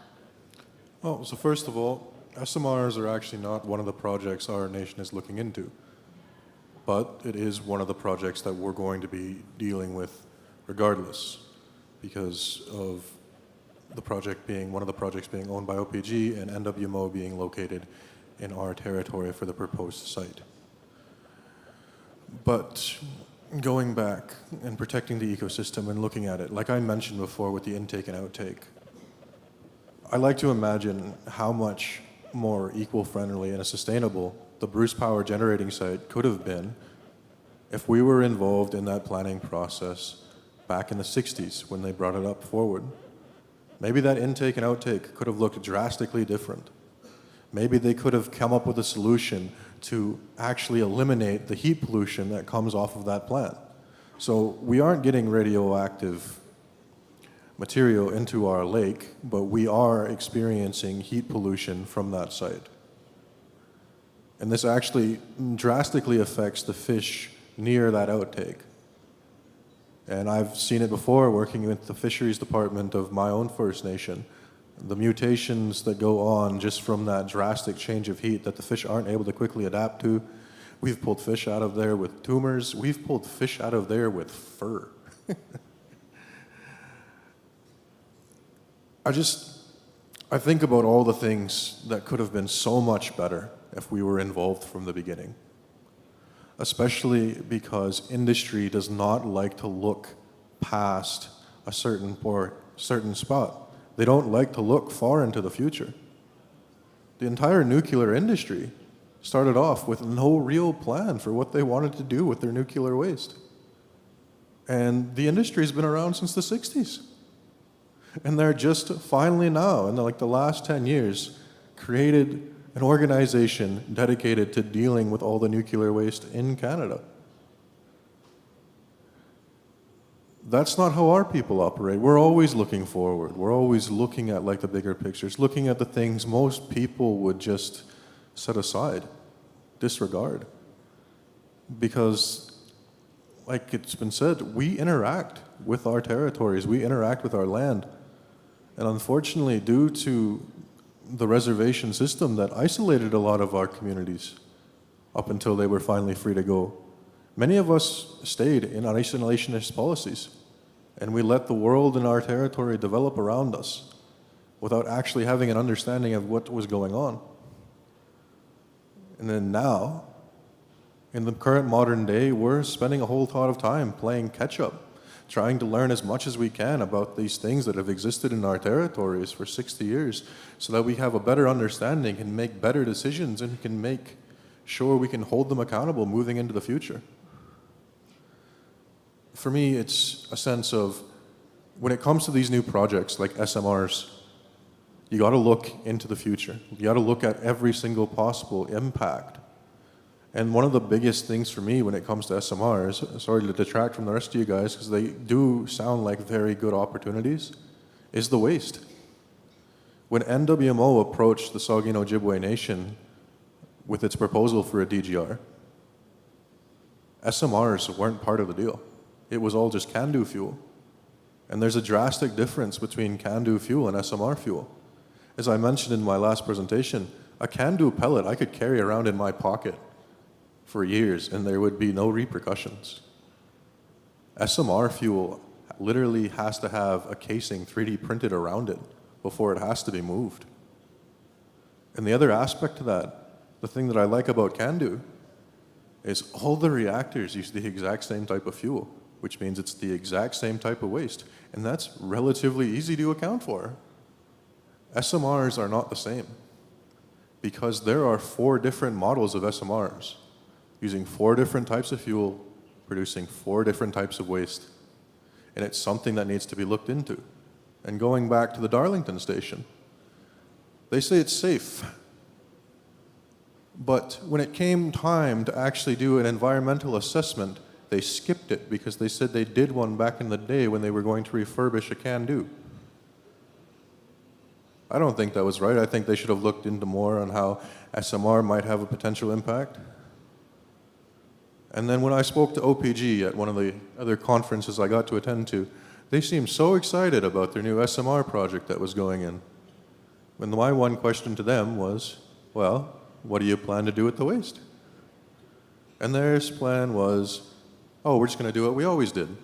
And for those of you who don't know, OPG in Ontario has basically almost always sent its nuclear waste to the Bruce site at the Western Waste Management Facility in our territory. So when I heard them say that, I told them, I was like, no the hell you're not. First of all, we never agreed to that. And it's not going to happen. And their response to me then was not, okay, let's talk about it. It was, well, it's not our problem anymore. That's up to NWMO. They're passing on the responsibilities of the nuclear waste that they're going to be generating into a completely different organization, having absolutely no accountability for what they're doing.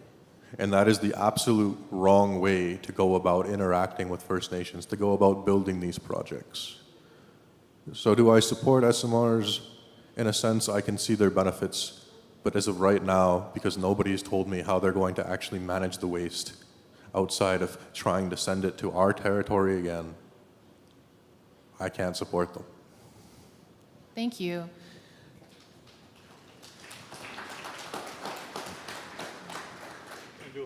Yeah, for sure, yeah.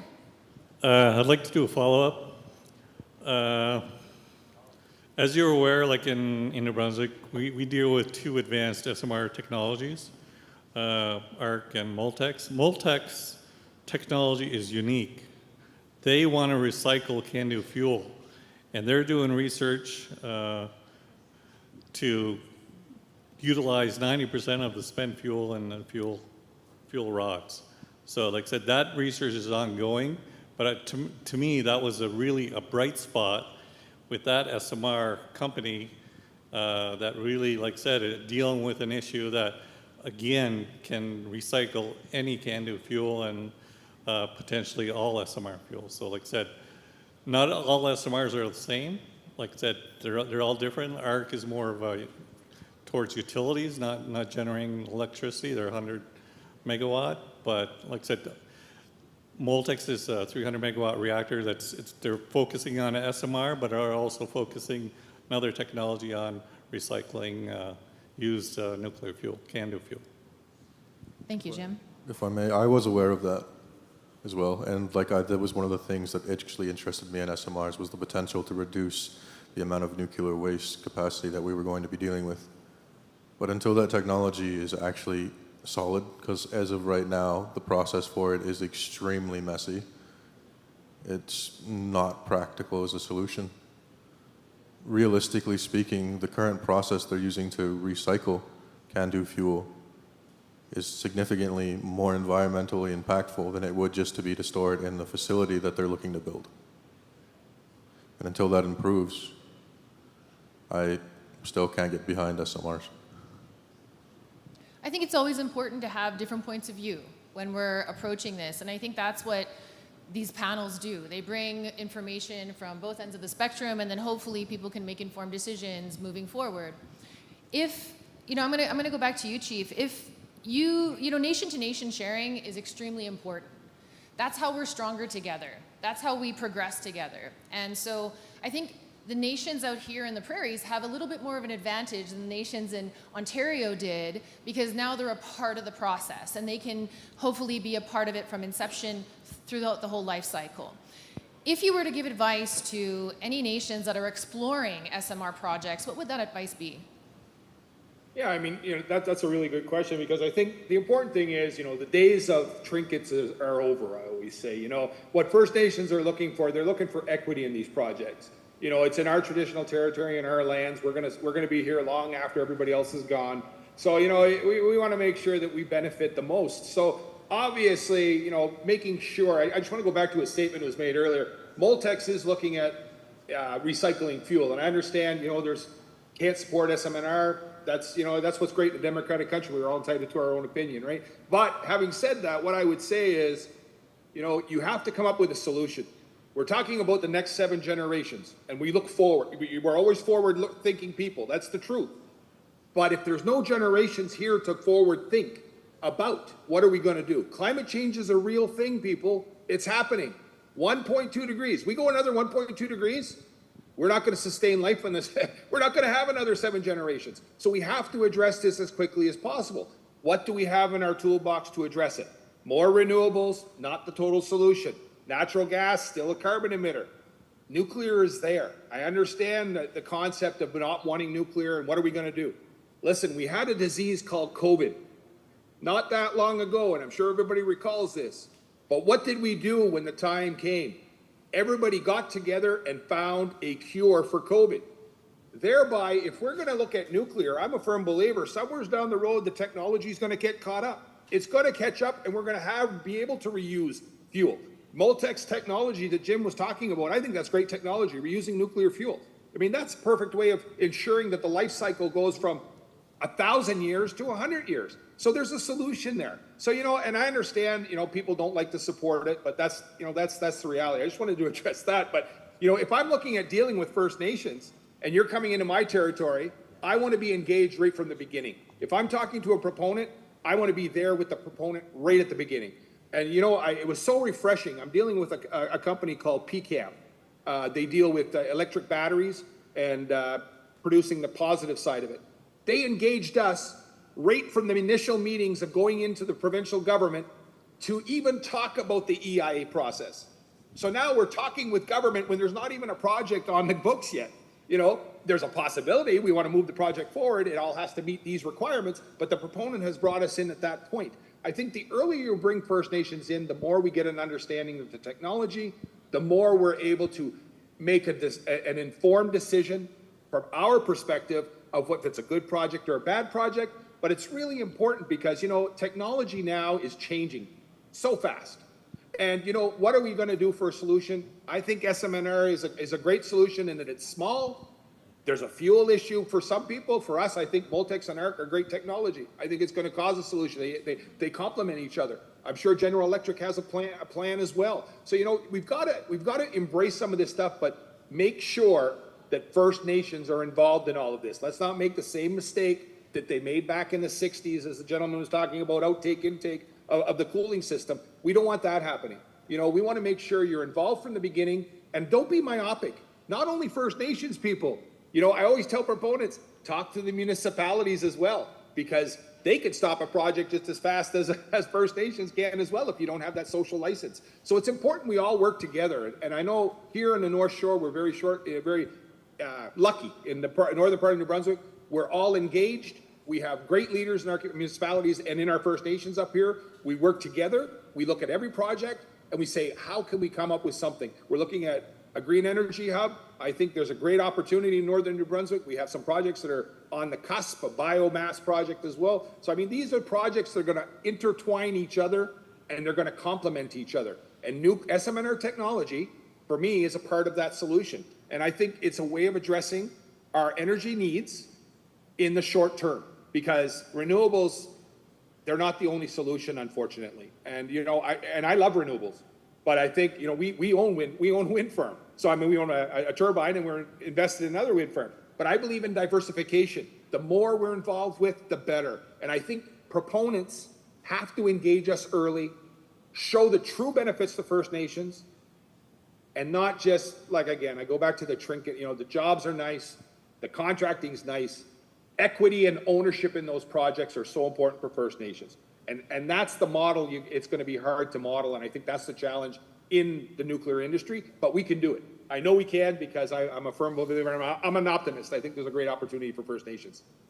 Thank you so much, Chief. Sean, you wanted to have just a quick follow-up to that one. Yeah, just a couple of things there, and throughout the process and how we equip communities to have these discussions, I want to look to something that that I've involved with for a number of years is the Indigenous Advisory Council on the SMR Action Plan. I was a bit of a Johnny-come-lately on that, but happy to represent Ontario on that panel in being technologically agnostic and looking at how can we build in community education? How can we build in discussions about supply chain? How can we talk about the jobs aspect, the environmental impact side of it? How can we steer the federal government and NRCan, all of these sort of agencies into, considering a diverse group of First Nation perspectives, the MOU provinces, New Brunswick, Ontario, Saskatchewan, and Alberta, wanting to have those conversations at that level. That's a great start, but the work continues in the communities. My deputy chief and cousin, Jeff Jacobs, always says, any development, there's a consequence.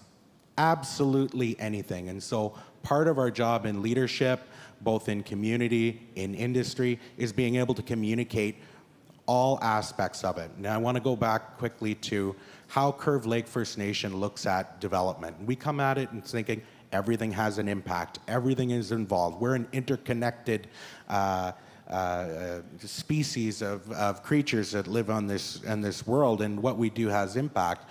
And so what we try to do, and particularly in the nuclear industry, is we look at the mining, we look at the refinement, we look at how do we create our fuel bundles in the can-do cycle, how do we have conversations with organizations like mine, like Atkins Realis, how do we talk to the utilities, how do we talk to the waste management organization. We want our members to see the entire picture so that the members can make their decision up about how they feel about an industry. They are able to see the opportunities, they're able to see the challenges, they're able to see those risks, and being very open and honest about all of those aspects of the nuclear energy cycle. It's so important for us as leadership to be as open as we can with what we know. I'm not a nuclear engineer. I'm fairly new to this world, but I see the bigger picture. Something needs to be done. What we have now, the current mix, is not going to serve us moving forward. So let's have really difficult conversations, but let's have enlightened conversations about how we can move forward together. Thank you so much. Now I want to open it up to the audience. Does anyone have a question for these gentlemen? Any questions here? All right, going once, twice. All right, so we're gonna wrap up this session. Oh, we got one? All right. I have a question, and maybe an answer to our chief joining us virtually. I think you talked a little bit about solutions, like potential solutions. We'd love to hear them. I think for decades, folks have been talking about solutions which include renewable energy solutions, and obviously the ability to put out some of those major projects that are going to kind of solve the bigger issue of things. You're talking about like major levels of energy that need to be generated and distributed into communities. Like, that is a real issue. I completely understand that aspect of it. One of the things that maybe I think we need to identify, especially as Indigenous people and as Indigenous nations, is, without getting political, like the provinces that are really pushing forward this work on SMRs are the same provinces that are falling way far behind in terms of access to resources and support to move forward renewable energy projects. Like we have Saskatchewan, Alberta, New Brunswick, and Ontario, which are like notoriously not really supportive of an ecosystem, like a political, in terms of like policy and resource within our provinces. I don't know if it's like this environment that's conducive for actual effective growth in terms of a just energy transition. So I think like that is one area that we need to like identify and actually name, right? Because if that's the case, are we going to continue, and I'm going to use the terminology greenwashing, because there was also another bill that was just passed which now makes it illegal for us to kind of hide under the guise of what's arguably clean energy as we move through this transition, right? Because, you know, it's the same companies that have built this fossil fuel industry that are now looking to invest into a technology that, yes, might be proven to some scale, but also it's something that we're investing in that we won't actually see happen for at least a decade. And in that time and with that investment, what could we do with the solutions that we have now with geothermal, with tidal, with hydro, with biomass, and the list goes on with all of those solutions. And my last point is on adaptation. So especially as Indigenous communities, sovereign nations, we have this opportunity to look at diversifying the energy grid. We really do. And I think Canada, North America has an energy grid that really is not effective. Like if you look at Europe, the energy grid looks so much different, right? It's monopolized in different ways that don't necessarily work for folks. So I'm gonna come back to my adaptation point. I'm from Isle of Cross. Our community was just evacuated for 2-3 weeks because of wildfires. That's an effect of climate change. 10 years, 15 years down the road, like that's when we're gonna be seeing these SMRs being implemented in communities and seeing the impacts, positive or negative, who knows right now, really. But in between now and then, we're going to continue to exacerbate the climate change issues. And so what happens to adaptation? Like if we're not looking at supporting community toward energy sovereignty initiatives, small scale microgrid projects within communities, you know, having power and ownership and access to our own energy assets, what happens when this entire electricity grid, when there's wildfires or floods or all of these other things that are going to affect that grid? And I'm at the end of a line community where, you know, one, not only are people paying incredible amounts for power in the colder months, but where we have a higher potential of seeing some of these natural disasters related to climate change. Like, I'm just curious as to, you know, what the thought process is on ensuring that the accessibility to the potential to own some of these projects, like that's a huge capital investment, like massive. Where does that capital come from for First Nations to actually own? And yeah, what is the plan in the case if, you know, the grid just doesn't work for us anymore? Like how do we try to diversify things to help support communities for the long term, right? And we're talking about generational impact. You have a young person on stage right there who's bringing up some very real issues that, you know, his great-grandchildren are going to have to deal with. These are things that we won't have to think about, but the next generations will. Adaptation, electrifying our grid, and yeah, like the actual true solutions that exist now, I think, are there. So I would be curious as to your thoughts on some of those things. Thank you. Yeah, I would like to start just to say, like, you know, New Brunswick as an example. I could talk for New Brunswick because I'm from New Brunswick. So we have an energy crisis in New Brunswick. That's the reality of it. We have what we call a gap. We were producing this amount of energy, but we need a lot more energy, and we're not getting there yet. So how do we address that, and how do we get there? So we're still working with renewables. We're not stopping. But unfortunately, renewables don't provide you that solid baseline that you need. So as we adapt and as we move forward, maybe in 4 years' time, there's a new technology that comes out. Who knows, right? We're innovative people. I mean, that's the world right now. But the reality is right now, what do we have available for us for planning purposes? Because like you said, a lot of these projects are 10 years out. So in the interim, how are we going to address some of these things? I think we continue down the road of renewables. We continue down those opportunities. In New Brunswick, Nova Scotia and Newfoundland, I mean, there's no secret. They've, what they're doing in Europe, I just want to address the one thing you said about Europe. Germany put all their eggs into the wind development and wind turbines, and we've seen what happened when Russia turned the gas valve off. Wind didn't cut it. So it's not, that's what I'm saying is renewables aren't always the solution. So it's got to be a mix. We've got natural gas right now. I think there's going to be a transition period of 10 years. And as we transition, till we get to that point where we're actually at net zero, then we're going to be in better shape. And we're going to get there. I really firmly believe we will, with hydrogen, with nuclear, with renewables that are already there.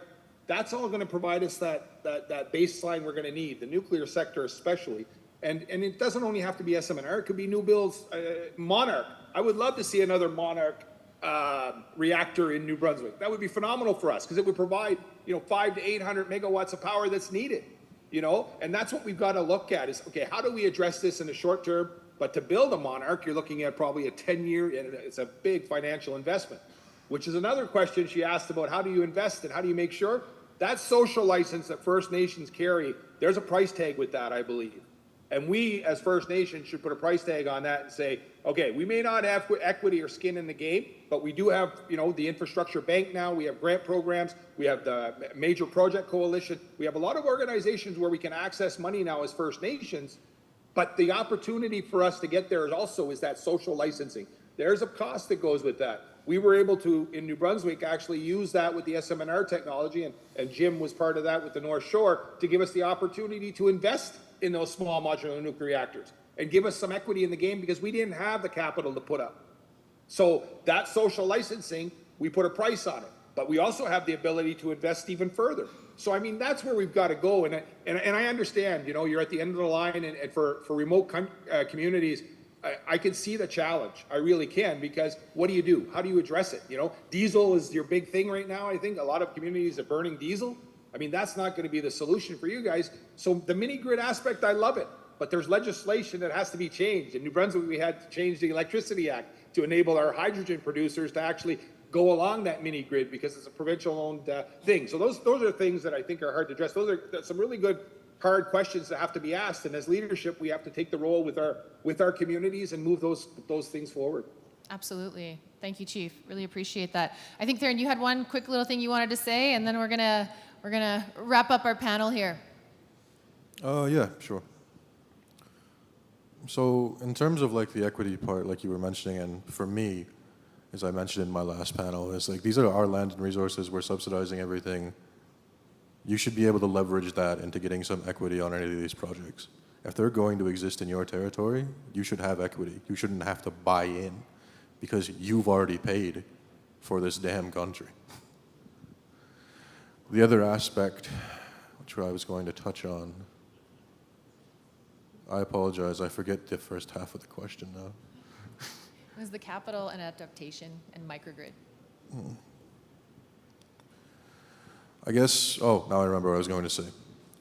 For any First Nations that are going to be looking into getting involved with SMR projects or any kind of nuclear industry in general, I highly encourage you to make your own nuclear experts out of your community members, because one of the issues that we ran into is that when we tried to hire a nuclear expert, we had to hire somebody from the southern part of the States, because all the ones that exist in Canada were in a conflict of interest because they worked with our proponents. So I would highly encourage you to actually encourage your own people to get involved in the education process of nuclear, taking that far and further beyond. Create your own nuclear engineers, physicists, and everything else. because it'll be easier for you to trust yourselves when it comes to making the decisions that might have an impact that lasts for generations. And then the last part that I just wanted to mention is, so Chief, you said you were an optimist, and I identify myself as an optimistic realist, where I want to see like a better future. I can see this definitely helping us get to net zero on carbon emissions, but nuclear will never be a permanent solution simply because the resources that we use to build nuclear are going to be finite. It's going to be a Band-Aid. It'll work. It'll help us keep things down, make things better for a time, but eventually that's going to run out. And that's just the truth. That's just the reality. But I'm optimistic that in that time that we are using nuclear, because I'm not completely against nuclear. I just have some issues that need to be resolved with SMRs before I'm in support of them. But until we can find something that can actually permanently create the energy that we need, that isn't going to rely on a finite resource, I wouldn't necessarily call it a solution. It's more of a Band-Aid or a stopgap for what we need to actually accomplish. Thank you. Thank you. Just a quick comment before we part. What we really need across Canada is for the federal government to step up and put more funding behind this. They're the ones driving this bus. They're the ones that are making us, like I said, try to hit these climate levels for 2050. Like I said, I support that because, like I said, it is what we need to do.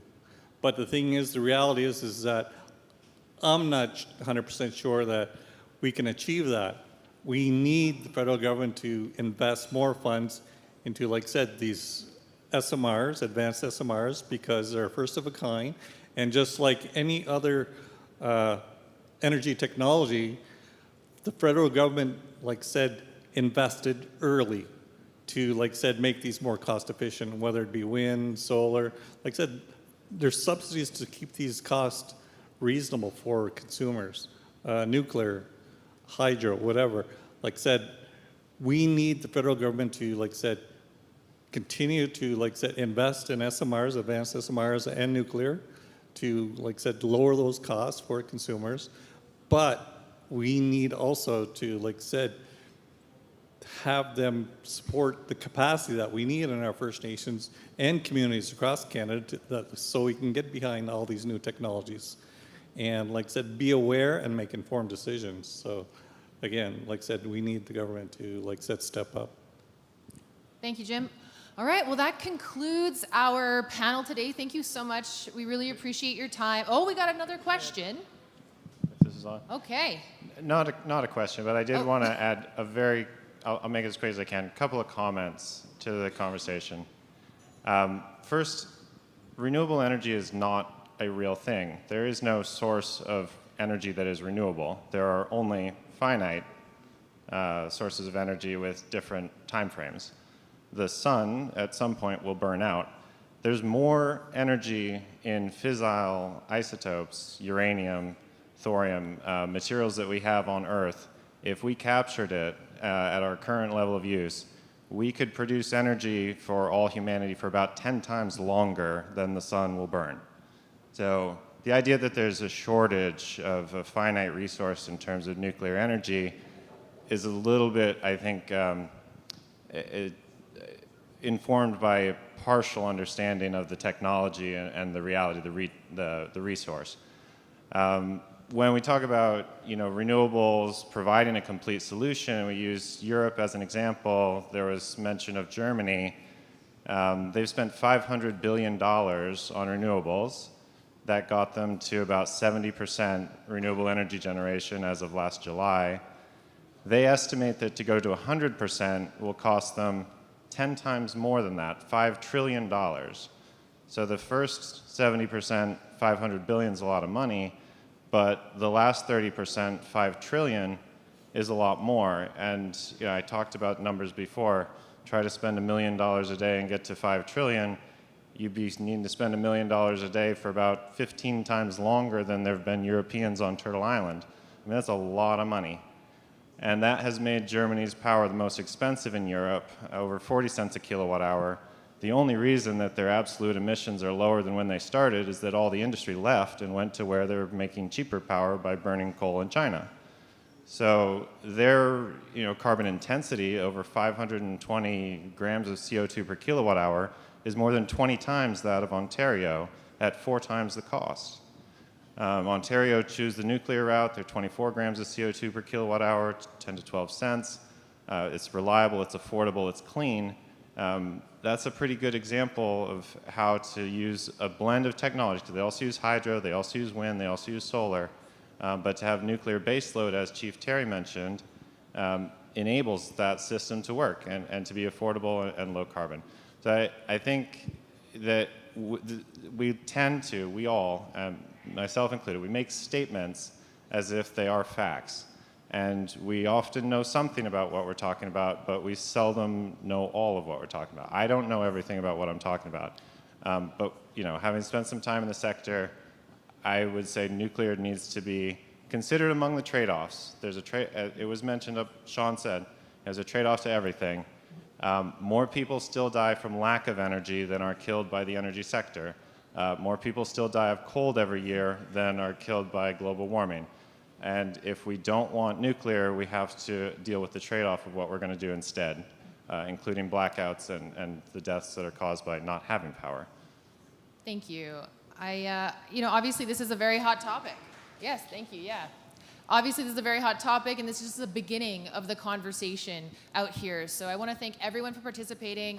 Chief mentioned Monarch. If you have questions about Monarch, please talk to Sean. Thank you, gentlemen. Appreciate your time. Give us a call in New Brunswick. Thank you so much, everybody. Thank you.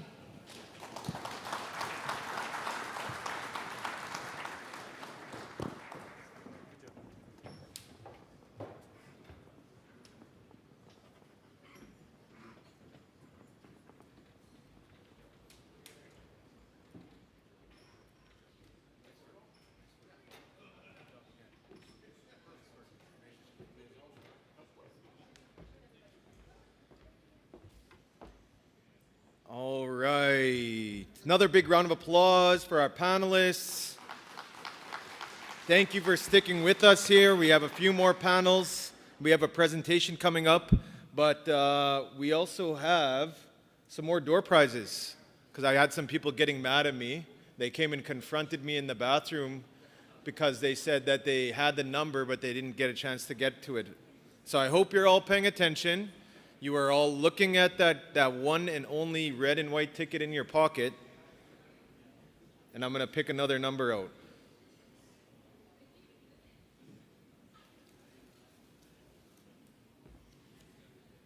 Okay, pay attention. 97307-321.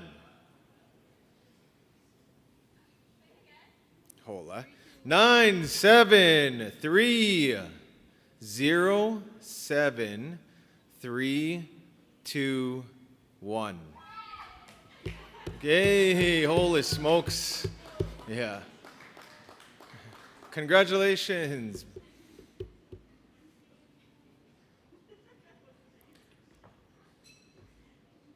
Did you say you weren't paying attention? So you had like your whole table check the number for you. All right. This is for the giant Sasquatch, all the way from Winnipeg, where the Sasquatches are. That person knew who I was directing it at. Yeah, there she is. All right. 97307-358. Yes. Good job. Round of applause. You won a Sasquatch.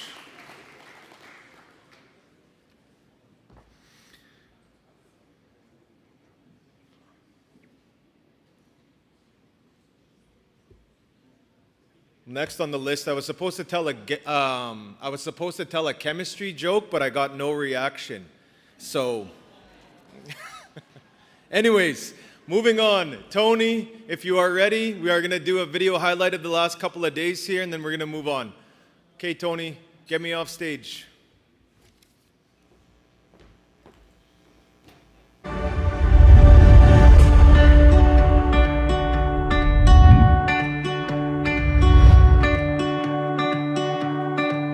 been an incredible gathering. You know, the importance of people coming together, talk about what's important for the future is essential. And I'm glad we're doing this.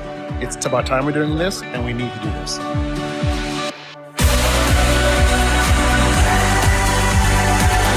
I think it's been a really great experience for people to collaborate, get in the same room, and really have those networking conversations. Right now, the energy in here is very exciting. I love that we are listening to youth and looking at building community energy projects with the community in mind. One of my biggest surprises has been the engagement and the positivity from the youth. And it's made me rethink the projects that we're doing and how we can expand the youth involvement.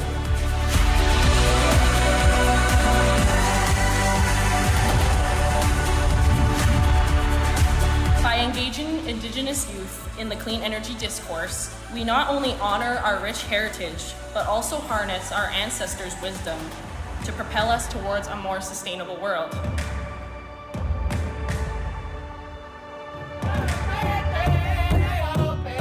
The First Nations people have always been involved in the environment and making this a better place to live. The FNPA organization has done some tremendous work, not only for past 5 years or past 10 years. They've really taken renewable energy, economic development, and projects to a new level. Brings together not only the spirit of reconciliation, but the spirit of partnership. It's a great place to bring together to talk about partnerships, energy initiatives, and to look forward to the future. All of the energy projects that First Nations Power Authority is putting on, it's exciting to see where they're going. And us as being Indigenous people, being the original land stewards and water protectors, making that energy transition to make it more renewable energy and sustainable for long term, that's going to be taking care of future generations, is definitely beautiful to see. Everybody's been invited here and shown a really high quality time by First Nations leaders. What we witnessed is a bit of a showcase of what FNPA actually does in the clean energy space.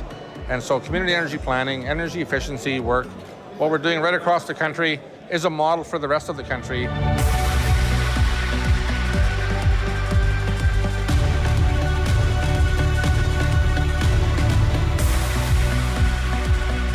Everyone should come to a forum like this and actually get involved in the community energy planning service, because it's really, really amazing, and there's lots of work happening here. This is my third one, and it's just the turnout's fantastic. It's been fabulous today. I'm really glad that I came. Oh, it's amazing. It's very well ran, and then you have all the right people in one room. So, The presentations, I'm enjoying it, and I love it.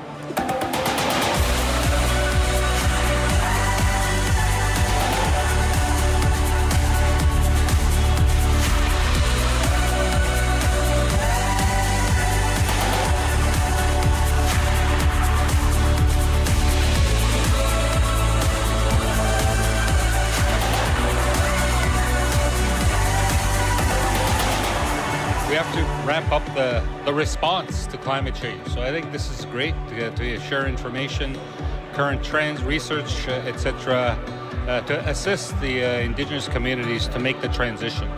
It brings a lot of emotion out, and it's about more than just the business. It's about why we're doing this and why we're doing it to help communities, to help everyone, find a cleaner future, more sustainable future.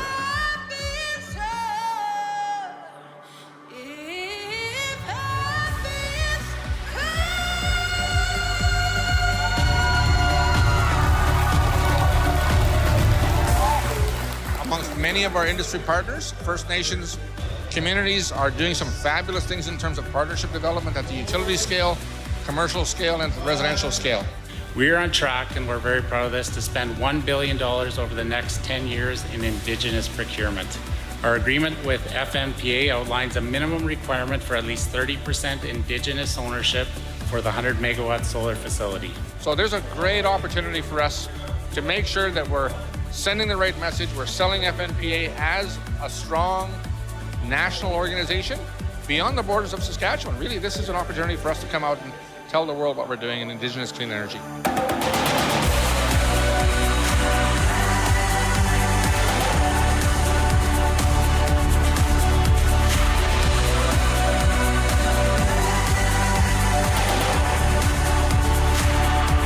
We have a remarkable planet that we're trying to protect, that we also have remarkable Indigenous wisdom that is now starting to shine and lead the way. And this group definitely is an example of that from what I can see, the work that you've been doing.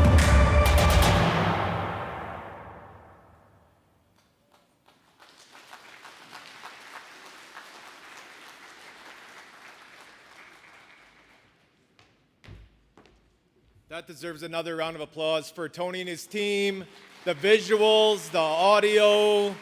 Please, everybody, give him a round. He's back there waving, everyone. If you haven't noticed, he's done an excellent job. So, all right, moving right along now, we have a presentation, Community Energy and Equity Participation.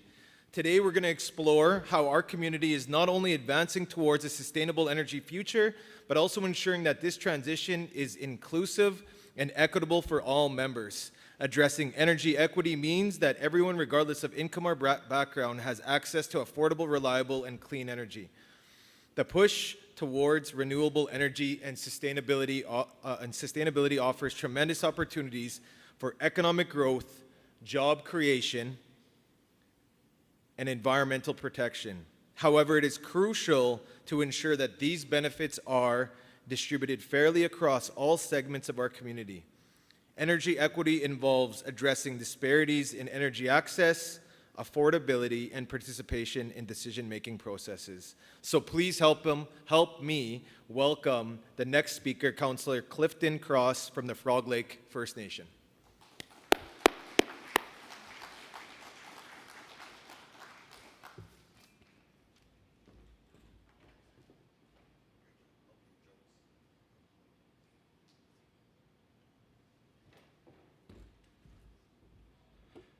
Danse. Clifton Cross, Ewa Sigasun. My name is Clifton Cross. I am from Frog Lake First Nations. I'm an elected official. I'm in my third term. I know that we've been through a lot today, but I want to start by saying thank you to Creator for the great day, for the great 2 days, and allowing all of these people from across our great lands and visiting in from maybe overseas, maybe from the southern states. I thank Creator for the water within my body and all living things. I thank the Creator for the ground beneath my feet, the air in my lungs, the sun in the sky, and the ether that connects every living thing to each other and to Creator. Over the next little while, I've been given 15 minutes, so I'm gonna grab the slide changer and tell you a story about Frog Lake First Nations. Now, we are a community that is in northeast Alberta. We're semi-isolated. You could say that, but we're actually between two major cities, Coal Lake and Lloydminster. Very prominent economic development in those two cities. I come from a background of youth and recreation. In 2000, I actually initiated a youth group that grew to the spans of 216 children and youth. Our population is actually 80% under the age of 30. So I organized them. In 2000, we went after large projects in our community. 2 playgrounds, 4 baseball diamonds, a hockey arena, a field house, a fitness center, a recording studio, and a radio station. After which, in 2019, I was elected into office. I served for 10 years prior to that as a youth and recreation director. I spun the wheel for 22 years within my community and social programming, never having enough resources to actually complete the job correctly for the future generations. But we organized. When I was elected, we continued to do good work. We built a high school, a library, an emergency management facility, a travel center. Then the pandemic hit. Here's where we were located here on the not quite Saskatchewan, but if you cross your eyes looking at a map, we're in Saskatchewan. When the pandemic hit, we got pulled into an emergency management meeting. And the chief asked one pointed question that still resonates today. How do we service our population if the municipalities and cities were to close their doors? This is a question that mirrors what we had happen to us in 1884, when Frog Lake First Nations endured what is in the history books called the Frog Lake Massacre. 9 European settlers lost their lives. But really, it was us First Nations that were opposed to the idea of eating rotted bacon, opposed to the idea of feeding our children rotted meat. And the visiting tribe that we were hosting, Big Bear's Camp, rose up and committed atrocities. We were branded a rebel band for over 60 years. We were raised as agroeconomists, very, very good farmers, until it came time to actually sell our goods to the market at large. We were introduced to the past permit system that took all of that away.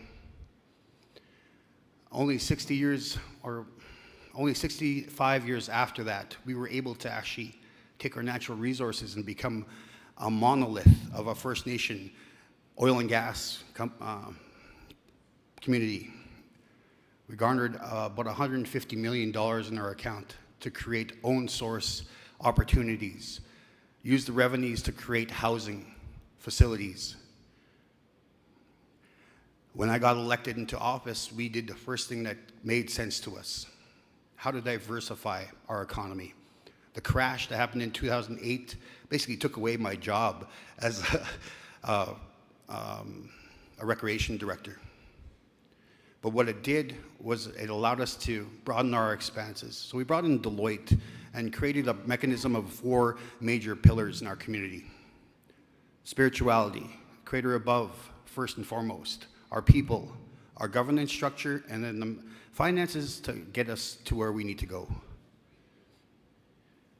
So if you take notice there are in my community 600 oil wells. There are 400 houses, 1,700 people live in there, with an average of 11 people per house. Now, those 400 homes are minus 21 homes lost to wildfires, grass fires, electrical fires, arson, meth homes. The reality on the nation, on the ground, is that we are living a fifth world lifestyle. Now, the one thing that the past permit system did for us was it kept us into a ghetto, yes, but it allowed us to retain our language. It allowed us to retain our connection to Creator and to our culture heritage ceremonies, which were illegal for a long time. We kept them underground, and then right here, right now, we are revitalizing the language, culture, traditions, ceremonies, and we're doing it within all of our infrastructure, energy, clean fuels projects. That is the key. Everything I heard over the last 2 days, a magnificent conference, by the way. I'll give a round of applause to Mr. Guy Lonechild. Great job. And taking it to the extent of a First Nation that wants to do more. We are very ambitious. So we took that question that was posed by our chief, Greg Desjardins, and I took it directly home to the toilet seat, where all great ideas come from. Thank you. And what happened there on that toilet seat, I was inundated with 14 steps on how to get us to that end. And I called it Legacy Energy and Alternative Power, a fitting name for an amphibious creature like Frog Lake First Nations. We then went after dollars. Of course, at the time, during the pandemic, we were just coming out of the pandemic, we were all still wearing masks, but we printed out our entire community and put that on the floor for our elders, our youth, and 32 different representatives of the industrial partners that we service together on our projects. And we planned out the next 30 years. So a lot of what was said in the last presentation, great panel, by the way, resonates with what we're trying to do. It is not just one and done anymore. We cannot accept the methodologies used by the oil and gas companies. Go in, make a buck, sell it. The 30-year structure accommodates all that you see on that painting. A young fellow by the name of Ricky Frazier listened to our 2-day strategic planning session, and all the ideas generated in those 2 days with our engineers, youth, and elders are represented by this painting here.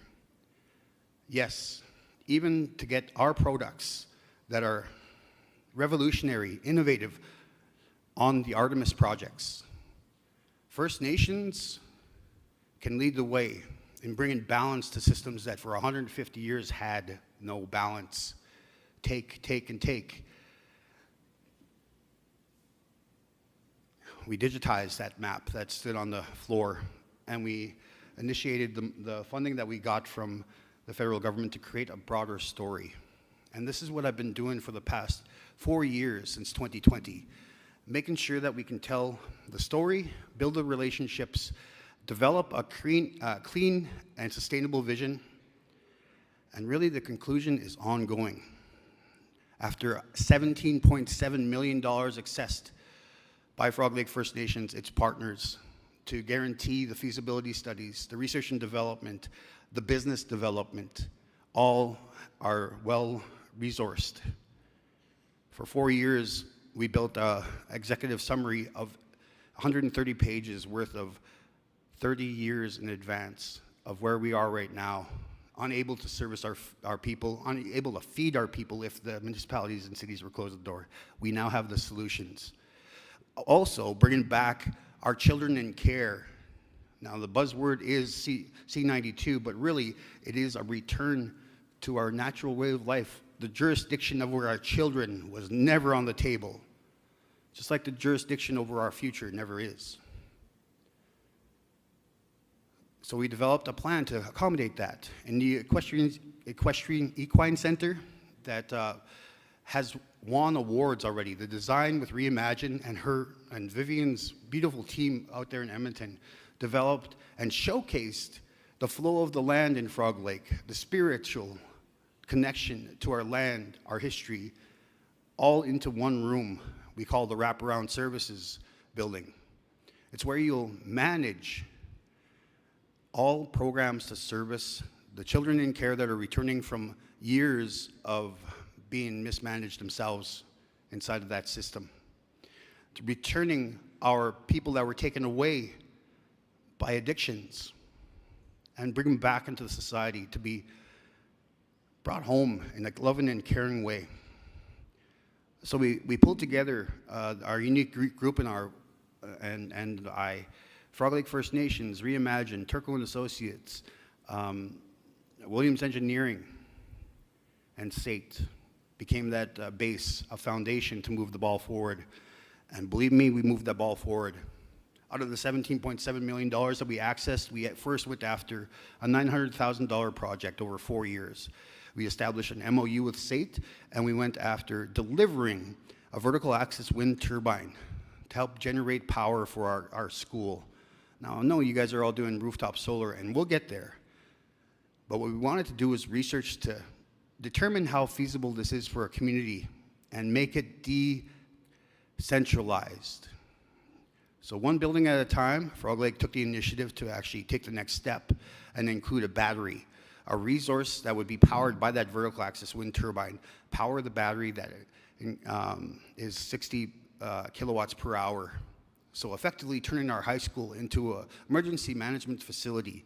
Nowhere else in our community would have that power generation to take care of their people in need.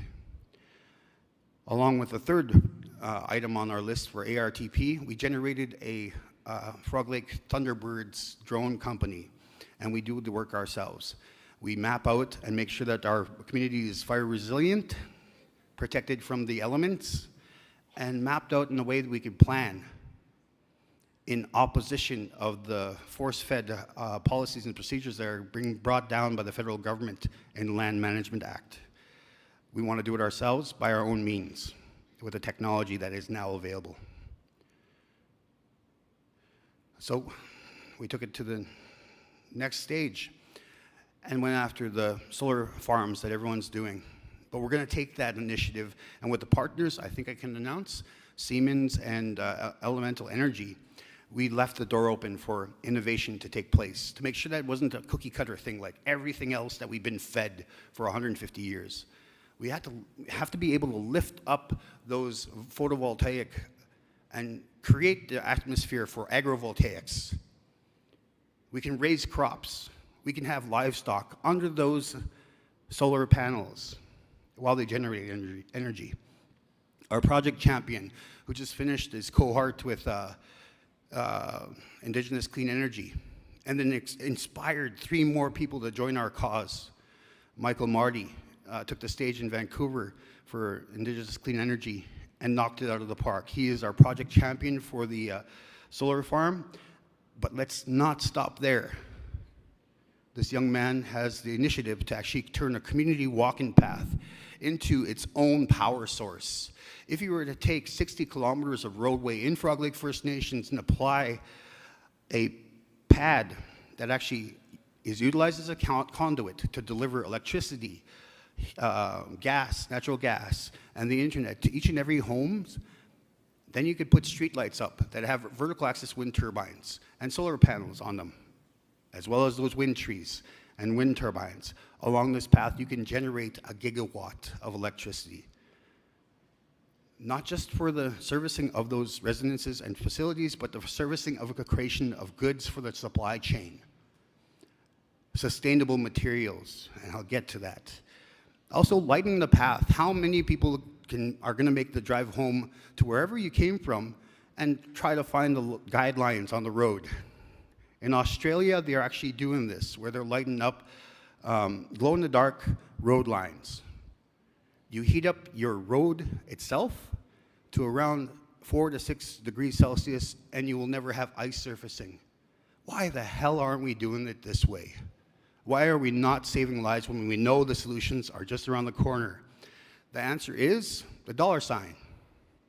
When I make plans with my community members, with my multiple teams and the LEAP steering committee, I never include the dollar. I put the plan in front of us, then we figure out how much it costs. I fall over, I pick up myself, and I figure out how to get the money to do it.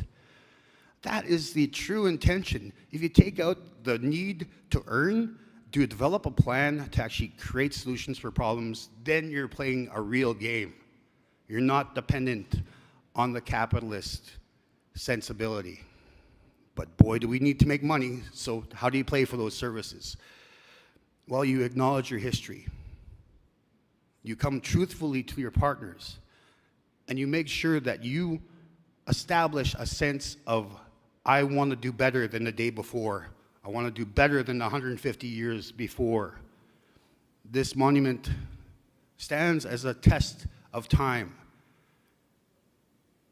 We marked the atrocities committed that day, but that marked the beginning of an era where we could take the two-eyed seeing approach, the traditional value structures, the shared value structures, and apply it to a golden age of green energy, green technology, clean fuels, and sustainable materials. So the sordid past of my community can be shared with everyone through that community walking path that I talked about. Also has a different name, Legacy Stones Trail Project. When we built our 4 baseball diamonds, we excavated over 250 rocks, large boulders, that we can put time immemorial, the 7 sacred teachings on this walking path. We can explain the real perception of the Frog Lake Massacre and how it was not us, but we were punished for it. The largest hanging in Canadian history, 19 warriors paid the price for the murder of 9 European settlers that were trying to starve us.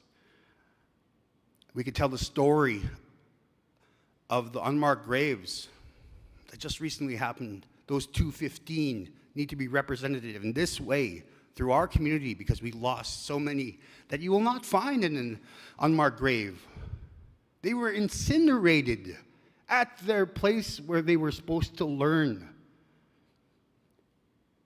It's this kind of truth-telling that needs to be held and put up. The energy of those individuals are still here, and they are waiting around until their truth is told. That person sitting down there needs to be redeemed.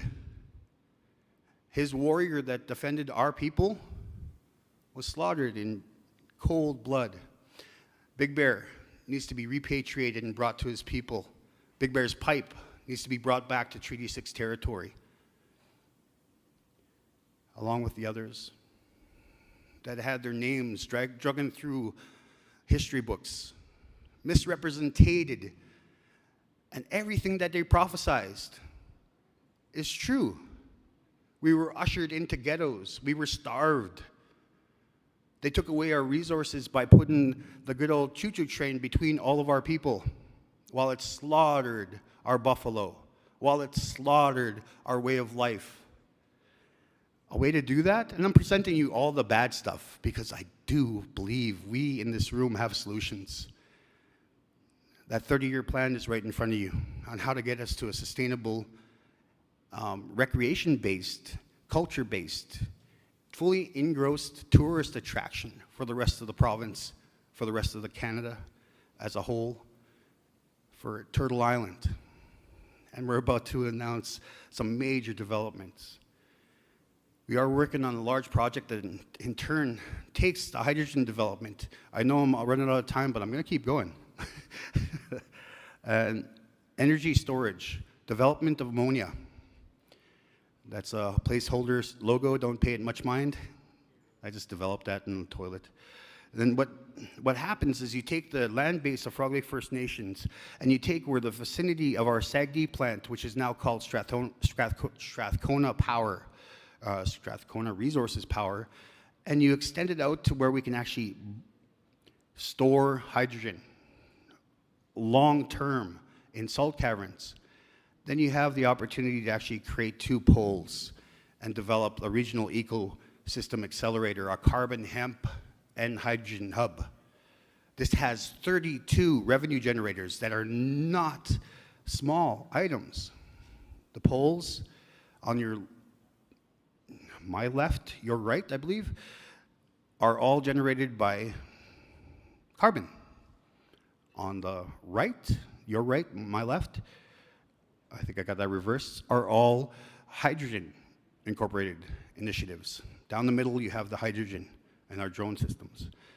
Now, this would create an economic boom, not unlike good old Uncle Ralph's initiative to develop the roads further when he was around in Alberta. I forget that I'm in Saskatchewan. Love your city, by the way. I did 2 years here. But I'm mentioning the Alberta Premier, Ralph Klein.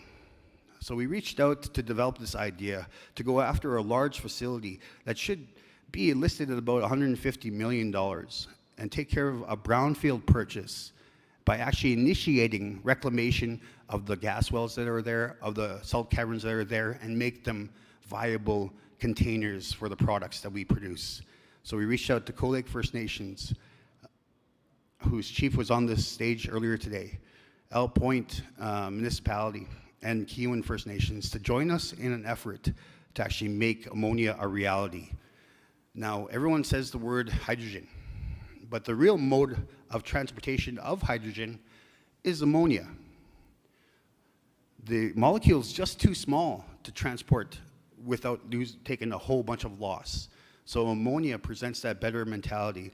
So in Alberta, we are knee-deep in a project where we signed MOUs with the Japanese company I can't name and the Korean company that I can't name to actually deliver this to the Pacific Coast and to the Asian market.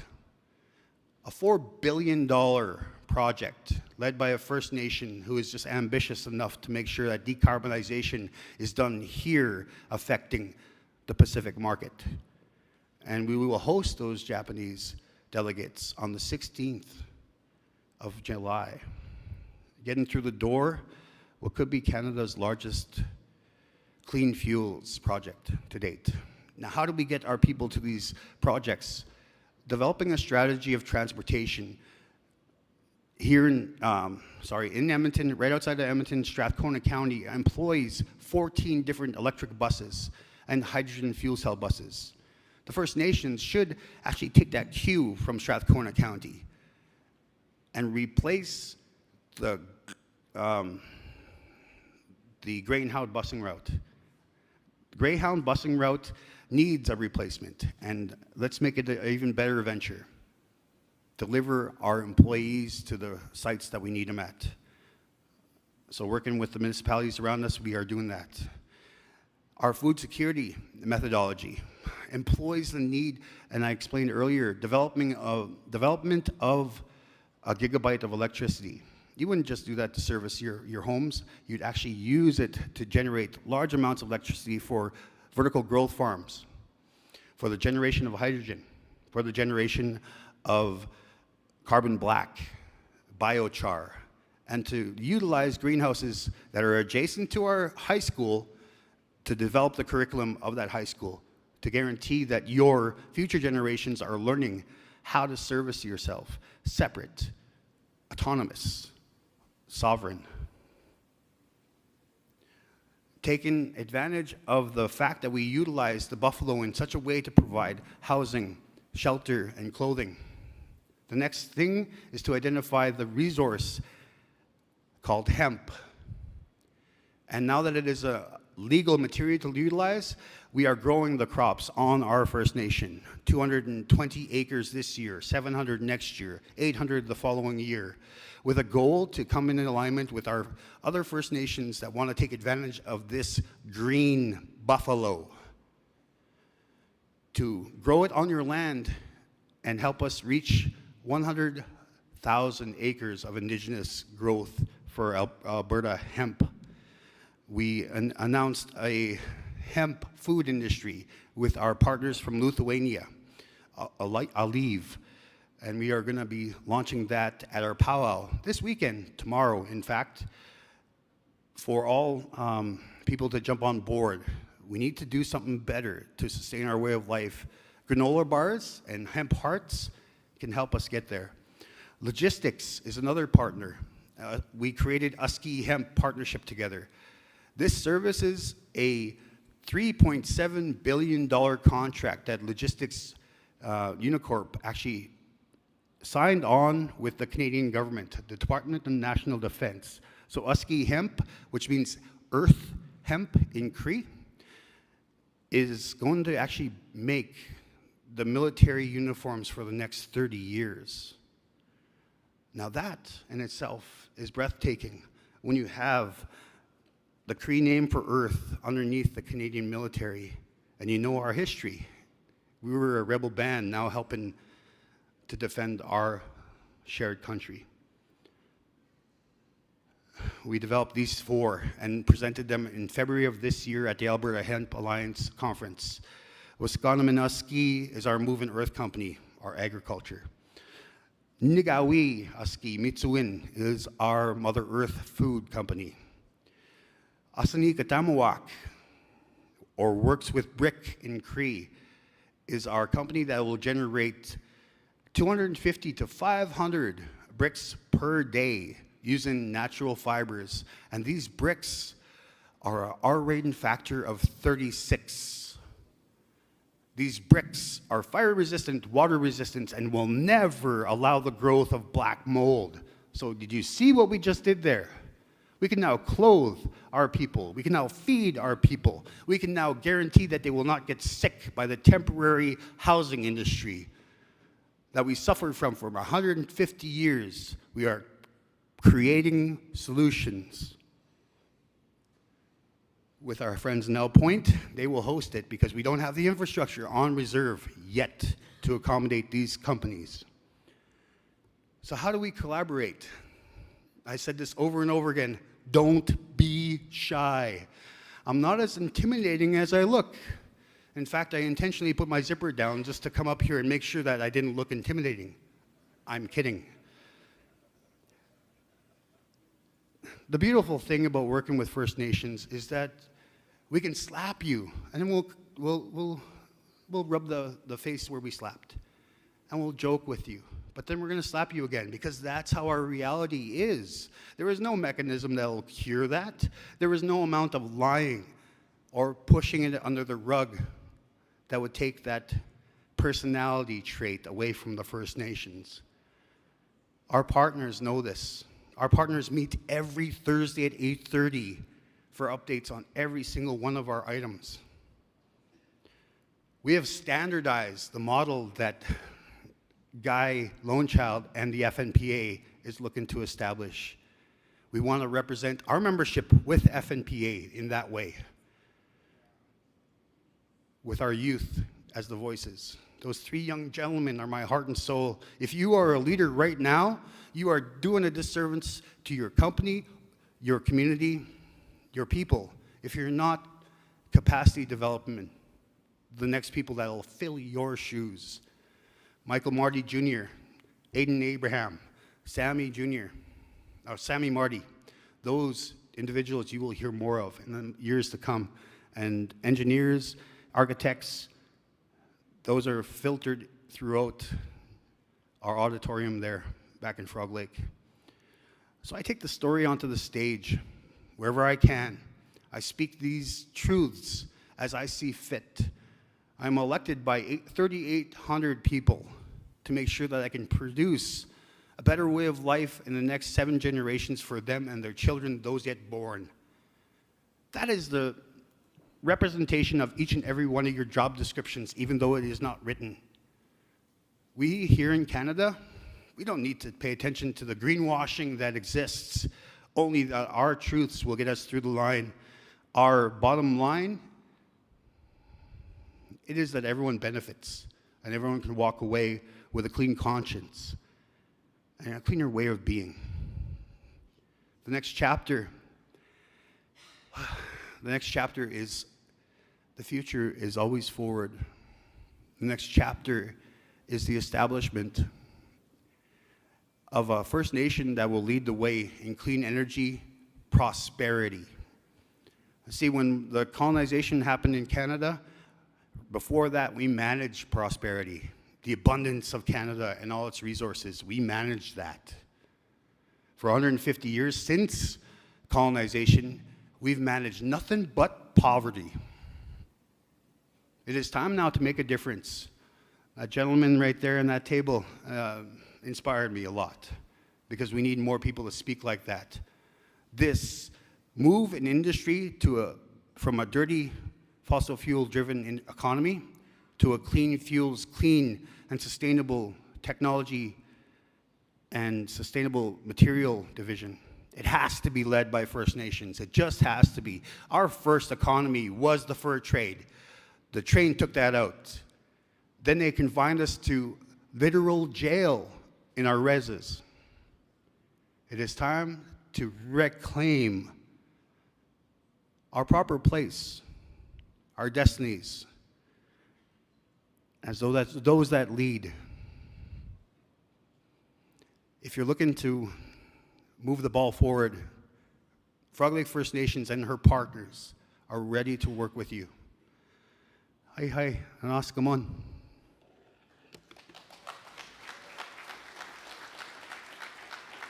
No questions?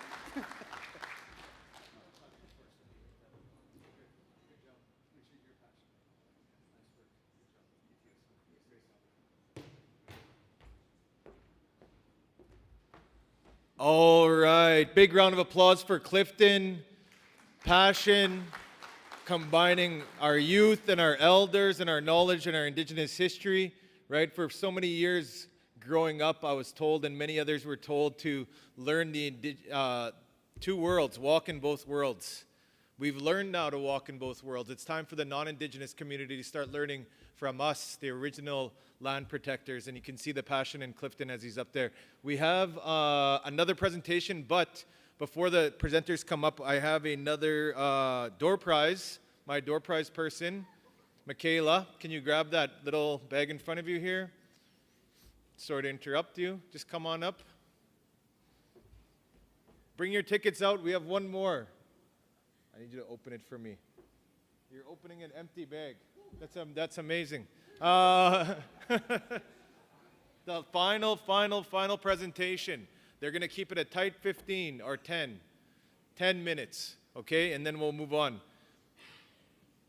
There's no more. Okay, this is a number 97494430. Somebody just say they won. Hey, there we go. Come on up. You're the winner. Big round of applause.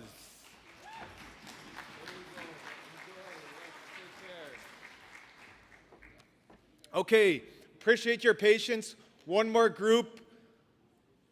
We have two experts in here. I'll explain. I'll bring them in. They're going to be talking about Indigenous voices and energy literacy. It's our very last 10-minute presentation. We appreciate your patience. They're going to be recognizing and integrating Indigenous perspectives and understanding that's essential for a holistic approach to sustainable energy development and education. Programs that incorporate Indigenous knowledge into energy literacy education provide a richer, more diverse understanding of energy issues.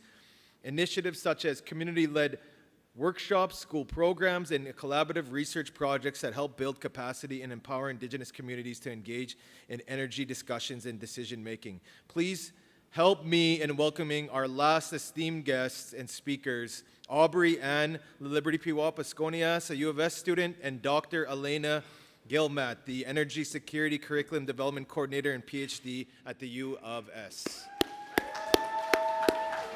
We will. Okay, thank you. Does this turn on? Okay, we'll keep this nice and short, just to kind of get through. So throughout the program, you have heard multiple times about the Masters in Sustainability and Energy Security. And we worked with an advisory, and Guy Lonechild was the chair of that advisory. And we built a program that was designed to help make meaningful steps in community energy planning that follow the Sustainable Development Goals and work to help support communities in achieving those development goals. Is this the cue? There we go. Where did it go? Okay. So the Masters in Energy Security, it empowers a network of Northern Indigenous remote and career professionals through distance learning. So one way that we're trying to break down the barriers for people is to allow these courses to be taken online, not during working hours, so in the evenings, so that professionals can take the program while going to school. Training, we look to build energy champions. So we're training people to work with communities and be able to meet communities where they're at to actually implement community energy plans and community energy steps. We have designed 10 courses in this program that are ways that we have found to help our students show professional skills in the program. So you'll see right off at the beginning, you'll get to learn a little bit about, sustainability from different Indigenous worldviews, and then we talk about building that community vision and engagement with communities and why that's important. And then we work through 10 steps of how we build those connections and build those relationships. There are scholarships available for Indigenous students to take the program for free. If you're interested in participating in this, it would be great. We are working with communities all across Canada right now. And I would like to introduce one of the students in the program right now, Aubrey. She is creating an amazing project that is going to improve a lot of the things that were talked about today, about improving that resiliency, about improving literacy, about engaging our youth. And so I'm going to let Aubrey share with you, and these are just one of the many projects that I have going around Canada right now. And I'm so proud of the work she's doing. Thank you so much, Elena.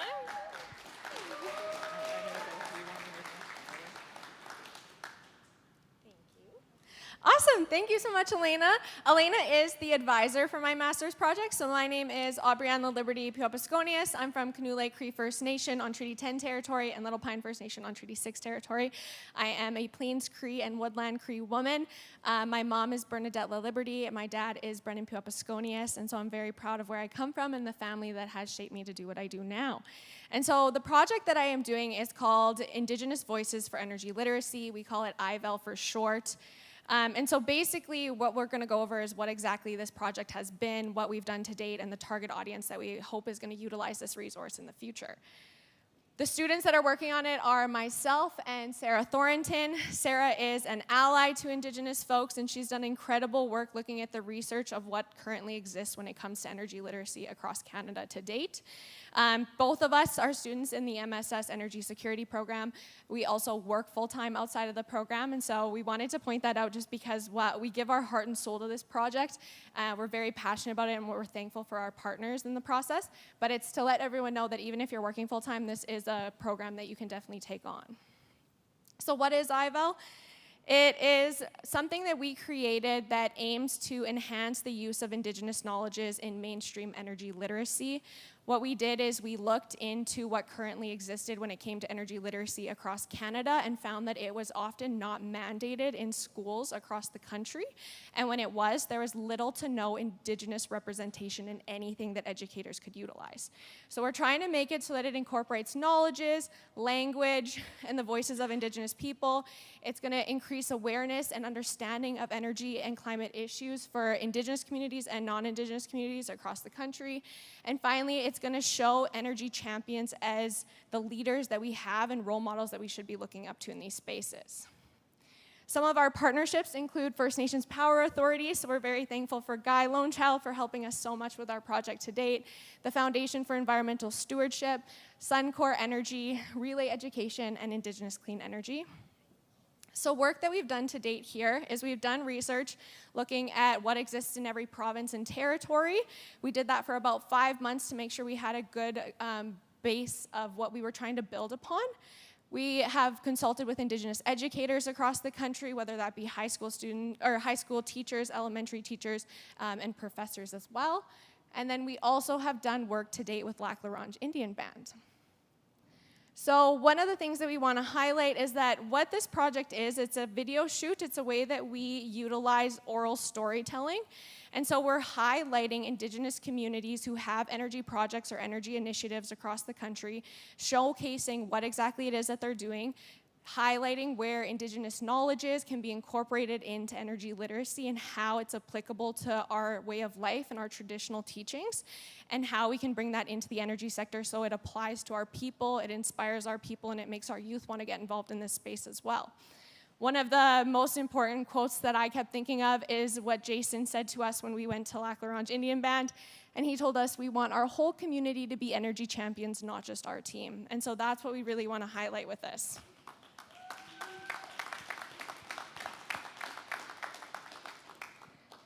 So if we could switch over to the video, I want to show you folks a sneak peek of what we've been doing.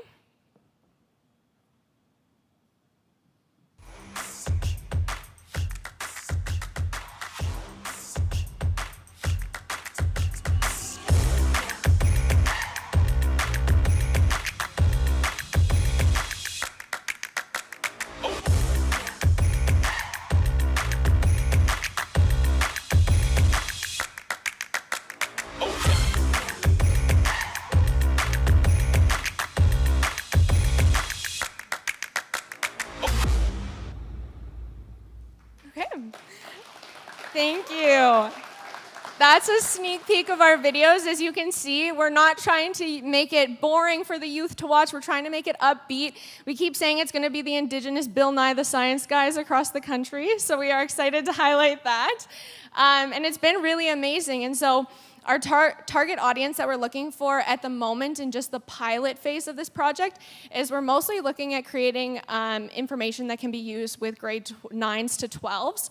I come from a family of educators, and so for me, when I went into the energy space, I found that when there was a gap there, I could really relate to it because I had seen what my mom and what my sister go through when they're teaching in schools as well. And so as this project goes on, it's going to be targeted as well to primary school students as well, and then people in community that we can try to help benefit. It's to empower both Indigenous and non-Indigenous learners and educators in this process, and it's to increase the visibility of existing resources. So we knew that there were toolkits that already existed. We know that there are resources out there, but what we found is that nobody was connecting those with educators in the space. And so these videos are going to be 30-minute high-energy videos that educators can take into classrooms, they can take into communities to really implement, and it'll showcase that community, their work, and then it'll walk through an item in an energy toolkit that already exists so that the youth can walk through it while it's happening in the video. And then from there, there's supplemental booklets that go with it that have worksheets for educators to utilize or community members to utilize, as well as different resources that they can look into. Our next steps is, while we did highlight Lac La Ronge Indian Band already, and they've been absolutely amazing, and we knew that these people were on the ground. Just talking to Jason and Jonah while I was in the community, I found that the knowledge that they had about just everything that they were willing to share with me was so beautiful. The way that they're connected with the land and their teachings, it really showed me how our energy champions are really different. They're on a completely different level because of the way that they're connected to Mother Earth, and that's what we're going to highlight in this project. And we're excited to do the same thing with FNPA. In our next video that's going to be coming up, we're going to continue conversations with Gold Bay First Nation to hopefully highlight them and AJ there. We're seeking additional stories, so if you have a community that you know should be highlighted in this project, please reach out to us. We do have the funding to do more videos and to bring this into schools, or if you want to bring this into your community, it will be launched at the end of August at our USAS symposium. Otherwise, I will hand it over to Elena to close us off, and thank you all so much for hearing about it. Thank you. I will be quick because I know we're running out of time, and I had wished that I had a little more time to go through a few of the pieces that I work with. So before I got involved in energy, I was involved in mental health with youth. And I worked to build a curriculum that was approved by the government of Saskatchewan that gave youth the proactive and preventative skills to take care of their mental health and well-being. And from the youth, I learned that there are critical pillars that we need to improve our resilience. One is to be self-aware. So what you can do to become more self-aware is take a look at what you are doing to take care of your mental health and your well-being. We cannot just focus on the mental domain. We have to focus on the emotional domain, the spiritual domain, as well as the physical domain. If we get too focused in our mental health, the other domains start to fail, and you have to take those steps and put them into action. So one activity that I get my students to do is to look at a few of their pieces: hobbies, having fun, eating, nutrition, rank themselves, and then be able to think of what is one way that they can improve that. One small step in the right direction can be the biggest step you take of your life. They are small steps, just drinking a little bit more water during the day, getting a little fresh air, being kind to yourself. Take a look at that medicine wheel. That is where I learned a lot of what I know about resiliency and how to engage in that. Spirituality can just be kind to somebody, be compassionate to others. Emotional health, journaling, coloring, knitting, doing things that you love to do. Your mental health, go to school, get educated, learn something. It's so great for your mind. So just, if I can offer one last piece of advice, if you think about when you sit at an airplane and they tell you to put on your life mask, your air mask before somebody else's, why do they say that? Because you can't take care of somebody else if you're not alive. You have to take care of yourself first, and there is nothing selfish about taking care of yourself. You will be a better person, you will be a better boss, you will be a better student if you can take care of your mental health and your wellness. You are all energy champions, and we cannot afford to have any of you burn out. We need you to take care of yourself and your mental health and your well-being. Go back to your traditional lands, go back to your language, go back to your identity. Those are the things that are important. Those are the things that are going to help us move these projects forward. Thank you, Guy, for having me today. I appreciate it, and I love this conference. Thank you.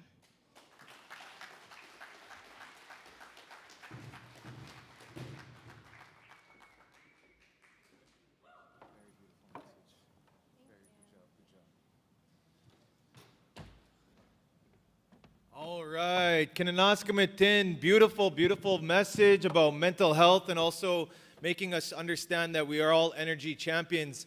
And she's absolutely right. Dr. Elena's right. It's not selfish, it's self-care. And I think that's super important. So, again, round of applause for them. As we wrap up, it's been awesome to see. We've heard from people in Ontario. We've heard from the youth. We've heard from people in the Maritimes. We've heard from northern Saskatchewan, southern Saskatchewan, Alberta, all over the place. So as we're wrapping up here today, I just want to thank again the staff, the team, FNPA, who put this on. Let's give a big round of applause. And if any of you guys are aware, does anybody know what the photographer looks like? The reason you don't know what she looks like is because she's been a ninja this entire 2 days. She's done an excellent job. So big round of applause for Stephanie. Yes, that's her name, I believe. Wherever, see, she's hiding. I don't know where she is. She's done an excellent job. Good job back there. There she is. She popped up out of nowhere. She's like using a ninja bomb. Anyways, we're going to dance our flags out of here in the Indian style, Indian way, the only way we know how. To end off our conference, we have our veterans and our flag staff carrier. And we're going to do one lap. Iron Nation, when you're ready. Nigamuk Boy Suck, take it away. Can everybody please stand?